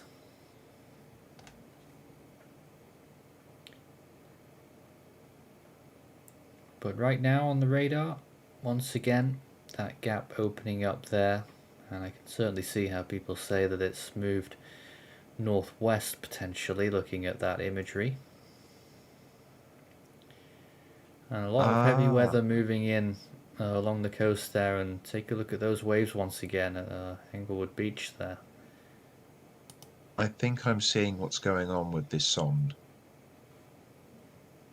The one that said was explain. launched at 0Z? Yeah. It was dropped in the mid-level center, but due to misalignment, it landed in the lower level radius of maximum winds, or the outer band that's beneath the mid-level center. So they dropped it in winds of 5 knots, and then as it descended, it entered a region of 55 knots before landing in the water at around 40 knots. It's crazy. That makes sense, actually. That does make sense. Depending on where it is relative to the strongest winds, it could be supportive of 998 or supportive of lower than that. But we basically need to wait for a second sonde to work it out. Yes, and it doesn't look like we're going to get that for a little while since they're continuing their northwest to southeast pass.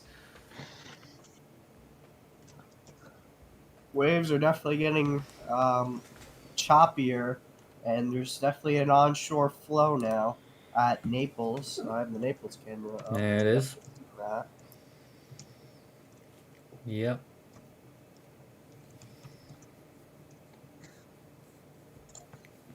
Once again, Naples high tide is scheduled for 12:32 Eastern, so we are a little over 4 hours away from high tide.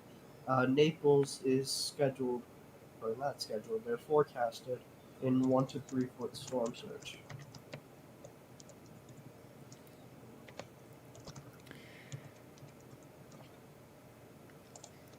So that's the view there right now. And we've been toing and froing between the various cameras that are situated along the coast there. Oh. And that back to the infrared imagery. Let's throw it to some of our imagery here as well. There was the visibles, now just about moving into the infrared as the daylight comes to an end. Throwing it to the infrared. Let's take a look at some of the other vantage points from the satellite. Once again, the water vapor there, which we were looking at just a moment ago, sometimes makes it easier to discern where the center of a storm is. I don't think it's much help here. Does that look like dry ears trying to go in on the southern side of the storm? Or on the water vapor, it does seem like that. I'm not sure. I will say it does look like it is. It does look like the cloud tops are moving in a much tighter swirl at the base of the. I don't really know how to describe it. Yeah, give me a second while I kind of illustrate what I'm trying to say. Give me one moment. It's so messy. This storm's been messy its entire life. And that imagery's so messy that it won't even load, so that's that. Let's try and get another view here. Pod the black screen for a moment.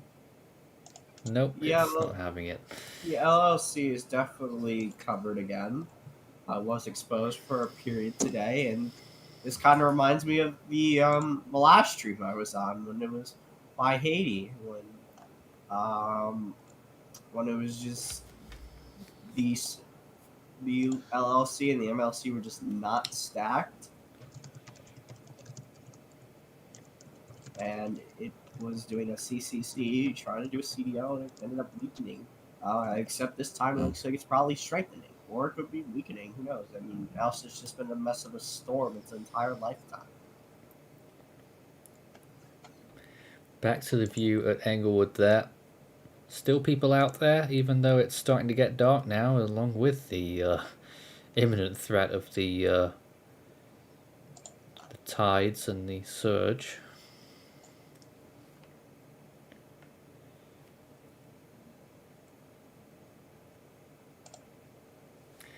We had a few questions. Comments. Tampa Bay radar on the National Weather Service currently shows a full eye wall and an eye. Would you agree that it constitutes that?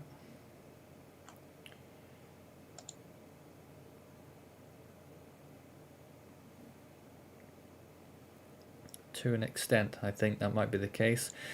Is wave height included in storm surge numbers? For example, if there's a 3-foot surge and 3-foot waves, will water go above 3 feet above local sea level? Does that make sense? The high water mark is different from the peak surge height. So when the NHC gives a surge forecast, that doesn't include waves on top of the surge. That includes the mean sea level. You've cleared that up.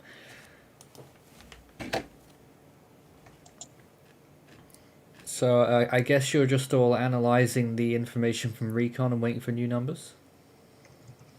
That's what I'm doing. Meanwhile, looking back at the radar there, you can see once again, I mean, from our perspective here, it does appear to be swiveling towards the northwest.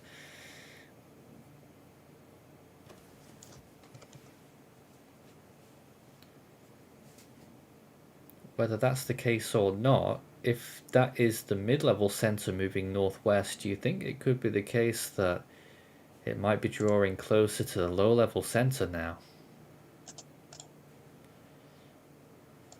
Well, that would be the direction we would expect the mid-level center to move if it were trying to align itself better.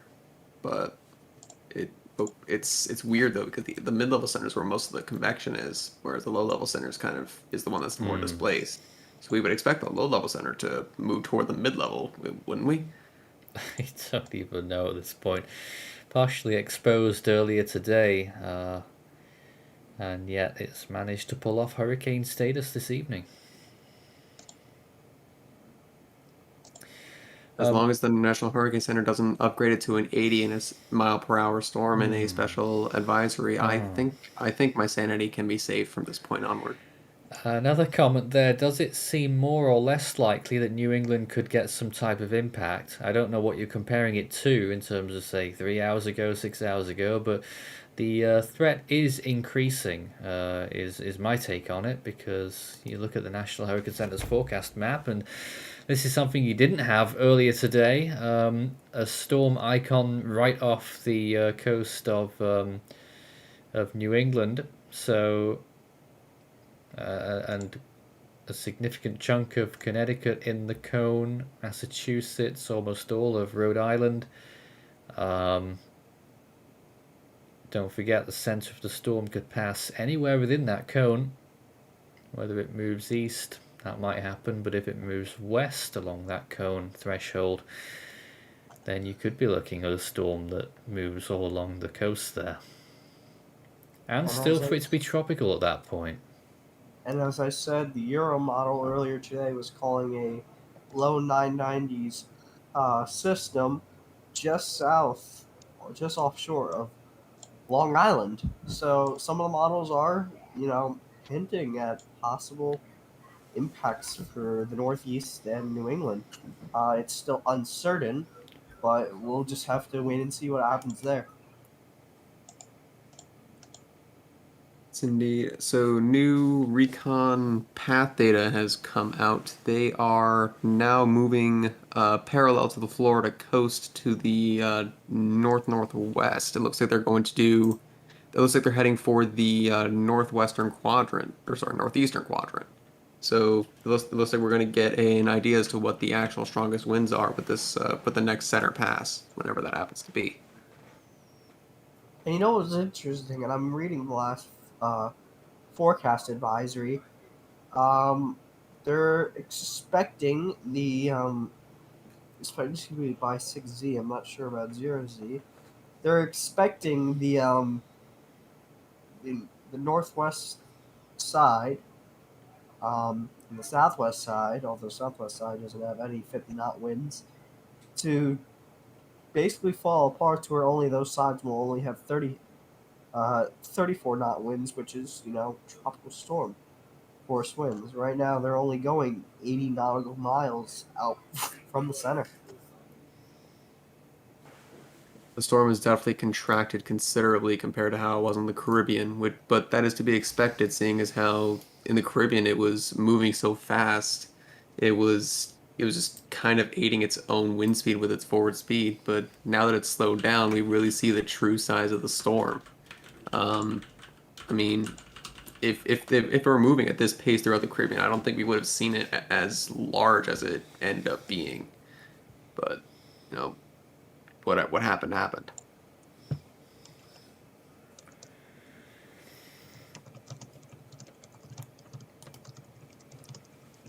And as you can see, starting to get dark over there at Englewood, where the waves continue to roll along the shores. Jonesy, you're showing. Where was that now? Oh, you're showing a few. This is all on the west coast. This is Tarpon Springs, which is around the Tampa area. This is Naples, as you can see. Nighttime starting to fall and it's dark. This is Tampa Bay itself. So it looks like the clouds aren't there. I think that might be that might be Tropicana Field right there, because that looks like the airport right there. And that's usually over by St. Petersburg. That's not Amalie. This is Anna don't Maria ask me. I have no idea. Yeah, this is Anna Maria Island. Nighttime starting to fall there, and definitely you can see the darker clouds are moving in there as well. And then this is what you've been showing everybody, Englewood Beach, and look at that wave crash right there. So it's definitely along these beaches, Englewood, Anna Marie, Naples, the waves are starting to pick up and definitely get more and more choppier.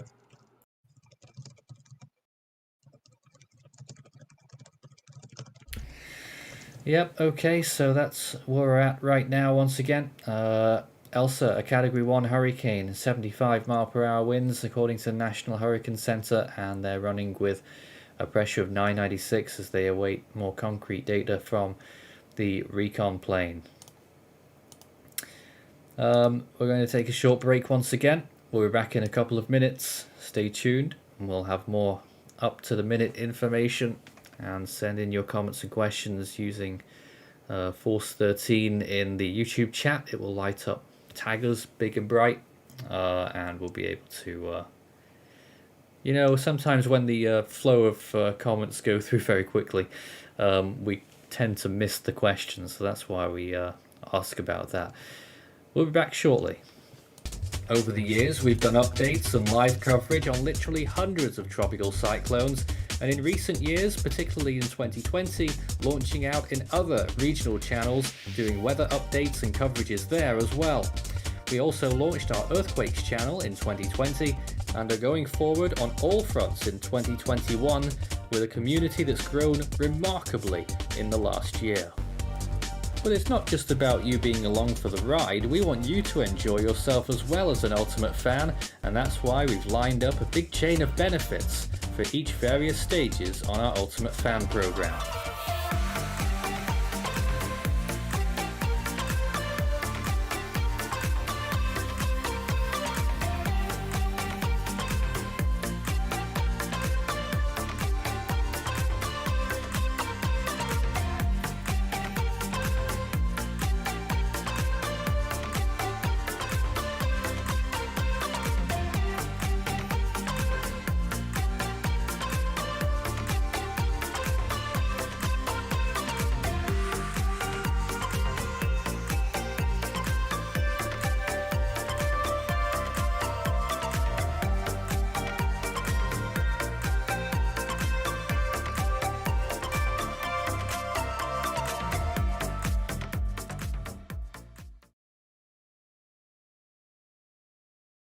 This is Force 13 Live, and we are straight in here with Ryan's imagery again. It's just gone after dark there. I don't know if you wanted to speak just then, because I know you're just getting your sorted. What's it like over there?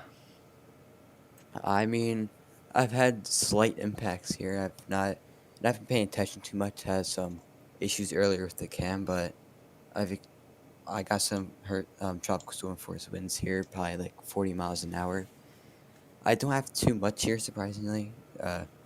That's a lot less than I thought I would. I had a few breezy wind gusts that came by, and I had some damage in front of my house, which I will show it when I can, when it's safe. Of course. But nothing yet.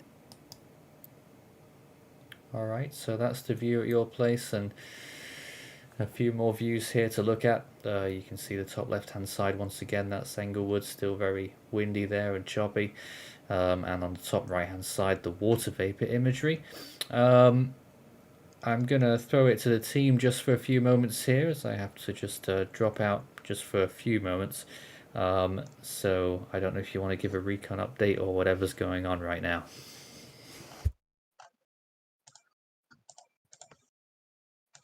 Well, I mean, not much new, really. Recon updates in about 2 minutes, Nathan. I get that slight breeze once in a while here. Nothing too much. Rishi, I know you were talking about something on the IR about a potentially tighter swirl. I have the IR up on my screen, but it's The only swirls on infrared are cloudbursts, and those are rotating anticyclonically and are definitely not indicative of any eye feature. Interesting. All right, we've got it back here now. We've got your imagery here, Jonesy. Yeah, because I know Rishi was trying to point something out, but I'm not sure what it was. Watch the loop focusing. So Rishi, if you want to explain what you were looking at, and while I have it up on my screen, you can go ahead. Yeah, I mean, so if you look at the loop at the region of around like -60, -50s to the west southwest of Tampa Bay itself, it looks like just all of a sudden it very quickly starts to tighten up. Not in the deeper convection per se to the I see north. it. But yeah, definitely is just to me it looks like it's very rapidly just tightening up there. I don't know if that's the mid-level center getting more intense. I don't know if that's the center is getting realigned. I don't know. It just kind of stood out to me for a second there, and it kind of shocked me for a second. Well, as Kay mentioned, it looks like this rotation looks to be anti-cyclonic. It looks to be it's moving clockwise. Well, that's not the feature I'm referring to. I'm referring to the feature to the south. I know what you're looking at, Rishi. Over here somewhere. No, to the right somewhat. Here. Recon has updated. Okay. It's gone due north and has found a wide swath of 70-knot flight level winds. Ooh. I see that now. Yeah. SFMR is contaminated due to proximity to land and unreliable. I see there are barbs there at 64 to 83 knots, so that is hurricane force wind barbs. I have a more zoomed in view of it. Let's get Kay's image here. Alright, Kay. So these flight level winds haven't peaked yet, so it's entirely possible that they could increase still. Do we have the updated graphic for them? It doesn't seem like we have the 10-minute graphic just yet. Oh wait, no we do. So this is flight level. SFMR is unreliable due to proximity to land. And you can see it climbs throughout. That looks like it's around 72 knots. Now to translate that to ground level, you do 72 times 0.9. That'd be around about 66, I think. Which is 65, so that would appear to be confirmation of hurricane winds at the surface. I just want to give a small note that the National Hurricane Center have corrected their 8 p.m. advisory to add hurricane wind radii. And they're saying that it's extending out 20 miles from the center.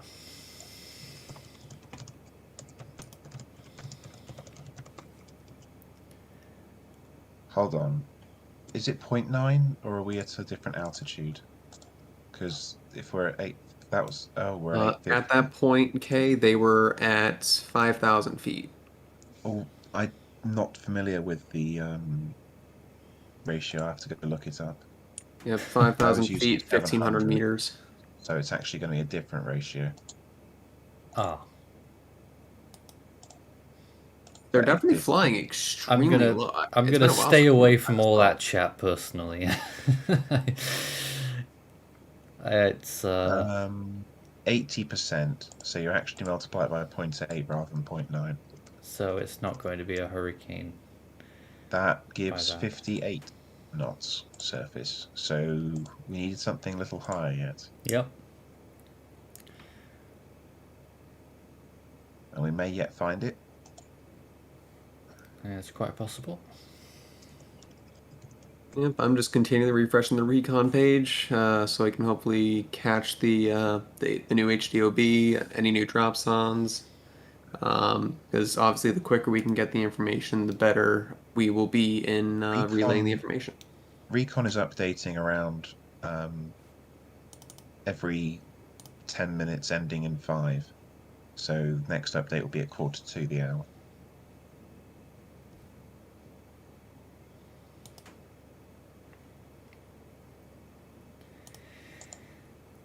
And as we look back at our 4-panel display here, once again the top left hand side, that's Englewood Beach, where the waves are really piling in.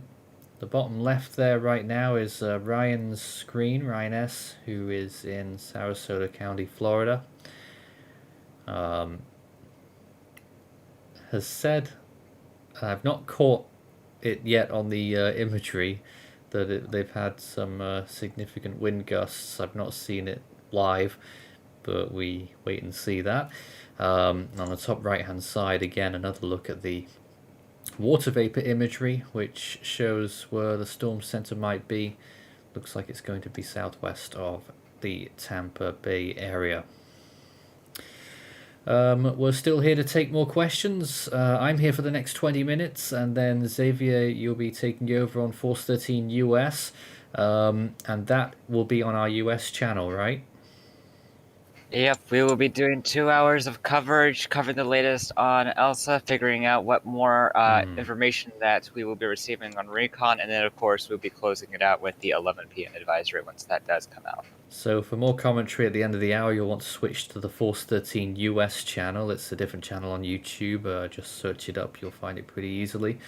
On here, we will be bringing it to the automated stream.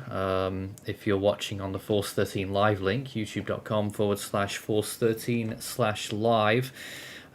So it will transition seamlessly into the automated stream, which will be showing imagery around the clock of this storm and local information. Send in your questions, start your message with Force 13 all in text as another ad shows up there. Wonderful.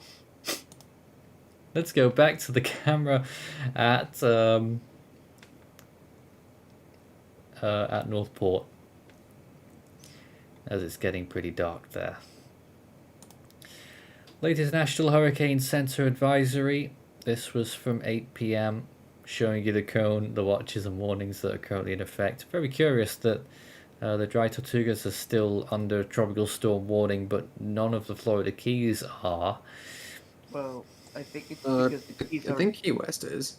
Don't think so. No, Key West is not a part of warning anymore. Because data graphic then. Yeah, Monroe County is part of Key West.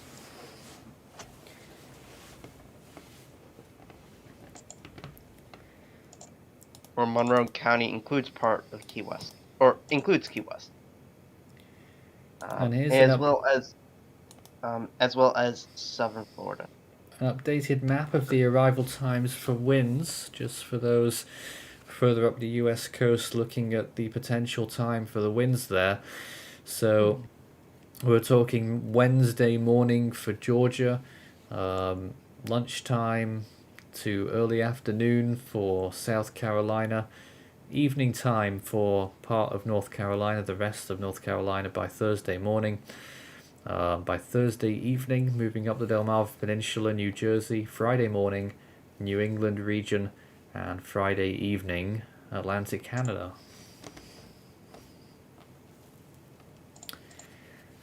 And if you're just checking in after a while away, you've missed the news that Elsa is now a hurricane. Hurricane Elsa, once again, Category 1, with sustained winds of 75 miles per hour and an estimated pressure of 996. That was before recon entered the storm, though, so we will wait and see, because they're in there right now.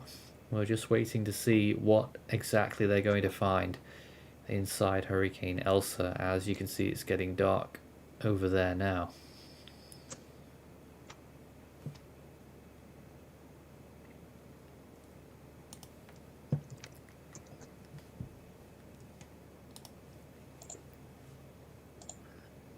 Radar imagery suggesting that it's probably just did a little jog to the west, and it's still generally a northward movement.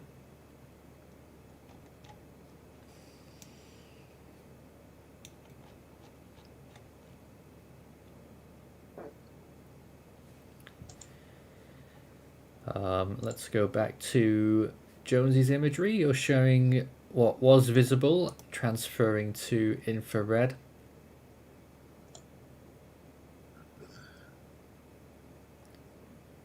Still looking very curious on those latest images.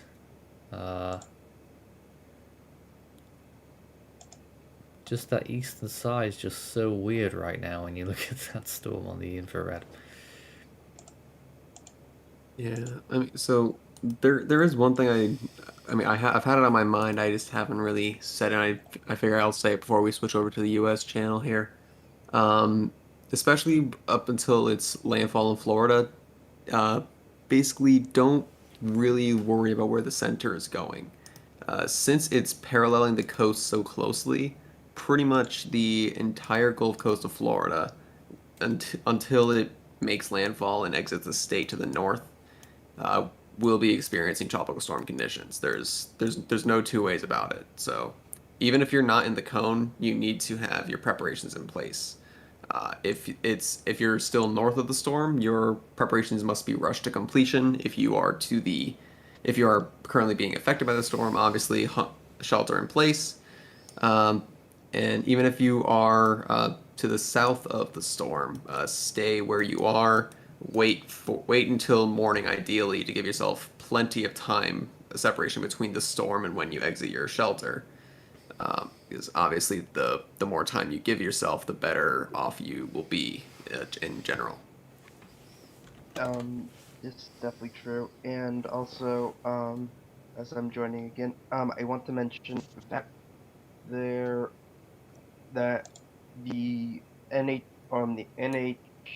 the National Weather Service actually is predicting that there's going to be the potential for increased risk for tornadoes starting at 10 p.m. EST in Central Florida. Just watch that area here on this imagery. You can see towards the end of the imagery there that it's some rotation. That's what I can't remember who it was pointing out. Rishi, I think, earlier.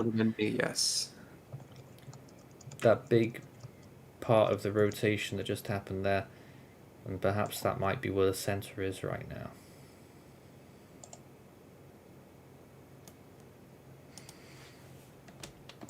Ooh, new recon came in. Flight level winds maxed out at 72 knots.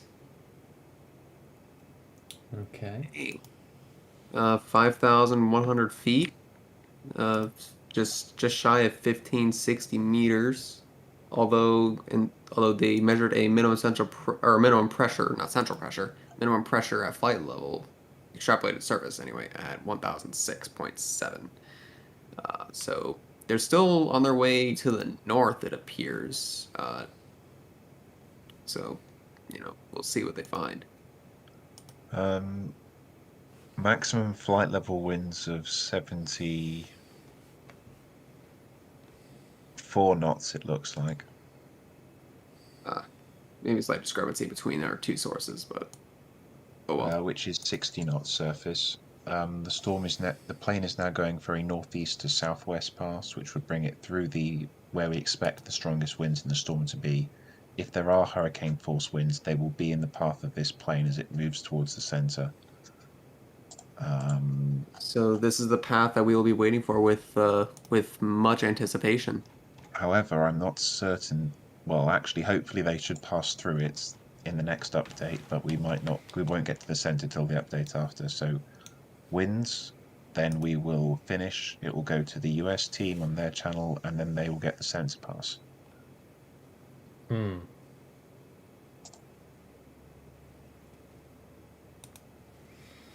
Oh, that's interesting. I just noticed they actually they were cruising at 5,000 feet for the first half of this latest HDOB, but since then they have very quickly risen to 10,000 feet. So that'll be interesting. There's the view at Tampa once again. Some breaks through the cloud. Yes, they've now changed to 700 millibars. They might be worried about the stronger winds in that quadrant. But they've clearly decided it's strong enough to be treated as a hurricane at flight level. Whether or not those winds are at the surface is another matter.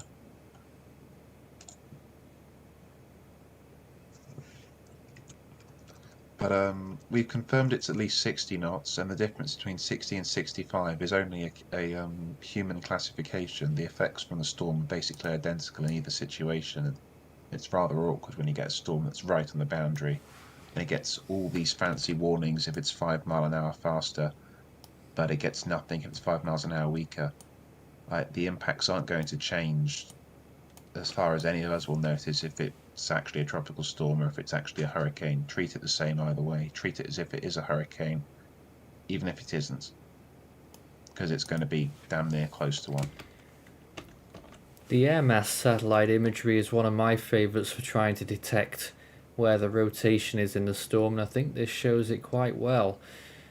Towards the end of this loop, you can quite clearly see where all of the rotation is revolving around.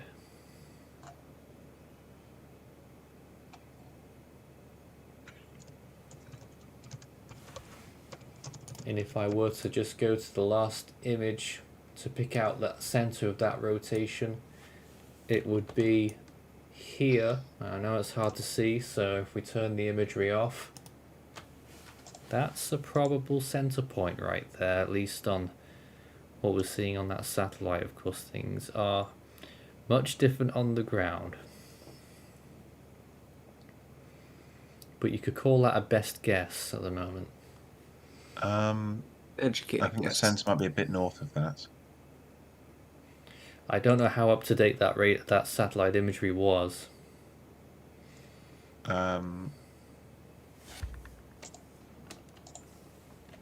So previous recon fixed the center west northwest of Cape Coral, southwest of Sarasota. Okay. Which would be a good bit north of where you placed it.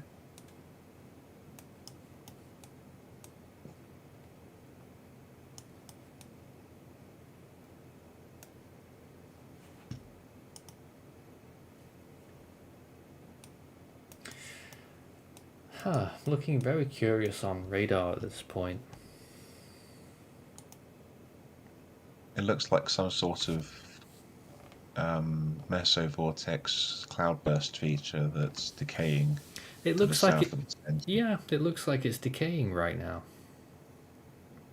Well, the convection isn't as strong as earlier, but it is a bursting pattern, which means it only needs one burst to bring it back to the peak. I hate those ones. Yes. Elsa's done 3 bursting pattern peaks.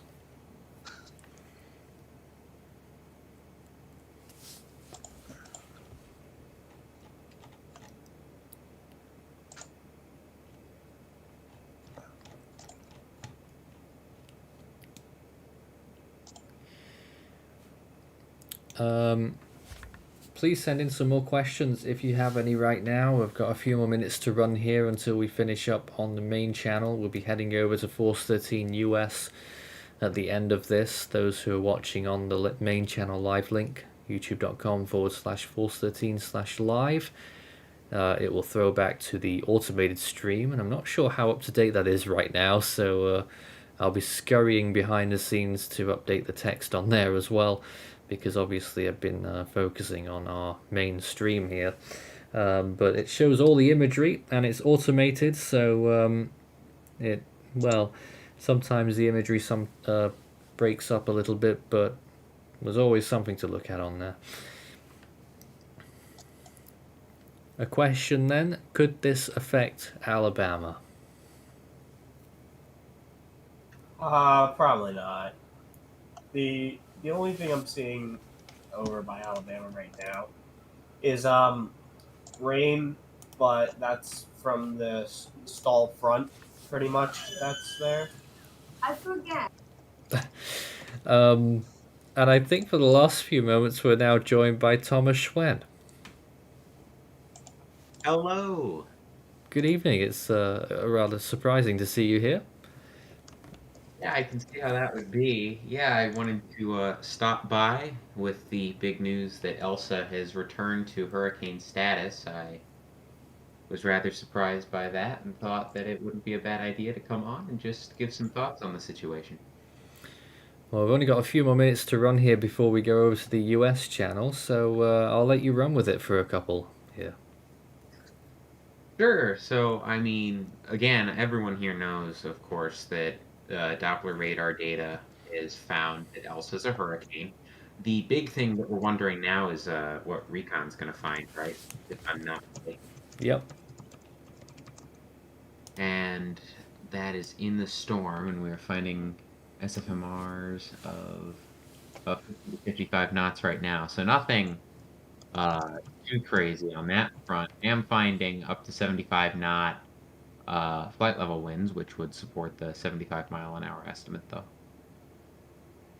Big thing, though, with this storm is going to be, of course, gusty winds, but storm surge is going to be a threat. And I think the biggest threat with this thing, honestly, is going to be that storm surge rip current thing and rainfall. I think those are going to be the two big things that this storm is going to bring to the coastline. And this is currently a CDPS stage 2, according to Devon. So yeah, that's what we're looking at there. But I guess what I'd just say to people in the state of Florida is that the National Hurricane Center pretty much has this on lock. Their warnings are pretty much going to be perfect for this. If you're in the tropical storm warnings, you're probably going to get tropical storm conditions, and the hurricane warnings looking pretty good as well. I don't really see any huge margins of error here. So I guess the main thing that I have to say here is that following official information is extremely important in this case on whether to evacuate or not, and know your precautions for things such as tornadoes and flooding. Absolutely, because that slight risk is still there. As a matter of fact, we'll be having a new convection outlook from the Storm Prediction Center to come out at the top of the hour. So we'll be giving that information once it comes out on the US stream. Recon has updated. Yep. What do we got? And it shows something very interesting. The mid-level circulation is significantly farther to the northeast than the last fix, which would suggest that it's actually being sheared off from the low-level circulation, and the storm may be possibly on the brink of falling apart. That would be good. Because it's moved an awful lot east in the last hour, or even less than an hour, while the low-level circulation has been moving generally northward. Another thing to note is that after finding those 72 knot winds at 850 millibars, we have found nothing above 45 knots at 700 millibar. And in actual fact, there's been no SFMRs above 52 for the entire duration of recon, because anything that would be higher is too close to land and contaminated. I think, Yeah.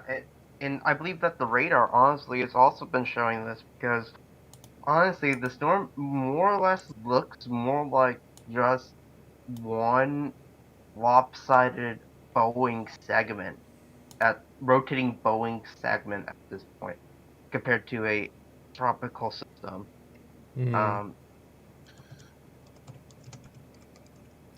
It's a tough one right now. That is for sure. This storm is Well, it's very right now, erratic behavior. it's been tough its entire life. What are you talking about? I mean, if recon still keeps struggling to get high winds in this, you think the National Hurricane Center might regret that intermediate advisory? Given the radar data was pretty convincing, Mm. at least to me. And again, recon's not going to be able to get accurate data just because of how close to land they're going to be. That also with the flight level 75 knots, I think is enough to say that was the right call. But That was we'll at just have to 850 see. though, Thomas, not at 700.